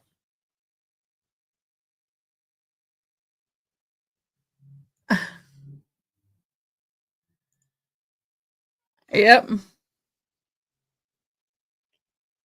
Yepers. And then the kitty.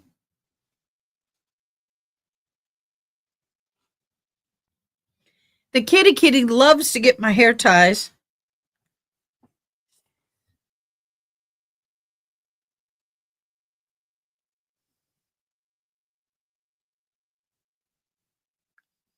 Kitty loves to get the hair ties.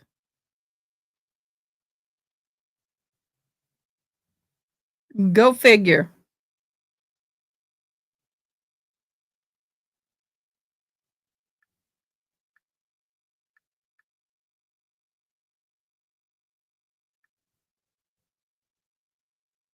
What?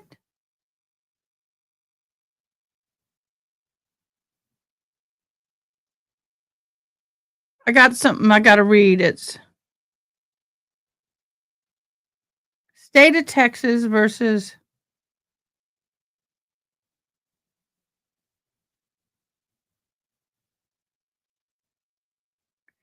Oh my gosh, you know how you have people that say they never did something, they're being charged with a crime they didn't commit, you know, and then they have to go through trial and everything.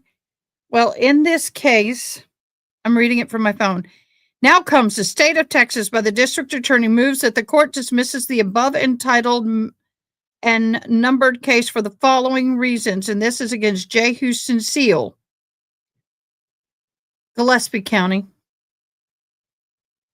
Insufficient evidence to prove the offense beyond a reasonable doubt. Additionally, defendant has passed 2 polygraph examinations regarding the allegations and contained in the indictment, 1 in 21 and 1 in 25. The polygrapher who conducted the 2025 polygraph exam is a former DPS polygraph examiner and is still currently a law enforcement officer. The court ordered May of 2025 the motion, and it is so ordered. Congratulations, sir. I don't want to go into the details of this case, but everybody who knew about this case felt that it was bogus. So yeah, y'all. Yeah.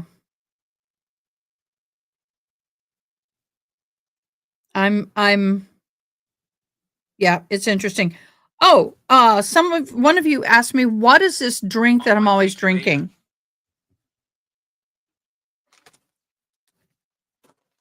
gonna get this one. I have been, my doctor told me that most women will start losing all their collagen by a certain age. I mean, it just every year it goes down and down and down. And it can cause a lot of problems with diet, with health issues like connective tissues, your fingernails, your hair growth, all of that. It really affects your whole body, your skin. And so encouraged me to get a supplement. And so I've done so. And this is what I've been drinking. And my nails are stronger. I don't have any fake nails on, and my nails are definitely thicker and stronger. They will never be like I want them, but they're better. It's a basically this is the Bellamy, Bellame. This is one of the drink. I have one of these a day, and then I have a hydrate drink like a liquid IV, but better. I have that, and I do one of these a day, and it has really been good. I never would ever put anything out on my YouTube channel until I've tried them for quite some time. And so you can go and purchase it from my Bellany link. And by the way, I'm just selling the drink. Anything else on my website you'd want to buy or whatever, that's fine with me. But this stuff is awesome. And then you get this and the liquid IV, not liquid IV, the hydrate. It's a hydrate, and it different flavors. The one that I have up there is raspberry lemon is so limoncello is what they call it. And this is electrolytes and hydrate replacement. I mix them together. It energizes, hydrates, and also it has a slight the beauty boost also. This one with the collagen also has helps with weight, joint, nails, hair, and skin. And I'm going to have them right now. But I got to go get water to do it. So I'm going to wait until I have my water to go and get it. And then I put it in a shaker and really blend it real good before, because all of these things are clumpy. So anyway, I was asked, so I answered. Yes. And so I really like it. I have several other ladies that I know that use it, and it's amazing.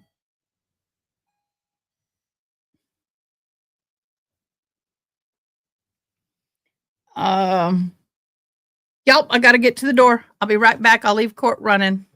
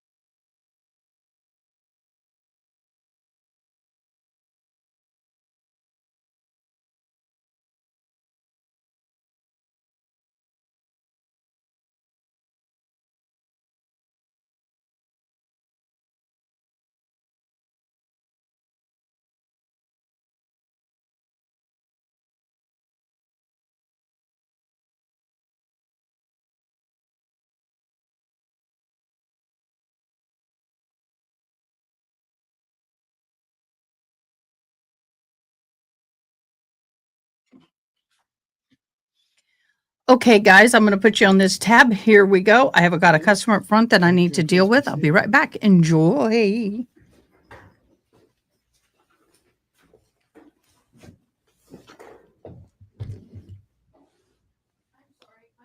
May I inquire? Good afternoon, doctor. Good afternoon. Can you please state and spell your full name for the court reporter? Keith Lamar Lehman, Keith Lamar Lehman. And Dr. Lehman, where do you work? I work at the State Medical Examiner's Office here in Georgia. It's part of the Georgia Bureau of Investigation. And specifically, where is your physical office? I work, most of the time, I work out of the headquarters office, which is in the Atlanta area. Do you occasionally have to travel for that position? Yes, Did you ever have to travel down here to the Savannah location or Pooler Coastal Crime Laboratory? yes, And is that part of your job as well? yes. What are your duties at the crime laboratory or the state crime lab? Yeah, well, my duties are mostly centered around the performance of autopsies. Autopsy is basically an examination of the body after death in order to make certain determinations, including determining why the person died. And so I perform autopsies and then do other activities related to that, such as testifying in court. We talk to local investigators about cases to gather information. We review medical records. We have residents and fellows that rotate through our office, and we're involved in teaching them, basically teaching them how to perform autopsies and do the same kind of stuff that I do. How long have you been doing this? For 26 years. Has it always been in that role? Yes. And are you a licensed physician? Yes. What kind of a doctor are you? I'm a forensic pathologist. Okay. Does that mean basically the job description you just gave us? Yes. And as a physician, where are you licensed? I'm licensed to practice medicine here in Georgia. How long have you been practicing medicine? I've had my full medical license since 1999, so 26 years. And you've always done this? Yes. Are you still in that capacity right now? Yes. Where did you receive your training in pathology? Yeah, I successfully completed a residency training at the University of North Carolina Hospital System. And during my 5 years doing studies there, I did a special year of study called a fellowship in the field of forensic pathology. It's basically the field that I work in now.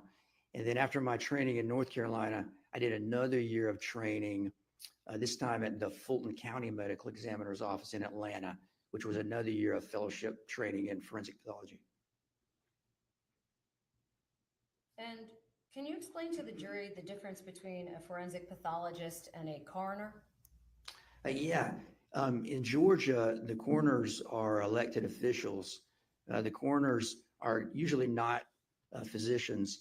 They are involved with the county coroner's office. So they're like the first line of investigation of a death, along with oftentimes the local police agency. So the coroner is involved in doing the initial death investigation. And then if they feel like an autopsy may be warranted, a forensic autopsy may be warranted, they'll call us at the state medical examiner's office and talk to us. And then if we agree with them, we'll have them send the body to us. And then we'll perform an autopsy. One of the medical examiners in our office, one of the forensic pathologists, will perform an autopsy. And then at the conclusion of the autopsy, we will give our opinion as to what caused the death. And then we'll let the coroner's office know. And then the coroner is the one who fills out the death certificate. So you don't personally prepare the death certificate, correct? That's correct. Okay. And if the coroner has a body that they want you to consider, they would reach out to you. Is that what you said? Yes. And is that always the procedure? Yeah, almost always. Sometimes we'll get notified about a death by law enforcement, but the vast majority of the time it's the coroner's office who gives us the information and asks us about the case. Okay. And can you describe for the jury the you described where you went to school and that information. Did you do any training when you came to the Georgia Bureau of, well, to the crime laboratory, the state medical examiner's office? Well, in my last year of fellowship training at the Fulton County Medical Examiner's Office, which is in the Atlanta area, I rotated over to the GBI for 2 or 3 months and did some of my training during that year at the GBI. And was that all that experience that you just described? Was that prior to you starting performing autopsies? Yeah, well, we as a fellow in training, we do perform autopsies under the supervision of some of the medical examiners there. Okay, are you guys having no sound? Because I have an ear full of sound.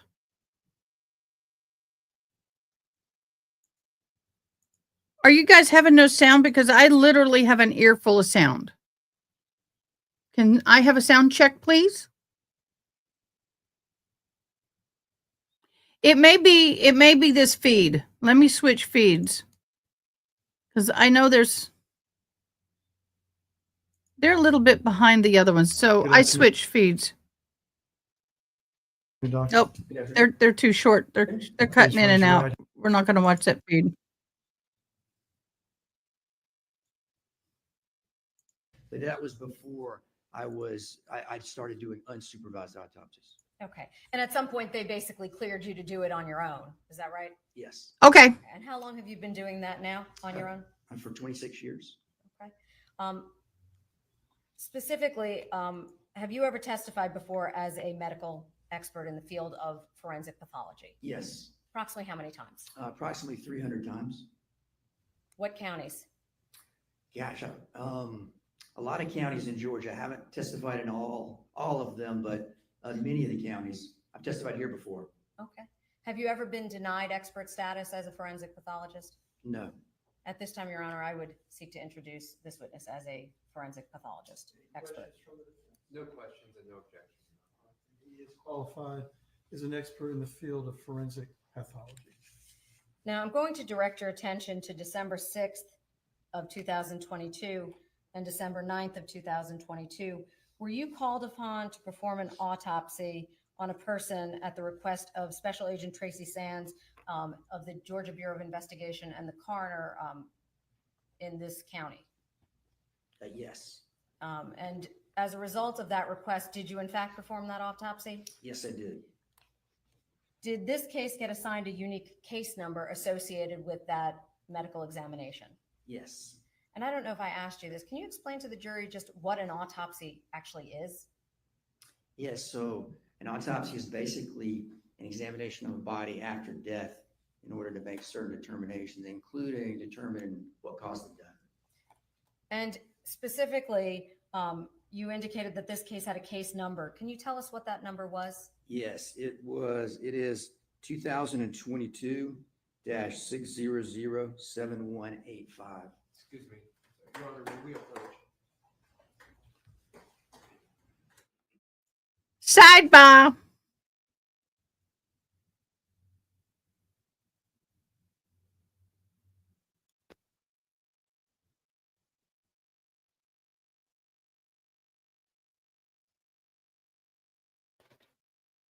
Sidebar. There we go. I wonder what's wrong now.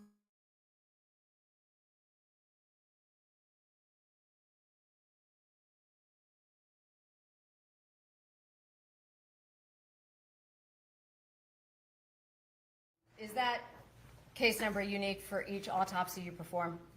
Yeah. Each case that we go with, each autopsy gets its own number. And is that the same in every crime laboratory in the state of Georgia that you work with? Meaning if you're in Atlanta, you would get a separate case number for each case, just the same as if you were here in the local area? Yes. Okay.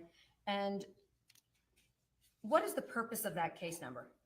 Well, it's a way to identify the case, and so all of the evidence and all of the reports associated with any sort of examination within the crime lab, that all gets linked to this case number, so that all the reports can be put together into one place, and so you can find from one case all of the reports. You know where the report is and which for a report which case it goes with. How many autopsies a year approximately do you perform? Per year, I would say it varies. It's varied depending on how busy we were in our staffing. I'd say I performed at the GBI probably anywhere from maybe 210 to 450 autopsies a year. A Good year? range. Yeah. And is an autopsy always associated with a criminal investigation? No. Can you tell the jury when an autopsy might be performed that's not associated with a criminal case? Yeah. So for forensic autopsies that would be ordered by the state to be performed, there's certain types of deaths that we might autopsy. You know, everybody that dies doesn't get an autopsy. So certain examples of cases that would get a forensic autopsy might be relatively young people who die suddenly and unexpectedly and don't have a medical history that reasonably explains their death. Somebody who dies and is suspected to possibly be a death related to a drug overdose. You know, certain types of suicides will autopsy. And some of the examples we might see are hangings, self-inflicted gunshot wounds, people that die from drug overdose, intentional drug overdoses.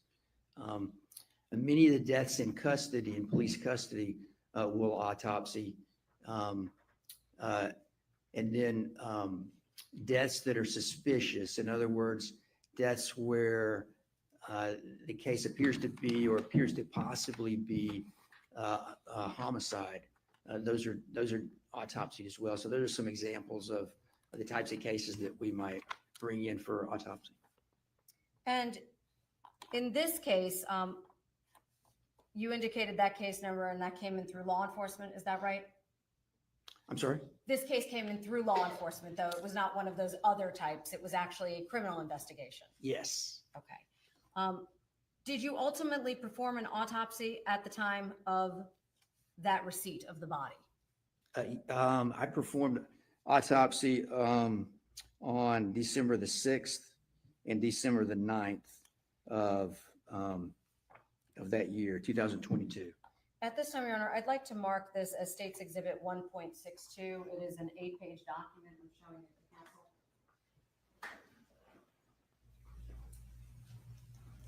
May I approach, Your Honor? Yes, ma'am.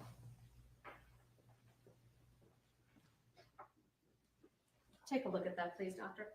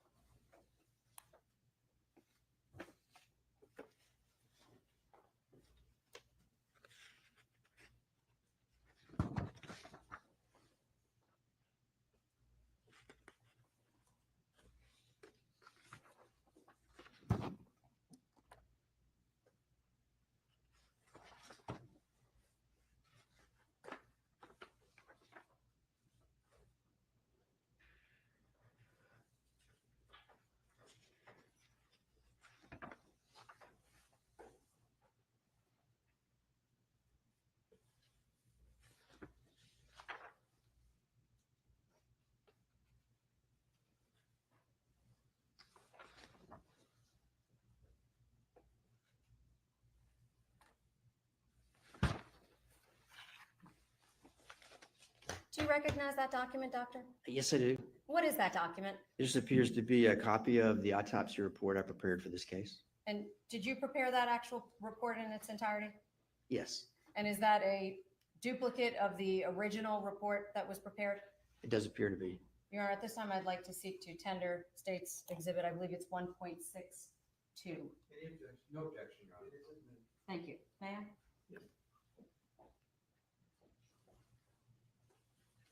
Doctor, if at any time you need to review your report, can you just please let us know and I'll be happy to provide that to you, okay?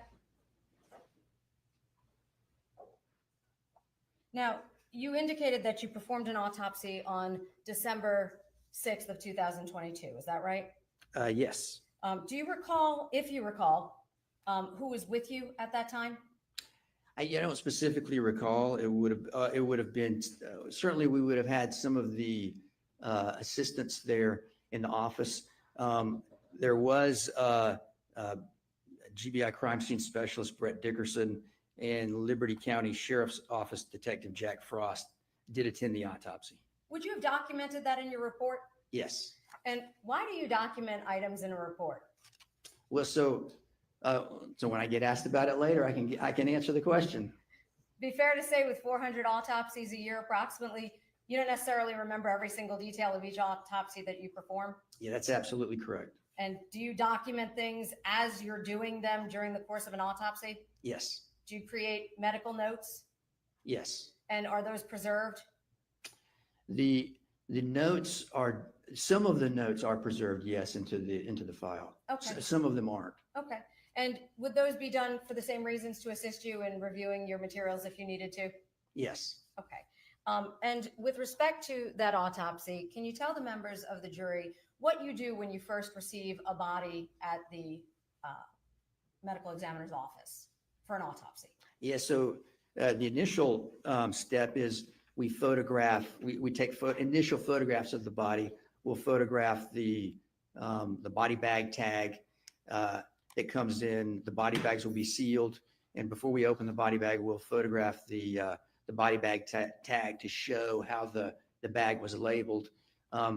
If it's the type of case where we're going to do x-rays, we may go ahead and do x-rays at that time as well.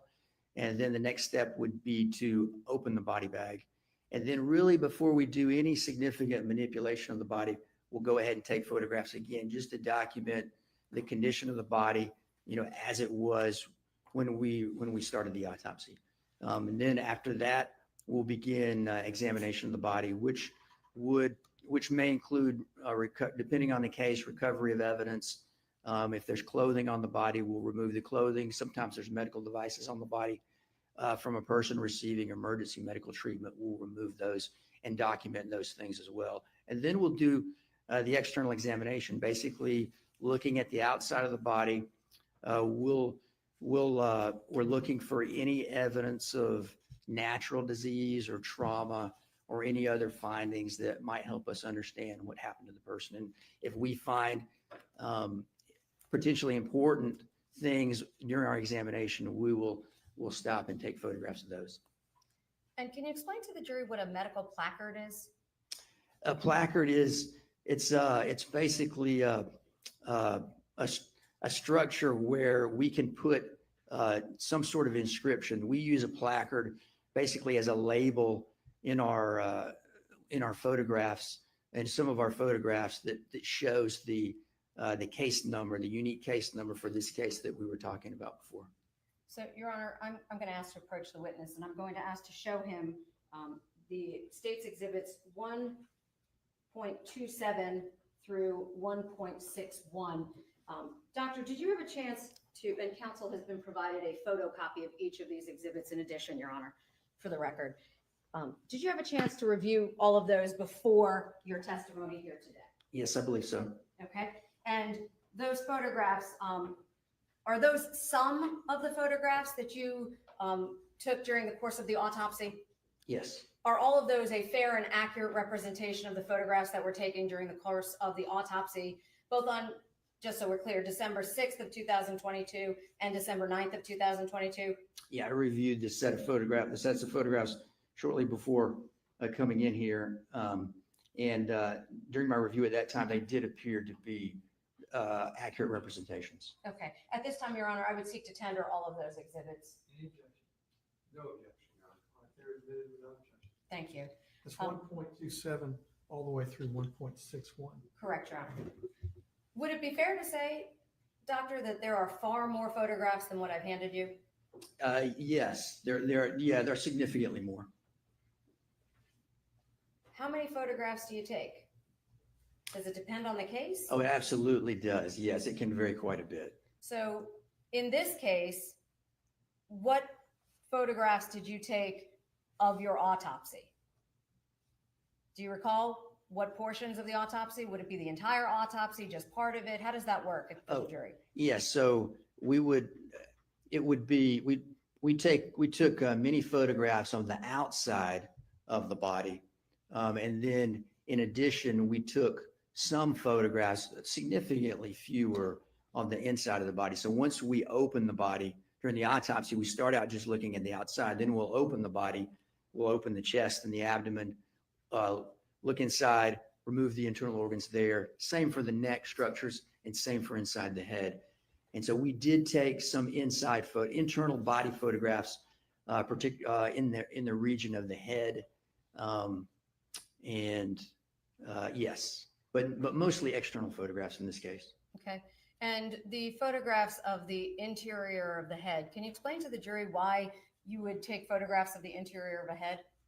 Well, in this case, we took photographs to document injuries that were present, document there was significant bruising to the scalp that it was difficult to appreciate on the outside of the body. Sometimes there are things on the inside of the body that you can't see on the outside of the body. So in this case, there was significant scalp bruising that you couldn't fully appreciate on the outside of the body, in part because of the changes of decomposition that were taking place. We also documented some other findings too, documented what the brain looked like, documented what the skull looked like, and in some cases we documented the absence of significant findings.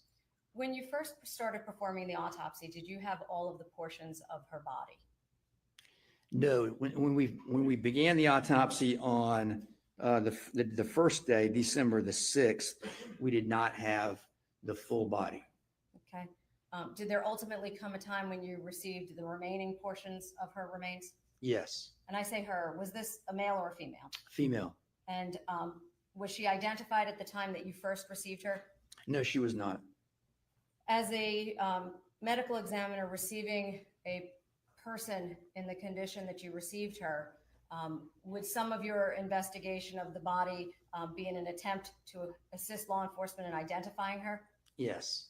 Did you do that in this case as well? Yes. What types of steps would you take to try and see if you could assist with identification? Well, the first step in a case where we don't know who it is would be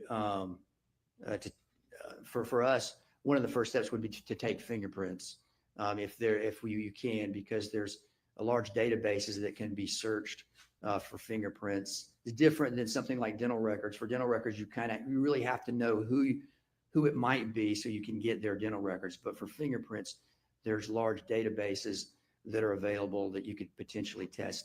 It also would be important to recover DNA.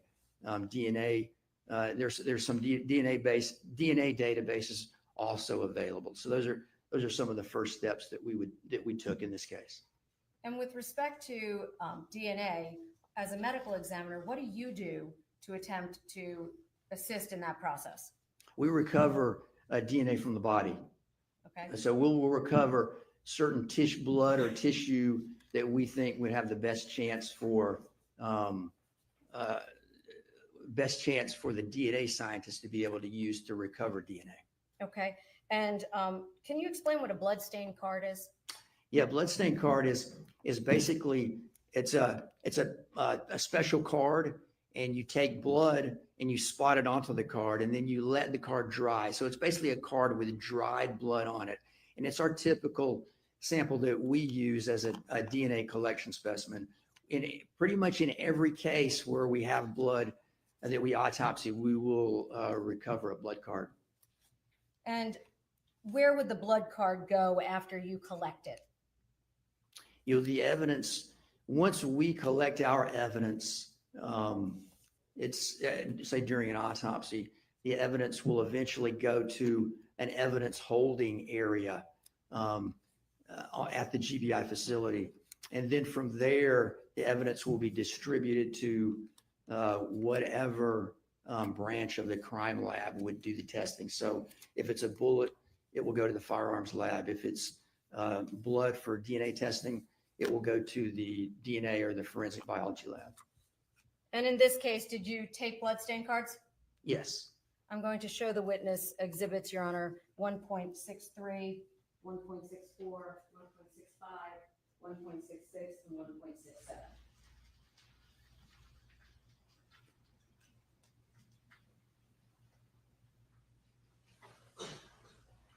May I approach the witness? Yes, ma'am.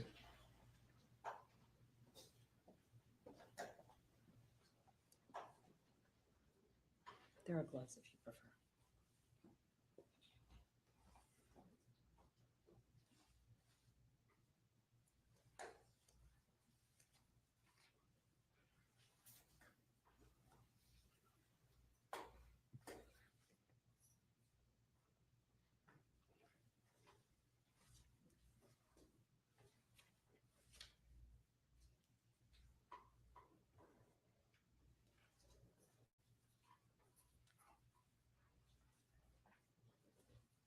Do you recognize the labels that are affixed to each of those exhibits? Yes, I do. And how do you recognize them? Yeah, they have inscribed the unique case number for this case, and they have an inscription indicating what's present inside the envelope. Okay. And are those in fact the actual bloodstain cards that you prepared and submitted to the crime laboratory for analysis? Yes, they do appear to be. Your Honor, at this time, I'd seek to tender State's Exhibits 1, 6, 3, 4, 5, 6, and 7. They are admitted. Thank you. Why are there 5 cards? There are 5 cards because the body was received in 5 pieces. We received a right leg, we received a left leg, we received a head with a portion of the neck, the upper portion of the neck attached, and we received the torso with the lower portion of the neck and the arms attached. So we received the body in 5 pieces. The body had been dismembered. And so we collected a DNA sample from each one of those pieces, in part initially to ensure that they all went with the same person. The DNA from all 5 matched. And then hopefully at some point we'd be able to identify who that person was. Well, and just for clarification, you've said 5, Doctor. Did you also take a sample from the spleen, or rather the liver inside of the body? Yes.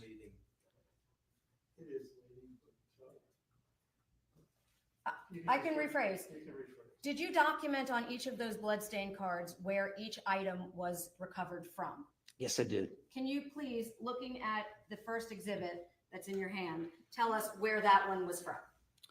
Yes, this is from the torso, specifically the spleen. Okay. And what about the next one?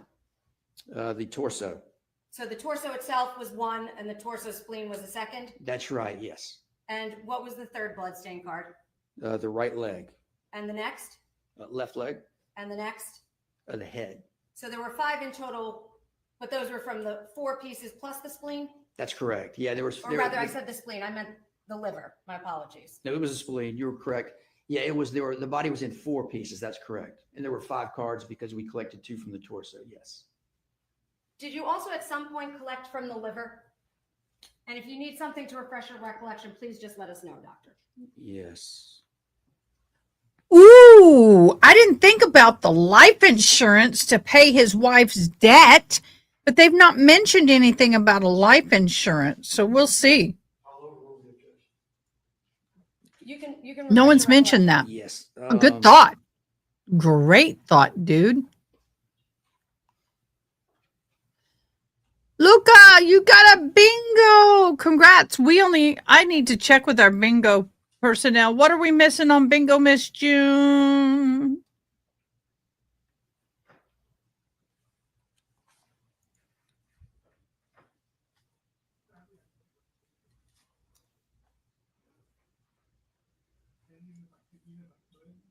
Yes, we did collect liver, along with other substances that we would potentially use for toxicology testing. Yes. Okay.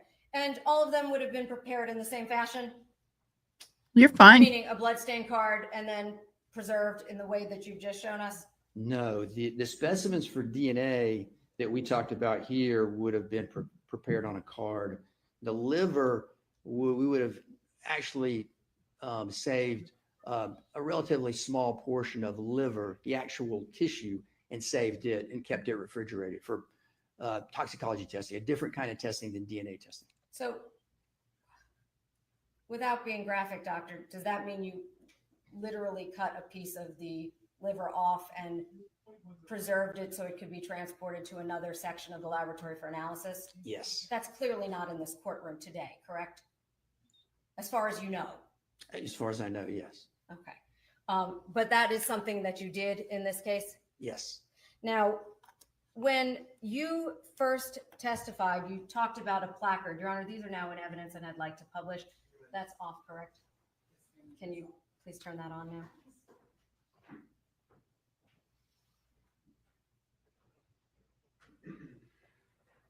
I'm going to start on image 100 and counsel, if I may approach you. I'm going to start on December 6th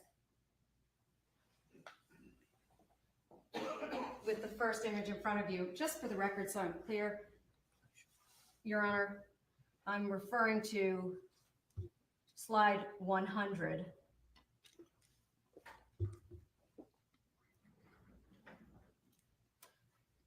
And doctor, if you can assist me, on the back of that exhibit, you'll see that there's a number written of slide 100. Do you see that?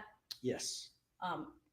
Just for your own records, did you have specific numbers associated with each one of the photographs as they were taken by the medical examiner's office in connection with the case? Yeah. When the photographs are saved, they're digital photographs, so they're saved into a digital file, and each file has a name that has a number. Okay, so on the back corner of each of those, I'm going to reference the number so that it's clear for the record, Your Honor. And if you would just tell us what exhibit number that is on the back of the card as well, just so the record's clear. So we're talking now, I guess, about exhibit 1.6. It's in front of you, the one I've already handed you the stack. Yeah, this is exhibit 1.27. Thank you, 1.27. And can you tell the jury what's depicted in 1.27? Yeah, this is the placard that we've discussed. It's basically a placard where we put information about the case at the top. Coastal MEO stands for Medical Examiner's Office. This examination was performed at the Coastal Medical Examiner's Office, which is in the Savannah area. The date that the exam was performed, December the 6th, 2022, and then underneath the unique case number for the case. And that is all done in an effort to preserve the information, is that correct? Yes. Now, if I turn to the next slide, that being 101, that would be 128, is that correct? 1.31 Oh, my states. apologies, 1.31. And can you tell us what's depicted there? Yeah, this is the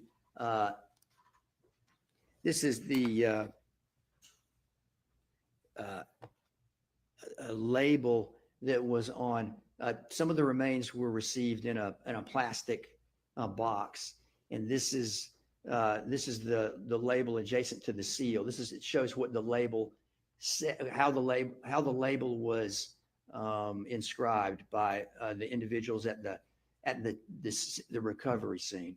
So that's not your writing, that's the condition it was received in? Yes. Okay. And you testified earlier that these items come in sealed, is that correct? Yes. Does that display the seal that you were referring to? Yes. Okay.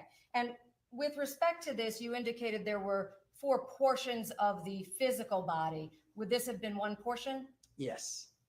I'm now going to slide 103. That is State's Exhibit. 1.28.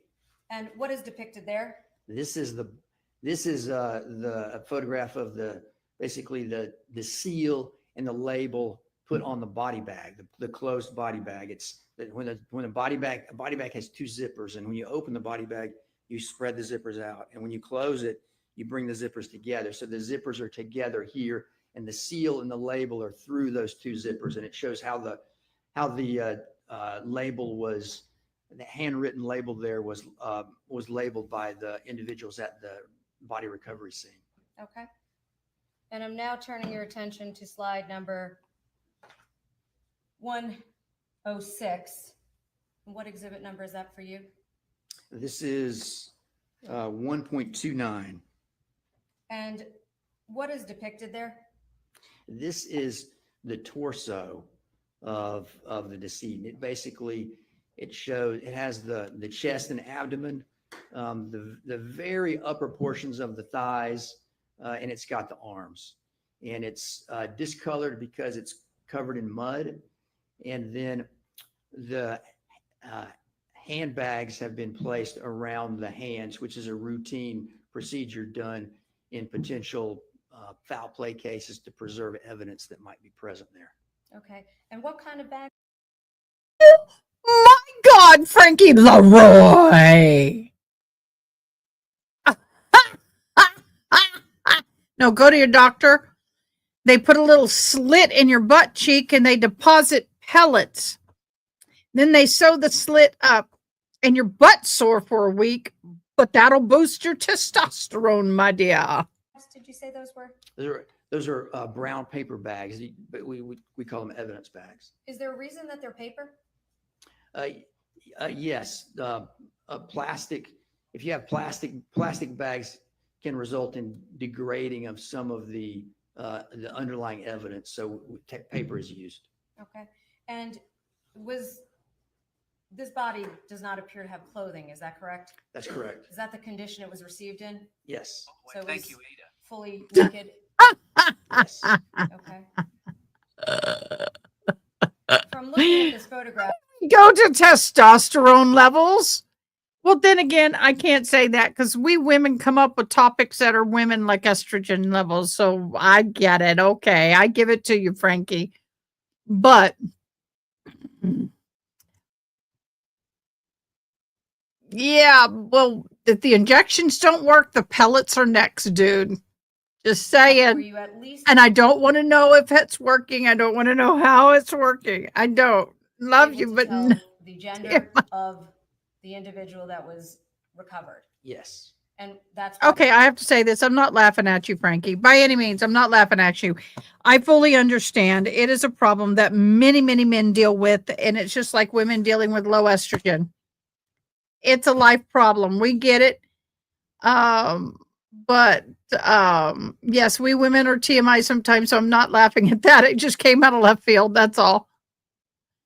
Yeah, it just came out of left field. Yeah, I get it.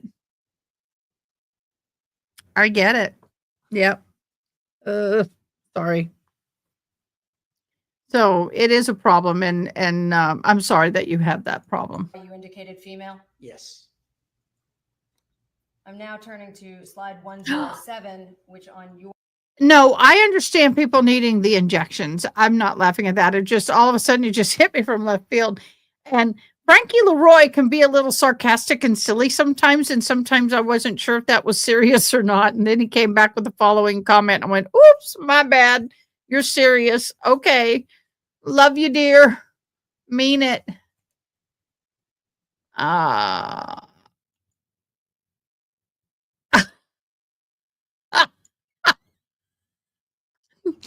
I love that we can have fun and be serious at the same time. Never no moment here. Look, I understand. Yeah, you have to take those shots. I get it. But when the shots stop, I have a friend who had to take the shots, and when those stopped working, he had to go to the pellets. Yep. Yeah, I know it's horrible, guys. Well, I get it. or exhibit would be what number? This is 1.30. Okay. And what does this demonstrate? This is the other leg, basically the bag that the other leg was received in, and it's similarly labeled. You can see the handwritten label there was prepared by the individuals the investigators at the body recovery scene. And if a body comes into the medical examiner's office as an entire person, how many body bags would that come in?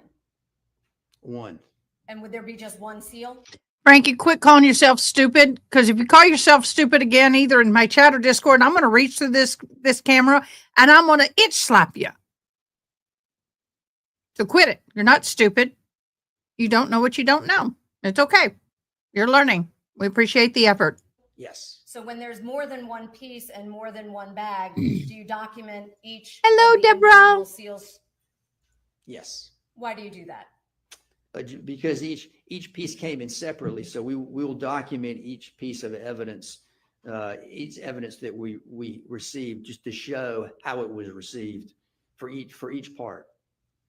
I'm now turning your attention to slide 109. Can you tell us what exhibit number that is? Yeah, this is 1.31. And what is depicted here? This is the left leg of the decedent. And was there anything of note when you received the left leg? Yes. Yeah, there are numerous fly larvae known as maggots on the leg and around in the body bag with the leg. Here we go with the maggots. Discoloration, largely related to likely fly larva activity. And then at on the foot, near the end of the foot where the toes are, there's loss of tissue there that appears to be what we call postmortem animal predation, basically where if a body is left outside in an outdoor location, especially in a wooded location, animals can come and will often come and eat portion of the body. So that appears to be postmortem animal predation, where after the death, an animal has come and eaten a portion of the foot. Hence why content warning. So as part of your investigation, is it your responsibility to determine what may have caused each of the individual deformities to the body? Yes, So even if they're not potentially criminal, you would still document that? we may. It depends on the case, but yes, we often do. Okay. And in this case, did you? Yes. Okay. So the top of the limb, can you tell the jury, was there anything of significance with respect to the top of the limb?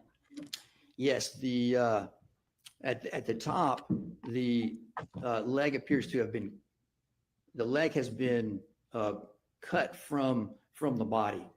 There's areas where the skin surface at the skin edge is smooth, consistent with having been cut with a sharp object, and then the bone, the thigh, a portion of the majority of the thigh bone is present in the leg, but the thigh bone, the femur, has been cut there, and so there's the cut end of the femur that's you can see in this photograph. I hope they have puke bags in each chair for the jurors, because a lot of people can't handle seeing this stuff and they're seeing it. And can you tell us, doctor, is there anything significant about the femur, specifically in terms of bones in the human body? What's distinctive about it? The femur, I guess what would be distinctive about it is the biggest bone, the longest bone. I mean, it keeps us upright, correct? Yes. And so would it be fair to say that somebody would not be able to obviously stand without their femur intact, correct? Yes. Okay. And in this case, you said the femur was cut through? Yes, it was. I'm now going to turn your attention to the next photograph. That would be 110. What exhibit number is that for you? This is 1.32. Thank you. And what is depicted here? This is a label, another label for a body bag. And the inscription indicates leg found in the woods of McIntosh County. Okay, so would this be the other leg in connection with this case? Yes. And does this also reflect the manner in which you documented? Yes. I'm now drawing your attention to slide 111. Can you tell us what the exhibit number is? Yeah, this is exhibit 1.33. And what is depicted here? This is the other leg. This would be the right leg.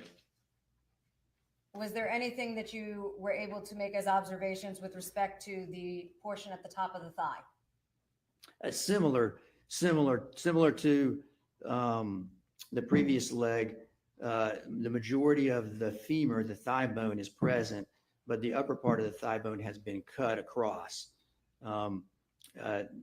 There's similar to the other leg, and similar to all the amputation margins, there's decomposition. There's more advanced decomposition right at the margin of where the amputation has occurred. So there's discoloration there that's a result of postmortem decomposition, and there's fly larvae on the body here on this leg as well. Can you explain to the jury how decomposition perhaps looks different at different portions of this leg, why that would be? Yeah, the the decomposition is more advanced at the place where the amputation was. It may be that there's more. It's a more suitable environment for fly larvae to attack, and also it may be less resistant to the changes of decomposition in the skin. The skin may be a little bit more resistant than exposed other tissue. You can see there's discoloration on the other part of the leg, likely related to fly larval activity, but the exposed tissue is more affected.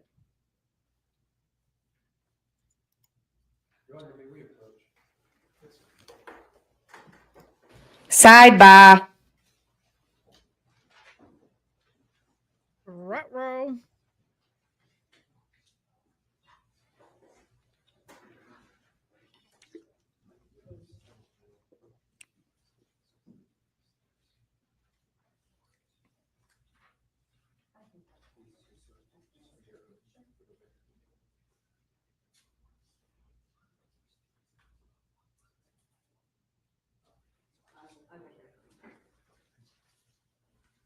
Doctor, the last slide that we just looked at, can you pass me that may I, Your Honor? Yes. For just a moment?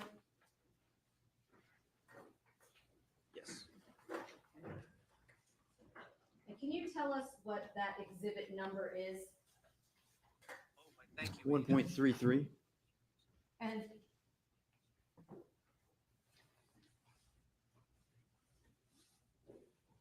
may I approach? Yes.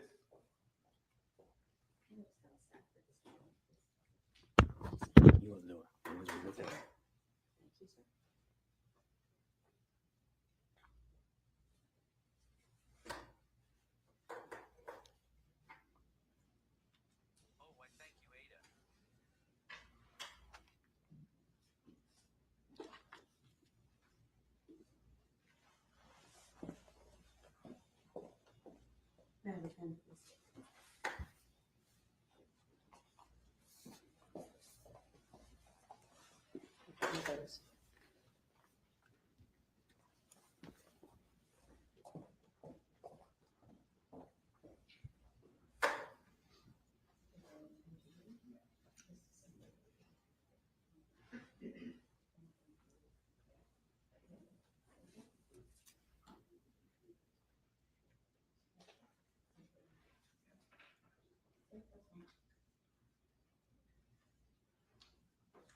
Your Honor, if I can simply clarify for the record, counsel has pointed out to the state that it appears I have inadvertently marked two exhibits 1.31.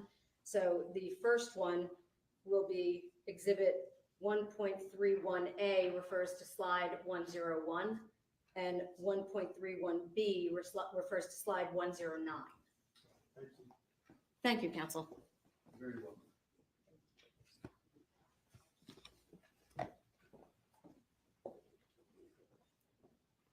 So as we progress through these, we were at slide 111, and we're now moving on to the next slide. That would be slide 120. What exhibit number is that for you, sir? This is 1.34. Okay, and can you tell the jury what, if anything, is depicted in that photograph of note to you? Yeah, this is the end of one of the femurs, and this basically shows where it's cut. So you can see where the bone has been cut, and it's there's yes. So that's what we're showing here. And was it physically cut all the way through? It's been completely cut all the way through, but there are portions where the bone appears to have been or has been cut, but at that point wasn't cut all the way through. But obviously it's not attached to the other part, so it's been cut through finally. But yes, there's a portion there where you can see it's been cut only partially. Okay, so did you have an opportunity to weigh the different items that were received at the laboratory? Yes. Okay, and is that customary practice when you perform an autopsy? Yes. Yeah. We measure the body, basically determine the body length, which is equivalent to the height, and the weight. We determine the weight. Okay, And so were you able to determine the height and weight of each of the portions of the remains? Yeah, we weighed each portion and then we approximated, we put the pieces together and approximated what an overall body length or height would be. Okay. And is that documented in your report? Yes. Okay. And with respect to that next photograph, that would be photograph 132. What exhibit number is that for you? 1.35. And that photograph, what's depicted there? Yeah, this is the decedent's torso and arms, that specimen. And now we've cleaned it up. So we've cleaned the mud off of it. And so now we can see the body surface. And did you notice any defects to the body that are depicted in this image? Yes. Can you describe them for the jury? Yes. So there's the defects that we've talked about where the legs were removed. So at the very upper part of both thighs are present, but then there's a large defect where the rest of the legs have been cut from the body, where the body's been dismembered. The same thing at the top in the head, where you can see there's a portion of the spine that's protruding up into the neck. It's the lower portion of the lower few vertebrae that correspond to the neck, cervical vertebrae, remain there with very little soft tissue left around it. And then there's a defect around that area.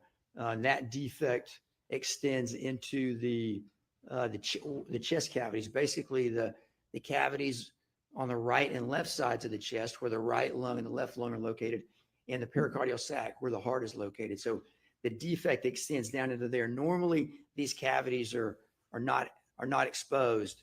You know, they're covered with skin and subcutaneous tissue, muscle, and bony structures. But in this case, though the bony structures are intact, the soft tissue is not. So the defect up at the top, at the base of the neck there, extends down into the chest cavity and is associated with a loss of tissue there.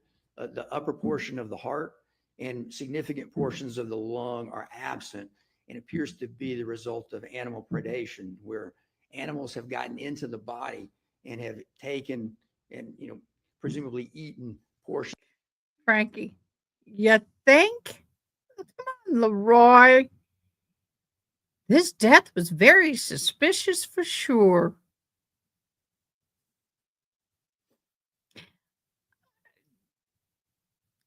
I like this doctor. He's doing a great job. The heart and the lungs, and then other of the organs in that area, including the upper part of the esophagus.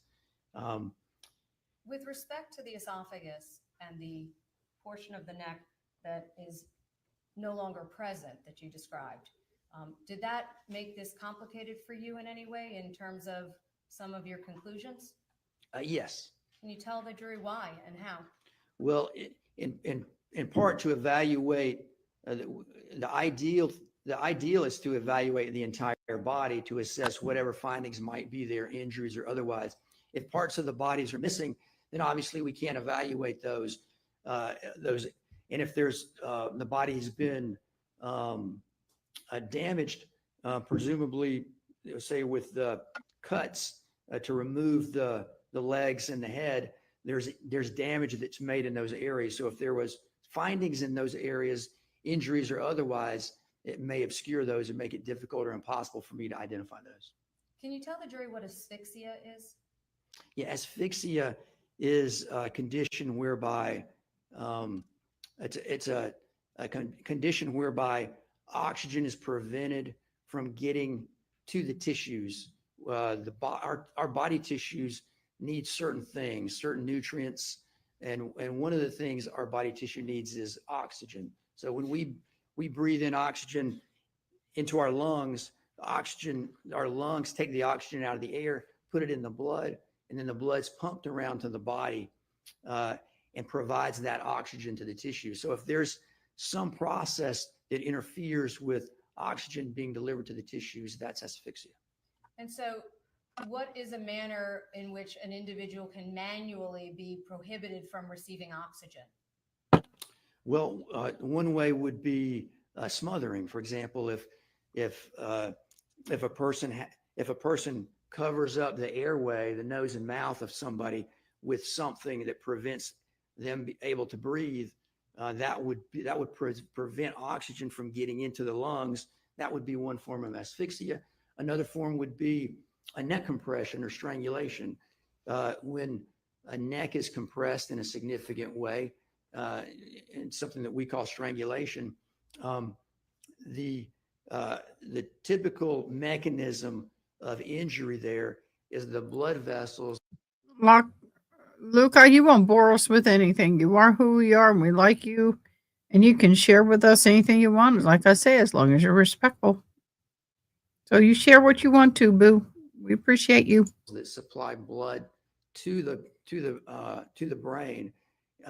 Those are blocked. Yeah, I can draw a stick figure. Normally, That's it. the heart pumps blood around to the body, including blood up through the neck into the head. If the neck blood vessels are compressed in a significant way, that can prevent an adequate amount of blood and oxygen from getting to the brain, and that's a form of asphyxia as well. If you don't have the neck, how does that impact your ability to render a determination if strangulation was present? Yeah, we're really, if you don't have a neck, there's no way to evaluate injuries in the neck. That's one of the things you look for to evaluate strangulation. You look for injuries in the neck, either on the outside of the neck or on the skin surface and on the inside of the neck. You may get bruising internally, and you may get fractures of some of the structures in the neck, such as the hyoid bone, which is a U-shaped bone in the upper part of the neck, or the larynx, basically the voice box. So with those being missing, did that make this more difficult for you? Yes, that would make it more difficult. Now, at this point of the autopsy, those structures were missing. When we recovered the head with a portion of the neck, some of those structures were present. For example, the hyoid bone was present and a portion of the larynx was present. But the skin, was that present? No. Okay. At least a portion of it wasn't. Okay. Were there any Called laying the groundwork. other visible defects on the face or front of the body depicted here? Yes. And what are those? There are injuries that appear to be what we refer to as sharp force injuries caused by a sharp object. And there are two superficial such injuries on the right upper chest. The most prominent one is on the inner aspect of the right breast, the vertical linear, several inches in length there on the breast. There's a number of small injuries that look like cuts in the region of the right upper chest as well that you can't see very well in this photograph. And then on the abdomen near the belly button region, there are three areas of defects that are in the skin and soft tissue that appear to represent injuries caused by a sharp object. And then what about the right upper arm? Can you tell us what you observed? Yes. In the right upper arm, there's a defect in the skin, and there's a large amount of tissue loss there. So there's a significant amount of decomposition here. There's tissue loss, so there may have been animal predation there. There may have been an animal that came in and ate some of the tissue. The bone there, the upper arm bone, the humerus, is exposed, and there on the surface of the bone there are numerous parallel, horizontal, linear cuts in the bone, but they're superficial. They look like there was an attempt to cut the humerus, but then it appears that the attempt to cut the humerus was ceased. I'm now turning to slide 139. What is that exhibit number for you?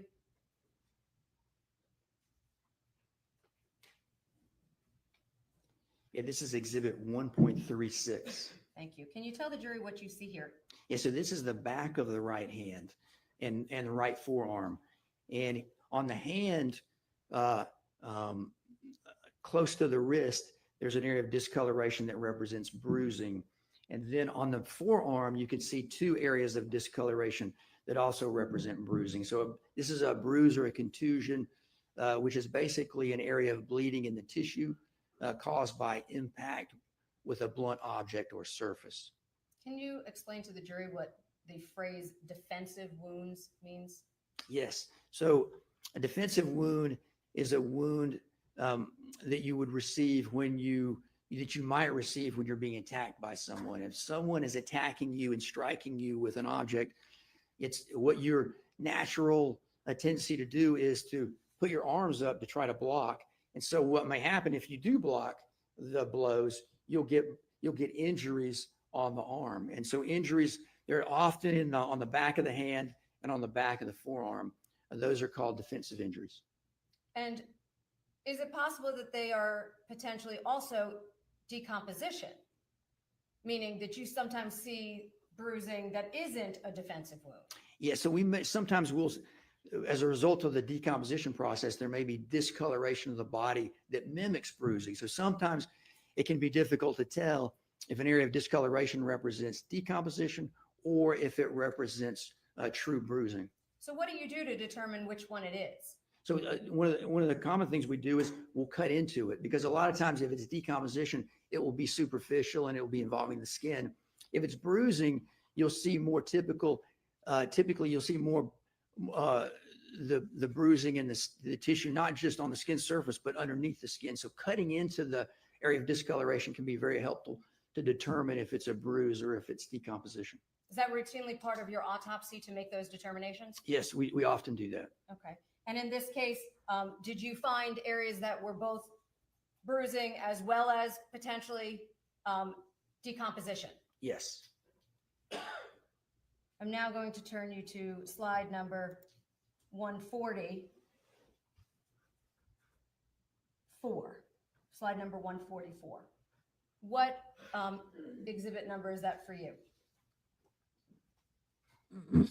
Yeah, this is 1.37. Thank you. What is depicted in this image? Yeah, so this is what we were just talking about. This is the right upper arm. There's loss of tissue. A large amount of tissue is lost because you can see the bone there.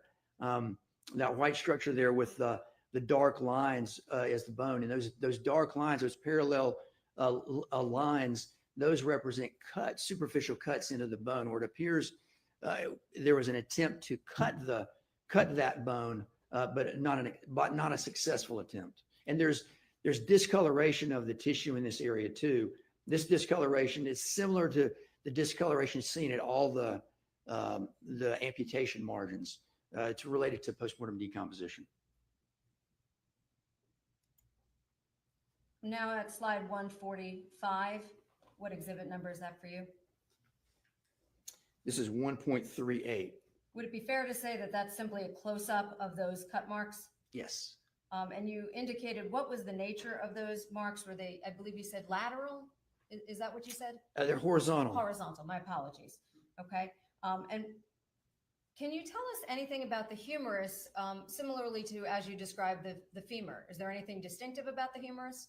Yeah, with the humerus, it's sort of the corresponding bone in the arm to the thigh bone in the leg. It's a single long bone in the upper part of the arm, similar to the femur is a single long bone present in the upper part of the leg. And they're fairly thick bones, especially the femur, because as you mentioned, it has to bear the weight of the individual. I'm now going to slide number 152. What exhibit number is that for you? This is 1.39. And can you advise the jury what you observed on the left arm? Oh, why, thank you, Ada. On the left arm, what's most visible here are two areas of discoloration, one near the wrist and on the forearm, and one a little more towards the middle of the forearm. Those represent abrasions. Abrasion is basically a scrape injury. So it's caused by impact with the body and impact with a blunt object or surface that causes a scraping of the superficial layer of skin off. So it's basically like if you fall down on the pavement and skin your knee, that's an abrasion. So that's what these two are. They're abrasions that are visible here. In addition, on the back of the hand, near the wrist, there's an area of discoloration that's suggestive of a bruise, but not clearly a bruise. And then on the back of the forearm, sort of in the middle of the forearm, not very visible in this photograph, there is a small bruise. I'm now going to slide 180, or rather 153. What exhibit number is that for you? This is exhibit 1.40. Can you describe what is the condition observed on the left hand? Yes, it's what we call a washerwoman hand. It's basically, you can kind of see it here. You can see it better if you look at the palm side of the hand, but it's basically where the skin of the hands and feet will get wrinkly if they're exposed to water for a period of time. So if you stay in the bath too long, for example? Yes. Okay. I'm now going to show you the next slide. That would be 156. What exhibit number is that for you? This is 1.41. Okay. And can you tell the jury what you see here? Yeah, this is the palm of the left hand, and you can see better in this photograph the washerwoman change. Okay. What impact does washerwoman syndrome have with respect to taking fingerprints? It can theoretically make it more technically challenging, but if all you have is washerwoman change, we should be able to take fingerprints with proper techniques. What do you do? What's the technique? Oh, yeah, that'd be a better question. One of the things they do is they will plump up the fingers with saline or some kind of a jelly liquid substance to what appears would be a normal plumping, and then they can roll fingerprints. That's one thing that they do to wrinkly fingers. Question for the impressions, latent print section of the lab to answer. So you don't do that yourself in the autopsy? I don't. Okay. Yes. So you would just document it and potentially make it available? Yes. Do you try to do prints anyway? We do in our lab. We'll take we do some fingerprints in our lab. If they're difficult, traditionally we've used latent prints. Now in the Savannah area lab where this autopsy took place, they don't have access to a latent prints department, so they do the fingerprints there, and they have they're used to taking fingerprints in difficult cases, so they are knowledgeable about techniques. Some of the DIS there are autopsy assistants there. I'm personally not, but they are. Okay. And so as a general rule, you do take autopsy prints, even if they're not, I hate to say, effective. I don't mean to be disrespectful. We do in certain cases. We don't fingerprint every case. There's certain types of cases that we will perform fingerprints on. Okay. Now I'm directing your attention to the next slide being 158. What exhibit is that for you? This is 1.42. And what is depicted here? Yeah, this is a discoloration. This is the left upper arm. So you can see the elbow on the right side of the screen, and then the underarm region, right where they've got the L-shaped ruler, that's where the underarm region is. So they're really looking at the upper arm corresponding to the humerus, like we were just talking about. And there's discoloration there on the front of the arm that appears to be a postmortem change.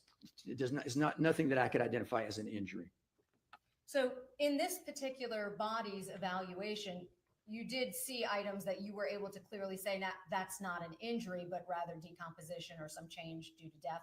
Yes. Okay. And does this represent that? It appears to, yes. I'm going to now turn you to the next slide. This is 167. What exhibit is that for you? This is 1.43.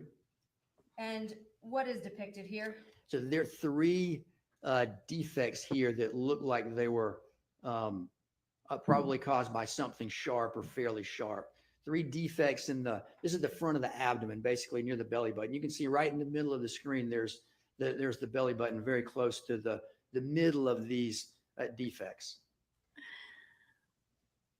Those are 167. I'm now moving on to slide 174. Is that What exhibit for you? Oh, why, thank you, Ada. 1.44. And are those, again, the right humerus with the cuts at a much closer view? Thank you, Ada. Yes. I'm now going to slide 184. What exhibit number is that for you? 1.45. And what is displayed here? So this is one of the femur bones, one of the ends of the femur bones. So this is where the femur bone was cut, basically the cut end. And you can see there's a place where there's a fairly smooth cut in the bone that goes through much of the thickness of the bone, but not all of the way. And is that the condition you received the body in? Yes. Now, what did you do with respect to the femur sites during the course of your autopsy? So we removed the ends of the femurs where they had been cut. We removed the ends and submitted them as evidence so that it could be the potential for evaluation of these cut ends in case it may be useful to know what kind of weapon or what kind of tool might have been used to make the cuts. Without being graphic, doctor, I'm going to show on myself. So both of the legs were severed, correct? Yes. So would it be fair to say that the two portions from the lower portion of the thigh and then the two portions from the upper portion of the thigh, all four of them were cut by your office and turned over to the tool mark section? Yes. Okay. So did that preserve then each of the cuts that were performed prior to your receipt and then given to them for examination? Yes. And of course, did you mark where your cut was so it was clear? Yes. Okay.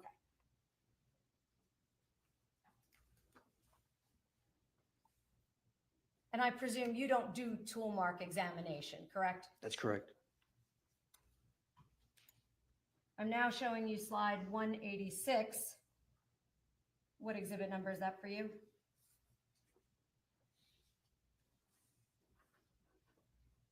This is 1.46.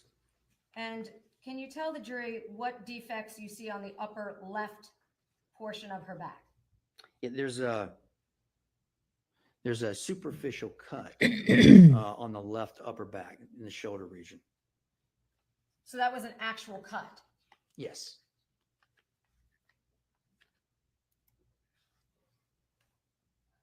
I'm now at slide 189. Can you tell us what exhibit number thank you, that is?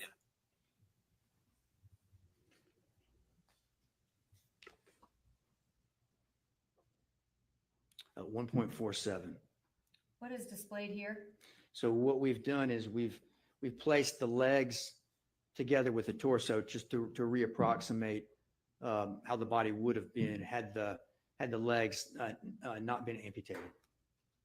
And are you able to now see some of the locations where you cut into the bruising or decomposition to make those assessments? Yes, you can in this photograph. Yes. And where are those incisions? You can see on the left arm. You can see on the right arm. Can you also see on the neck area now, perhaps better in this photograph, where the neckline has receded? Oh, why, thank you, Ada.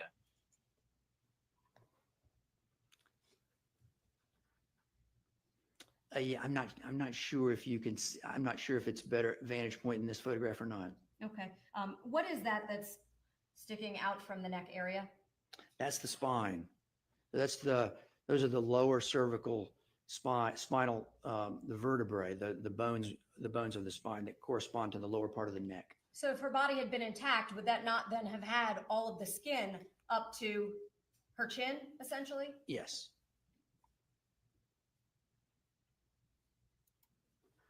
Is that present in that last photograph? That skin? No, no, that's absent there. Okay. I'm now directing your attention to December 9th of 2022. Did you conduct a second portion of the autopsy in this case? Yes. What did you perform the autopsy on that date? I'm sorry? What portion of her remains did you perform the autopsy on that date? Oh, yeah, the head and then the upper portion of the neck that remain attached to the head. What is depicted in slide 191? And what exhibit number is that? Yeah. My apologies. Yeah, this is exhibit number 1.48. And this is a placard. It basically shows the same thing as that we saw in the previous placard, except the date is different. The date is now lists December the 9th, 2022. And presumably, if you had all of these pieces on the same day, would you perform the autopsy simultaneously? Yes. Did you have them all on the same day? No. Is that why there's a lapse in time? Yes. When you received the head, was that received separately? Yes. And was that also received in a sealed condition?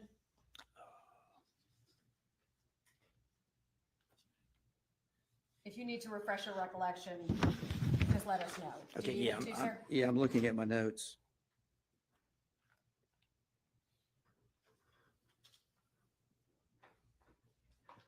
Yeah, I've got that. It was received in a body bag with a tag indicating an unidentified body from Liberty County. Okay. And on December 9th, would this placard have been made by whom? By the staff at the Coastal Medical Examiner's Office. Do they assist you? Yes. Okay. I assume you don't make your own plaques normally. No, not normally. Okay. I'm now directing your attention to slide 192. Can you tell us what exhibit number that is? Yes, this is State's Exhibit 1.49. Okay. And states 1.49, what's depicted there? Yeah, so this is the body bag. Again, the zippers are closed. You can see the seal here, the red seal, and then you can see the handwritten labels on the attached to the zipper, attached to the zippers of the closed body bag. Directing your attention to slide 194, what exhibit number is that? 1.50. What's depicted here? This is the decedent's head, and so you can see on the left side of there's her hair, and then on the right side her face. It's a little hard to make out because her face is covered in mud, so it's a dark color similar to the color of the hair. I'm now turning you to slide 195.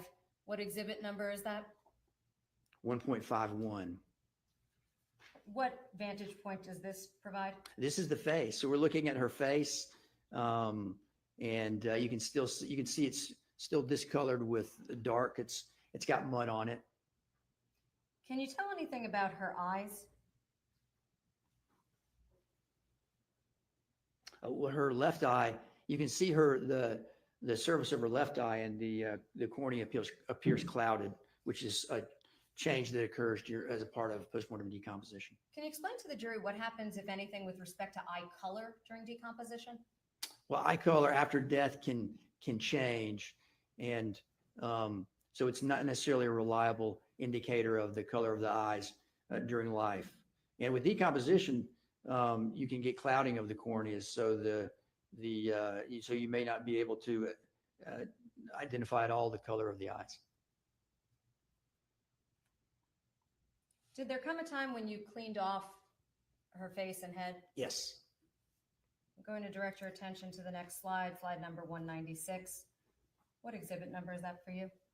This is 1.52.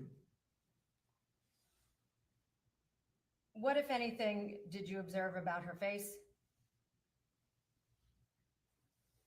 Yeah, there's discoloration on the face. The discoloration on the face in various areas is consistent with change of postmortem decomposition. She did have some discoloration in her eyes, in the white portion of her eyes, the sclera. It was unclear to me if that discoloration was related to decomposition or was related to trauma. I'm directing your attention now to slide 203. What exhibit number is that for you? This is 1.53. What's depicted on the right part of her face? Yeah, so there's two defects in the scalp. We've pulled the scalp back. This is the very forward part of the scalp. So very close to the forehead. It looks like the forehead here, but we've pulled the scalp away so that the injuries are visible. And you can see these two defects in the skin there. These are two of a total of 9 similar appearing defects that are present on the scalp, including here on the right frontal area, also on the top of the scalp on the left side and near the midline and on the back of the scalp. These appear to be lacerations. The decomposition makes it a little challenging to sometimes distinguish between incisions and lacerations. Incisions are defects caused by a sharp object. Lacerations are defects caused by a non-sharp object, a blunt object. These appear to be most likely laceration. There's a little bit of irregularity associated with it. And in some of these, there is tissue bridging when we look in the depth. That's a feature that we see in lacerations, but not in incisions. So this appears to be 2 of 9 lacerations that are present on the scalp. And there's discoloration here that represents contusion. It's not clear from the external examination that it's contusion, but when we opened the head and reflected the scalp, looked at the undersurface of the scalp, it was clear that there was a significant amount of contusion or bruising in the area where these lacerations were located. Would that be consistent with being struck? Yes. And you said a laceration was blunt as opposed to a cut, correct? Yes. I'm looking at slide 204. Is that the, what exhibit? Exhibit 1.54. And would that be the closer version of what you just described? Yes. Is that how you were able to see the irregularity you just described? Meaning Yes. not from a cut versus a laceration. Yes. I'm now looking at slide 206. Can you tell us what exhibit number? Yeah, this is 1.55. And was there any observations to the left side of her face or skull? Yeah, there's discoloration. There's some discoloration here on the left side of the face, including in the left forehead. I could not identify these to be injuries. These areas of discoloration are consistent with change of postmortem decomposition. And I'm now at slide number 207. What exhibit number? 1.56. Would that be the area that you indicated was decomposition and not an actual injury? It did. Yes, it did appear to be postmortem decomposition. I'm looking now at slide number 225. Can you tell us what exhibit number?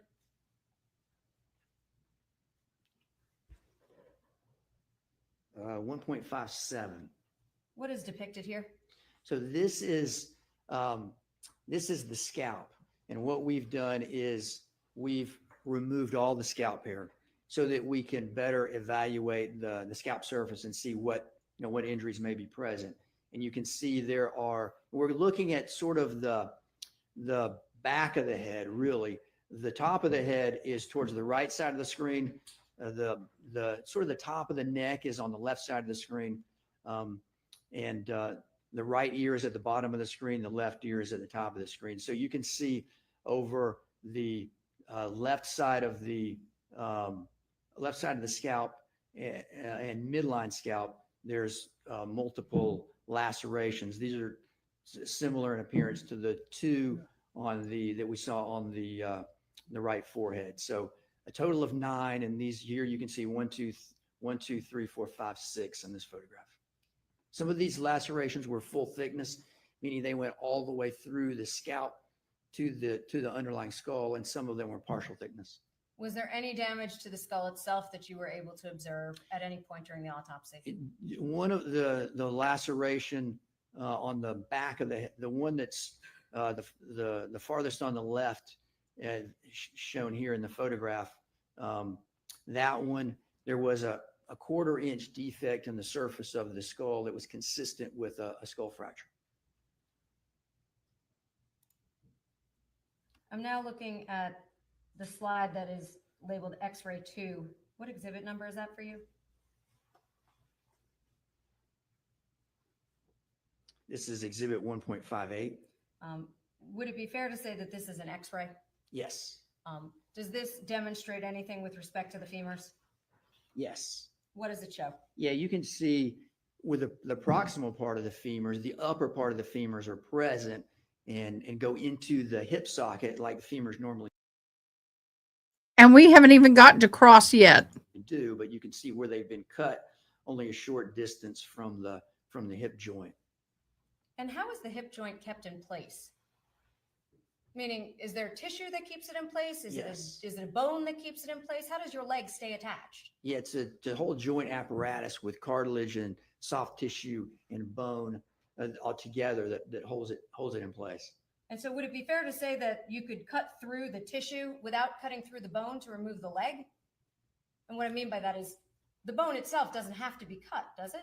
That's correct. You could potentially remove the leg without cutting through the femur. I'm now showing you X-ray number 3. What exhibit is that for you? Very hot. It is 1.59.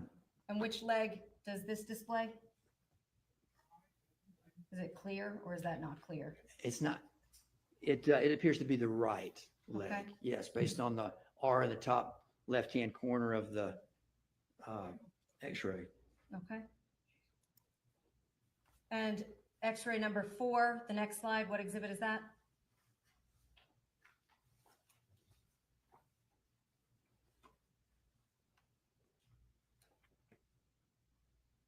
This is 1.60. And what is depicted here? And this is one of the legs. Is that an X-ray also? Yes. Does that show the distal or the lower portion of both of the leg X-rays where the femur is?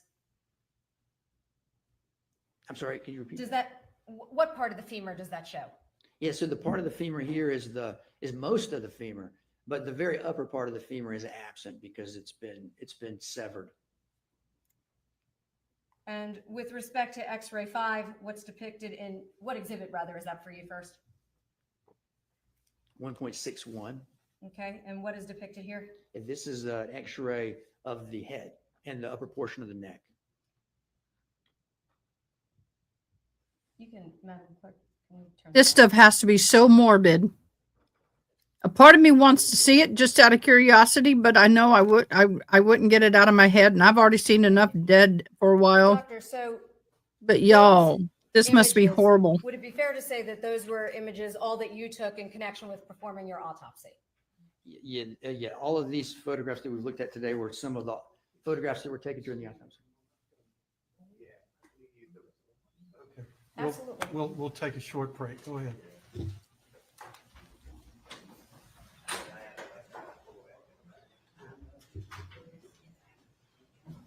Go ahead.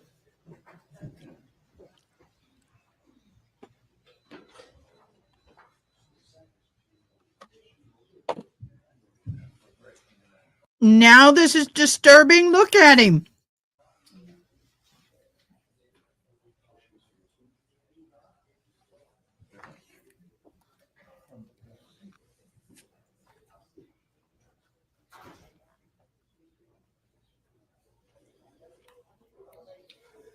The jury is out, and we'll take about a 10-minute recess. Thank you, Your Honor.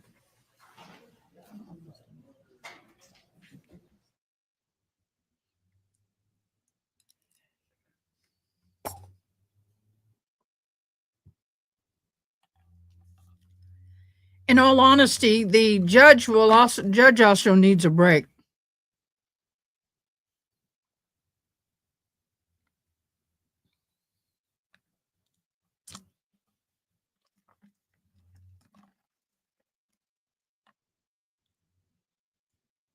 Oh, really? I wouldn't know. So in the last hour and a half, I have drank 700 cc's or 24 ounces. I was going to be peeing up a storm tonight. Oh, give me a second. I'm going to see what's going on YouTube.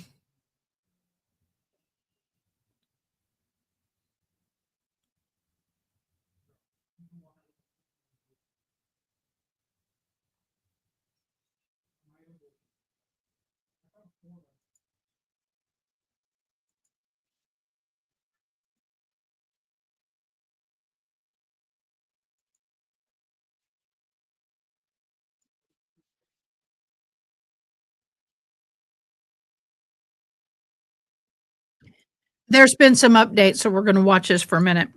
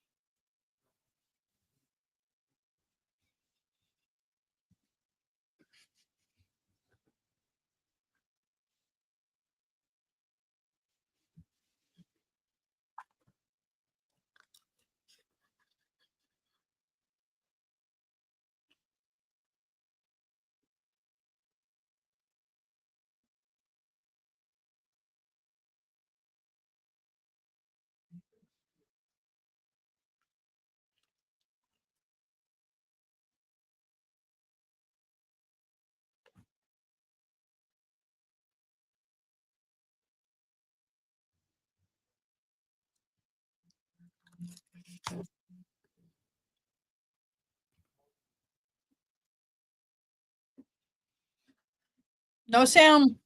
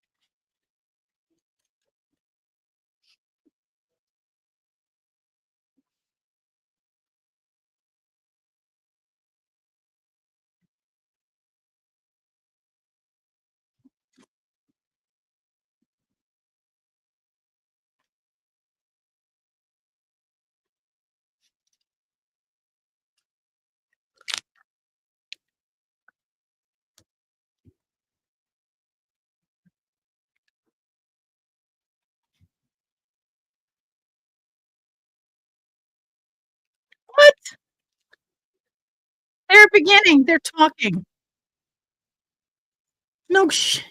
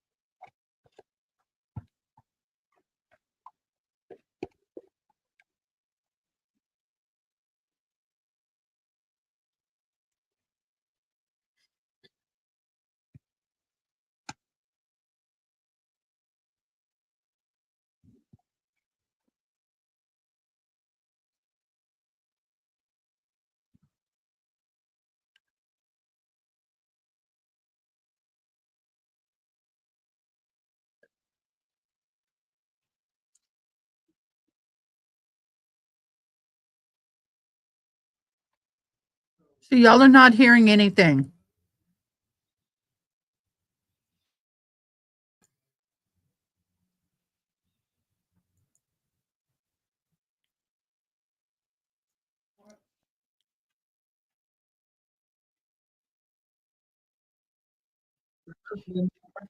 You can have a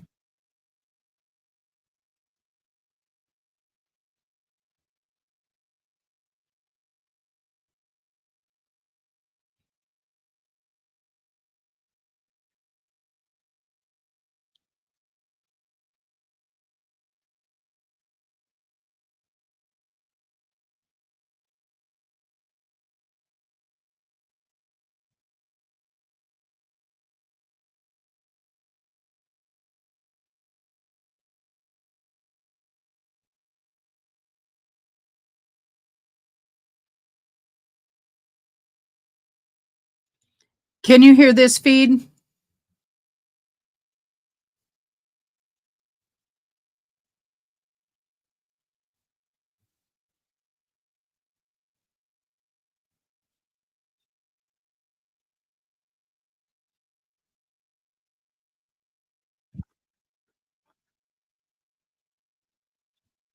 Okay, guys, I'm going to reboot. Don't go anywhere. I'll be right back.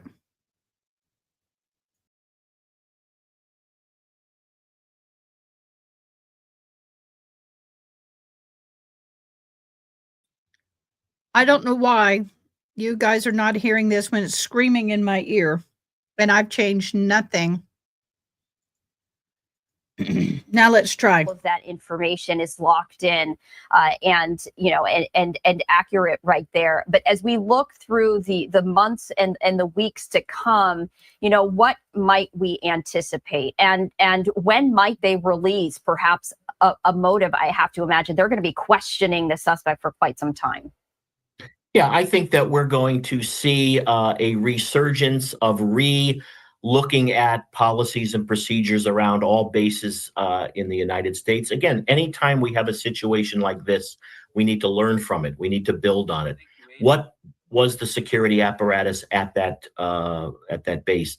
How did the person get in with the weapon? Did he blow through the checkpoint? Did he have the weapon in the back of a car? Does he have a pass to be on the base? Is he a member of the military? I think we're going to see all of the policies and procedures looked at, as we should, in kind of a hot wash or an after action. And bases around the country and around the world will make sure that they are learning something from this. Is there a... Yeah, at this point, I can't confirm where he's from. We can follow up on that. I do believe he was arrested locally for a DUI that was unknown to his chain of command until the event occurred, and we started looking into the law enforcement databases. Robin, now from the current, can you tell us whether or not that was a military weapon or whether this is a personal weapon that the person brought on base? Yes, ma'am. I can confirm it was not a military weapon, and we believe it was a personal handgun. Yes, sir. What does this mean for ongoing security measures? Yeah, I'm very confident in the security of this installation. We've got a great partnership with local law enforcement. As you can see here at our gates, we have armed guards in protective equipment.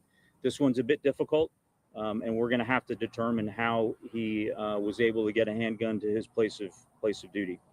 Alicia, news for Jack. Has the suspect had any prior disciplinary or behavioral issues on base? No, ma'am, not that we're aware of. But again, it's early in the investigation, but not that I'm currently aware of.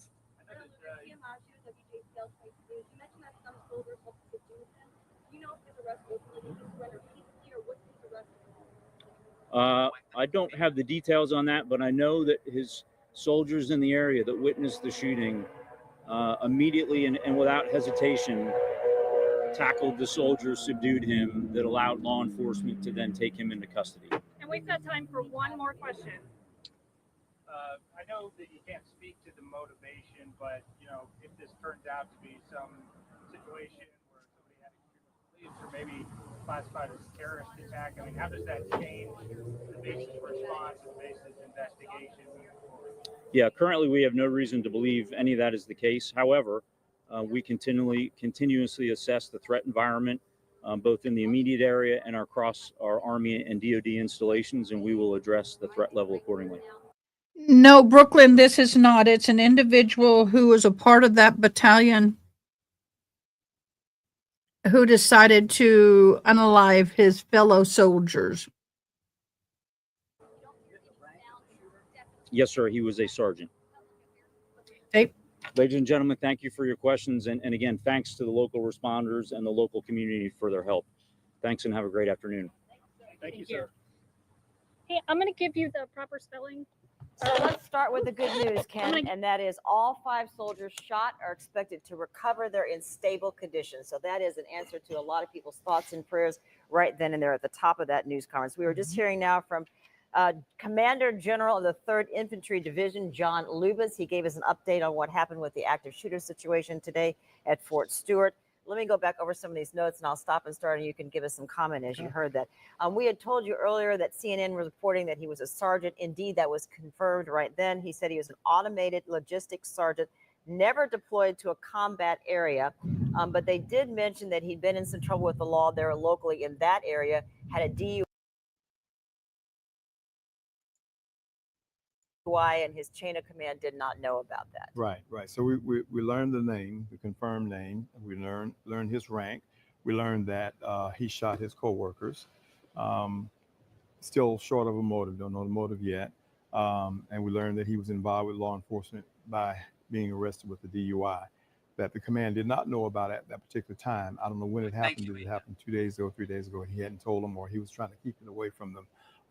So we're learning a little bit more about the shooter. And then we don't like to report anything that we haven't confirmed, but you all heard it because it was right there at the news conference. Somebody asked him, well, I heard he had ties to Jacksonville, Florida. That was not confirmed. We don't know that yet, but it was asked, and everybody heard that at the news conference. We also learned that he did not use a military weapon. He was using a personal handgun. Yeah, the general confirmed that it was not a military weapon, but he also confirmed that he's going to find out how he managed to get that personal weapon into his workplace. So obviously they have rules and restrictions on personal weapons. We know that at a military base there are many weapons, but not they're not supposed to be personal weapons there. How could that be a security breach? How could that happen? That's what he's going to find out. Yeah, he's going to find out, exactly. Yeah. And also he talked about some verification for us because we had heard that maybe 2, possibly 3 people have been taken to Memorial Hospital, which is a level 1 trauma center in Savannah. He confirmed that 2 of the soldiers were at the level 1 trauma center at Memorial. 3. I can tell you exactly how he got that weapon on base, because when you're sitting here in your military uniform and you're coming into work that morning, right? And you've got your military sticker on your vehicle, they salute you right through. They salute everyone in uniform. It's one of these every freaking time. They don't search your car. If you have retired and you have a sticker, I mean, they can do random, but see that sticker, they're going to salute you. And that's it. Yes, I'm a military brat. I do know how to salute. I used to stand at attention in a salute with my thumb on the hem of my pants and in a corner like this for punishment. Oh, yeah, we sure did. But my thing is that they don't search the vehicle, so he could have easily brought it in. I don't know if Josh is still here, but June, am I not correct? I mean, I go on a base in San Antonio where it has one of the, used to be called BAMSI, which is the #1 burn unit in the world, military-wise. I don't know, but at least in the U.S., and, nobody investigated my car when I drove in. I go in, I sign in and give my driver's license, my credentials. I'm being called as a chaplain. I go in to the hospital. Nobody searches my vehicle. You're an Army National Guard. Oh, thank you so much for your service. There's no more stickers on cars. Well, that's how long ago it's been for me. Oh, since 9/11? Well, maybe my dad's sticker was still on his car. Hello, AdaKay. Thank you, Miss Justice Jane. But yeah, no, but seriously, they don't inspect every vehicle that goes on there. And if you're in uniform, you got your ID, they let you in, they're not looking. If it's openly visible, they're going to do something. Otherwise, they don't. There's nothing there for them to do. Okay. 2 of the 5 have had some kind of surgery, but all the families have been notified of all the soldiers who have been shot now. So now they can start interrogating and talking to the suspected shooters' families. Absolutely. And he said that they're all expected to recover. So right. That's good news as well. That means they're in stable condition. Their vitals are stable, and they're all expected. He's deceased now. To recover. And the general and law enforcement would not wait for a status on the victims before they talk to the family. After he was taken into custody and they identified him and managed to do a background on, that's when all that starts. They don't wait for those things, because you know, if family members had prior knowledge of, they may want to flee, and you can't get any information out of them. So once they learn who he is and do a background check on him, they're immediately going to family members, friends, neighbors, place of residence, and all those places, and get started immediately. And that's why he wasn't adamant, but he was firm that it's still an ongoing investigation, and they prepped everybody as to what not to ask, because this is all the information that he's going to be able to give out. Yeah, and they made the point to give his name clearly. The shooter's ID is Radford Cornelius, with prior ties to Florida somehow, but we still don't know what yet. But it is interesting that he has not been deployed to a combat area, but he did shoot coworkers at his place of work. We don't know how, he didn't say how long he'd been in the Army as well. So maybe it just hadn't been time for him to be deployed to a combat area. I don't know. I don't know those military rules as far as that's concerned. But he made it a point to say that he had not been deployed to a combat area. Maybe he said that to show that he was not specifically a proficient shooter or trained in that area of combat. I don't know. But he did make it a point to say that. And the Commander General, John Lubis, said also as well that he is talking to law enforcement or police units who are asking questions of him now. He is talking to investigators. So it sounds like he's cooperating with law enforcement officials. And sometimes, you know, suspects or cooperators, they want to get closure for themselves. They know they committed an horrific act. They know that they're going to have to be held responsible for it. They know that they're going to have to suffer the consequences for it. And sometimes in their remorse, if he has any, but sometimes in their remorse, they just want to let it out and cooperate and be very repentful for what they've done. And as Antemortem injury. Antemortem injury is an injury that occurs during life while someone is alive. A postmortem injury is an injury that occurs after they had already died.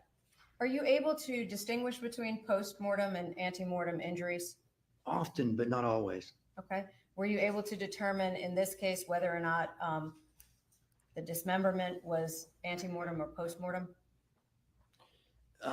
Not definitively from the autopsy alone, but it's presumed that a situation like this, that the dismemberment is very likely postmortem as a result of trying to make the body more easy to hide and dispose of. Okay. And in a dismemberment, specifically in the area, and I'm going to approach somewhat, where it involves the femur, are there any particular vessels or veins in the body that are relevant in the area surrounding the femur? Yes. What are those?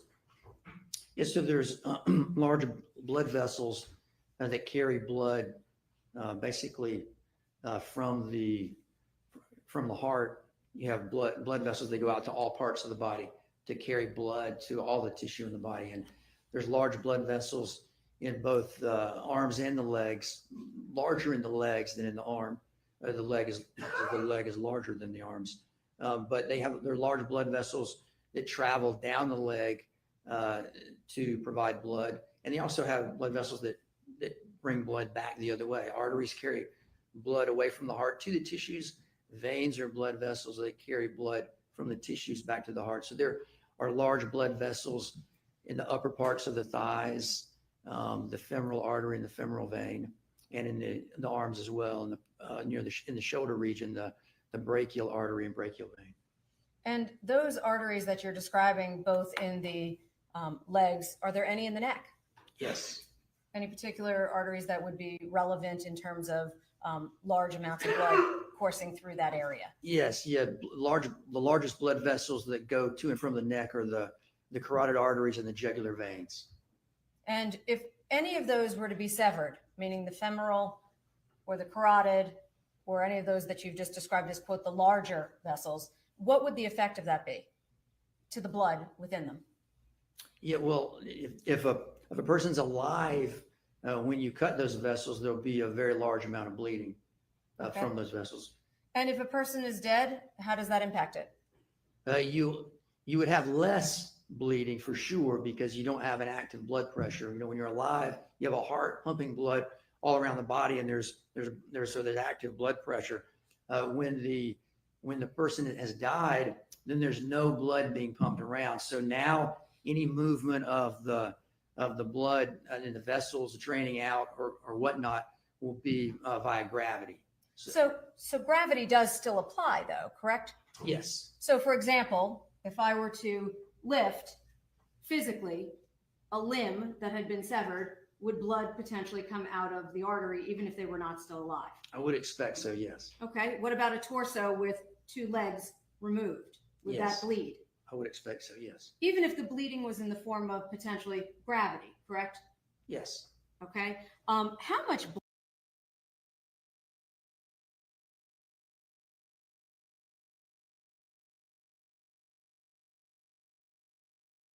blood is there in the human body? For an average sized person, about 5 liters. And if you're bigger, for lack of a nice way to phrase that, would there be more blood? Yes. Okay, so 5 liters approximately. Can you tell us what that means in America standard? Yeah, so a liter is about a quart. So 5 liters would be approximately, a liter is approximately a quart. So 5 liters would be approximately 5 quarts. Okay. And how many quarts make a gallon? 4 quarts. Okay, so we're talking about just over a gallon of blood. Correct me if I'm wrong, or a gallon and a quart. Yes, approximately. And so if a person were to be dismembered and moved, you would still expect to potentially see blood that had been drained from the body due to gravity. Yes. Is it possible to interfere with that blood being observed, perhaps in the form of tarps or some other mechanism? Yes. And do you have any way of knowing when you look at a body when the blood left the body? What I mean is when you get a body at autopsy in the condition you received it in, do you have any idea when the blood left the body? No, I mean, what I could say is I can say that the lacerations to the scalp were sustained when the decedent was alive, and I would expect a significant amount of bleeding from those wounds. As far as from post-mortem cutting of the body, could you repeat the question? What I'm simply trying to ask is there a time stamp basically on when the blood may have left her person? Yeah, No, you're he wouldn't know. asking, Do I know at what point after she passed away were her limbs severed and blood drained from Objection, the body? speculation. Okay. Do you have any idea when she died? Exactly. Well, I can't, from the autopsy, I can't state specifically when she died. I would use usually investigative means are the most accurate way of determining when a person died. So in this case, I would use investigative means, including in this case, a forensic entomologist was used. I would use that information along with investigation of the case. Okay. So there are lots of TV shows nowadays that have doctors constantly being asked, when did she die? Can you tell this jury within a 2-hour window when she passed away? No. No. And with respect to her body, did you collect any samples? We talked about those bloodstain cards, but did you take any samples to send off to toxicology? Yes. Okay. What did you send them, if you recall? Yeah, they were, and I'll look at my autopsy report copy here. We sent left chest fluid, gastric contents, liver, spleen, and kidney. Okay. And of those samples, you said gastric contents, liver, spleen, and kidney. Was the liver, spleen, and kidney tissue? Yes, it was. Did you send any actual blood, No. meaning live blood? No. When I say live, I mean liquid is what I'm referring to. No, we were not able to. Why not? There wasn't, we weren't able to obtain enough blood to be able to send for toxicology testing. Is that because she didn't have any? Yeah, it's because, the blood that she had left was not accessible by us. There may have been small amounts in very small blood vessels, but in the larger blood vessels where we collect blood from, or we're able to collect blood from, we were unable to. The lower leg being cut would have resulted in all the blood draining out. That's one area we get blood from, the upper thigh and the pelvis region. And then we also obtain blood from around the heart. And due to animal predation, the upper part of the heart was missing in this case. So there was no significant amount of blood. We could get enough blood for blood cards, but we couldn't get enough blood to do any meaningful toxicology testing. That's usually our first choice sample to test is the blood. So did you try? We attempted to get blood, yes. Okay. Can you tell the jury what the explanation or difference is between cause of death and manner of death? Yeah, the cause of death is the very specific thing that results in the death. And there's many different types of causes of death. You can have traumatic causes of death, such as gunshot wounds, stab wounds, strangulation, blunt force injuries.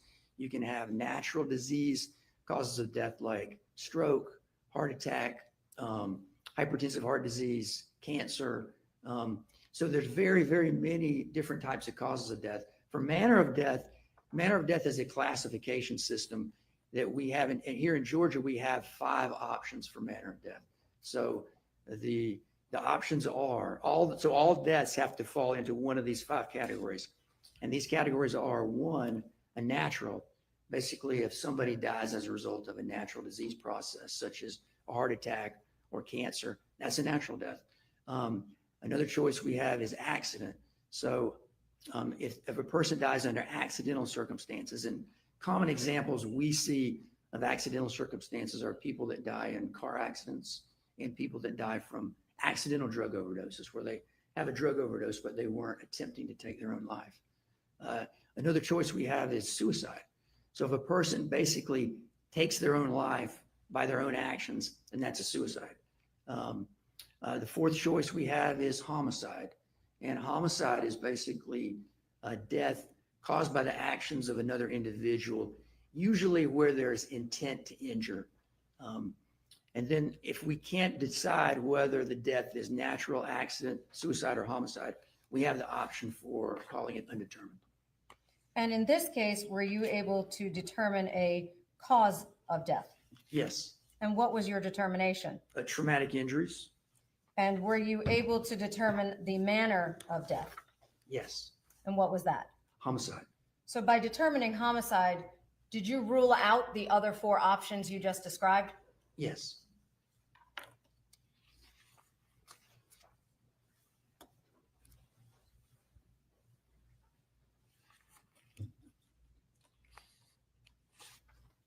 Now, doctor, during the course of your findings, did you determine whether or not the victim ever was identified?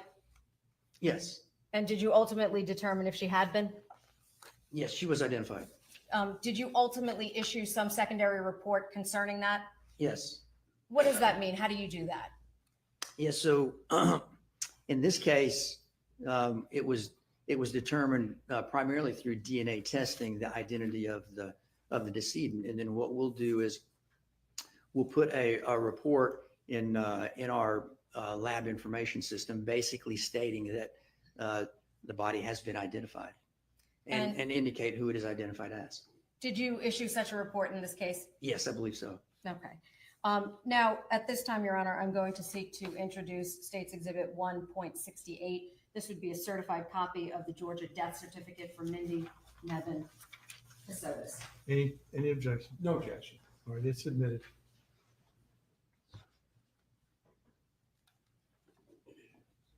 And again, doctor, you don't do the DNA that made that determination, correct? That's correct. Now, you indicated at some point that you had tested and opened her body. Did you also happen to have an opportunity to examine her uterus? Yes. Did you determine if she was pregnant? There's no evidence of pregnancy. And if she had had an estimated due date of January of 2023, and she was allegedly found on December 2nd of 2022, Be fair to say that's very far along in the gestation period of a human being? Yes. Would you expect to find a fetus at that point? Yes. And did you find anything that would be indicative of the fact that she was pregnant at the time of her death? No.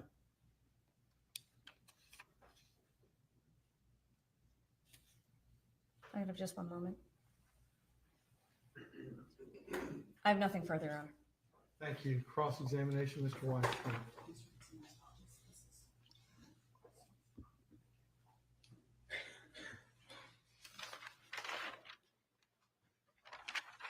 Good afternoon, Dr. Lehman. Good afternoon. I know you've had a long day, so I won't keep you long. My name is Doug Weinstein. I'm Mr. Kassotis' lawyer in this case. I'd like to return for a moment to the lacerations on the scalp.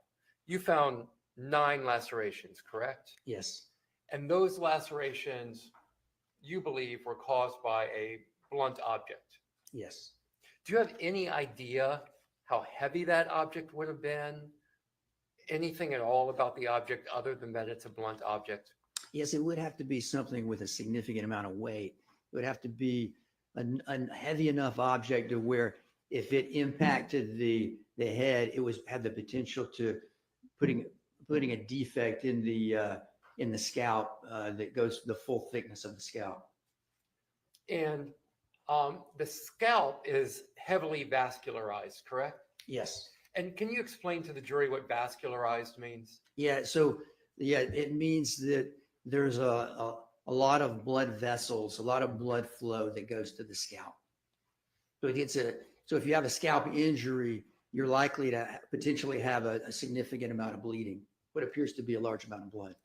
So with a single laceration to the scalp, one that does the extent of damage that you've described, you would expect to see a great amount of blood, correct? Potentially you could, yes. What about with 2 lacerations? You would expect even more. And with 9? Yeah, even more so. Yes, you'd expect, I would expect the scene where the incident occurred to be, have more than a small amount of blood. Okay. Thank you. I have no further questions. No. I'm sorry. May I just? Yes, sir. Court's indulgence. Yes.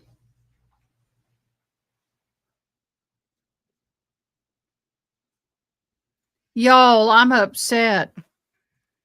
Every one of single these batteries are dead. All my hearing aid batteries are dead. Thank you very much. Dead. Be excused. No objection from the state. All right. Thank you, doctor. Safe travels.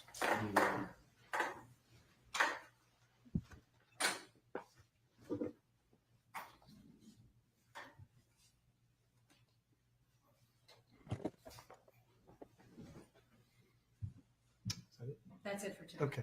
All right.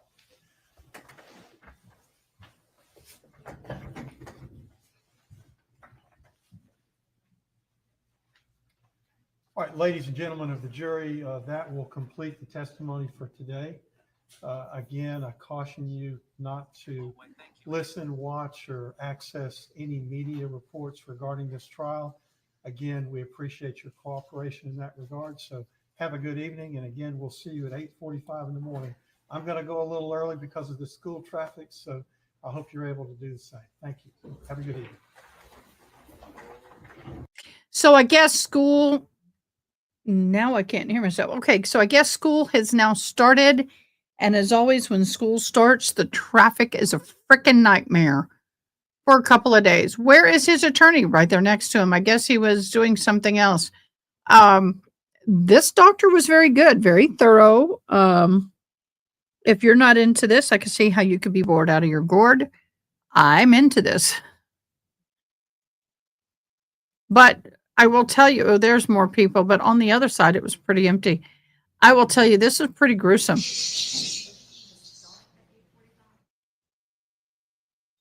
That hurt my ears. Gosh, that felt like a knife going in. I just bought all these batteries. This is $80 worth of batteries, and not one is working. Thank you for being here today. Have a wonderful rest of y'all's day. That's correct, Ronnie. We will be on tonight. I should be on tonight with Joe Schmo. I've got to ask him. Hey, Joe, what you know? Hey, Joe, what you know? Am I going to be on your show? Anything I need to prep for?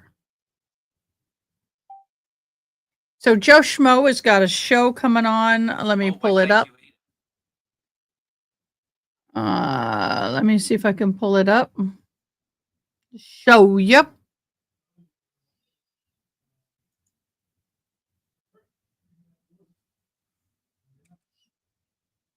Joe Schmo. 6:30 tonight. Let me share this. Kerr County flood update, 6:30 tonight.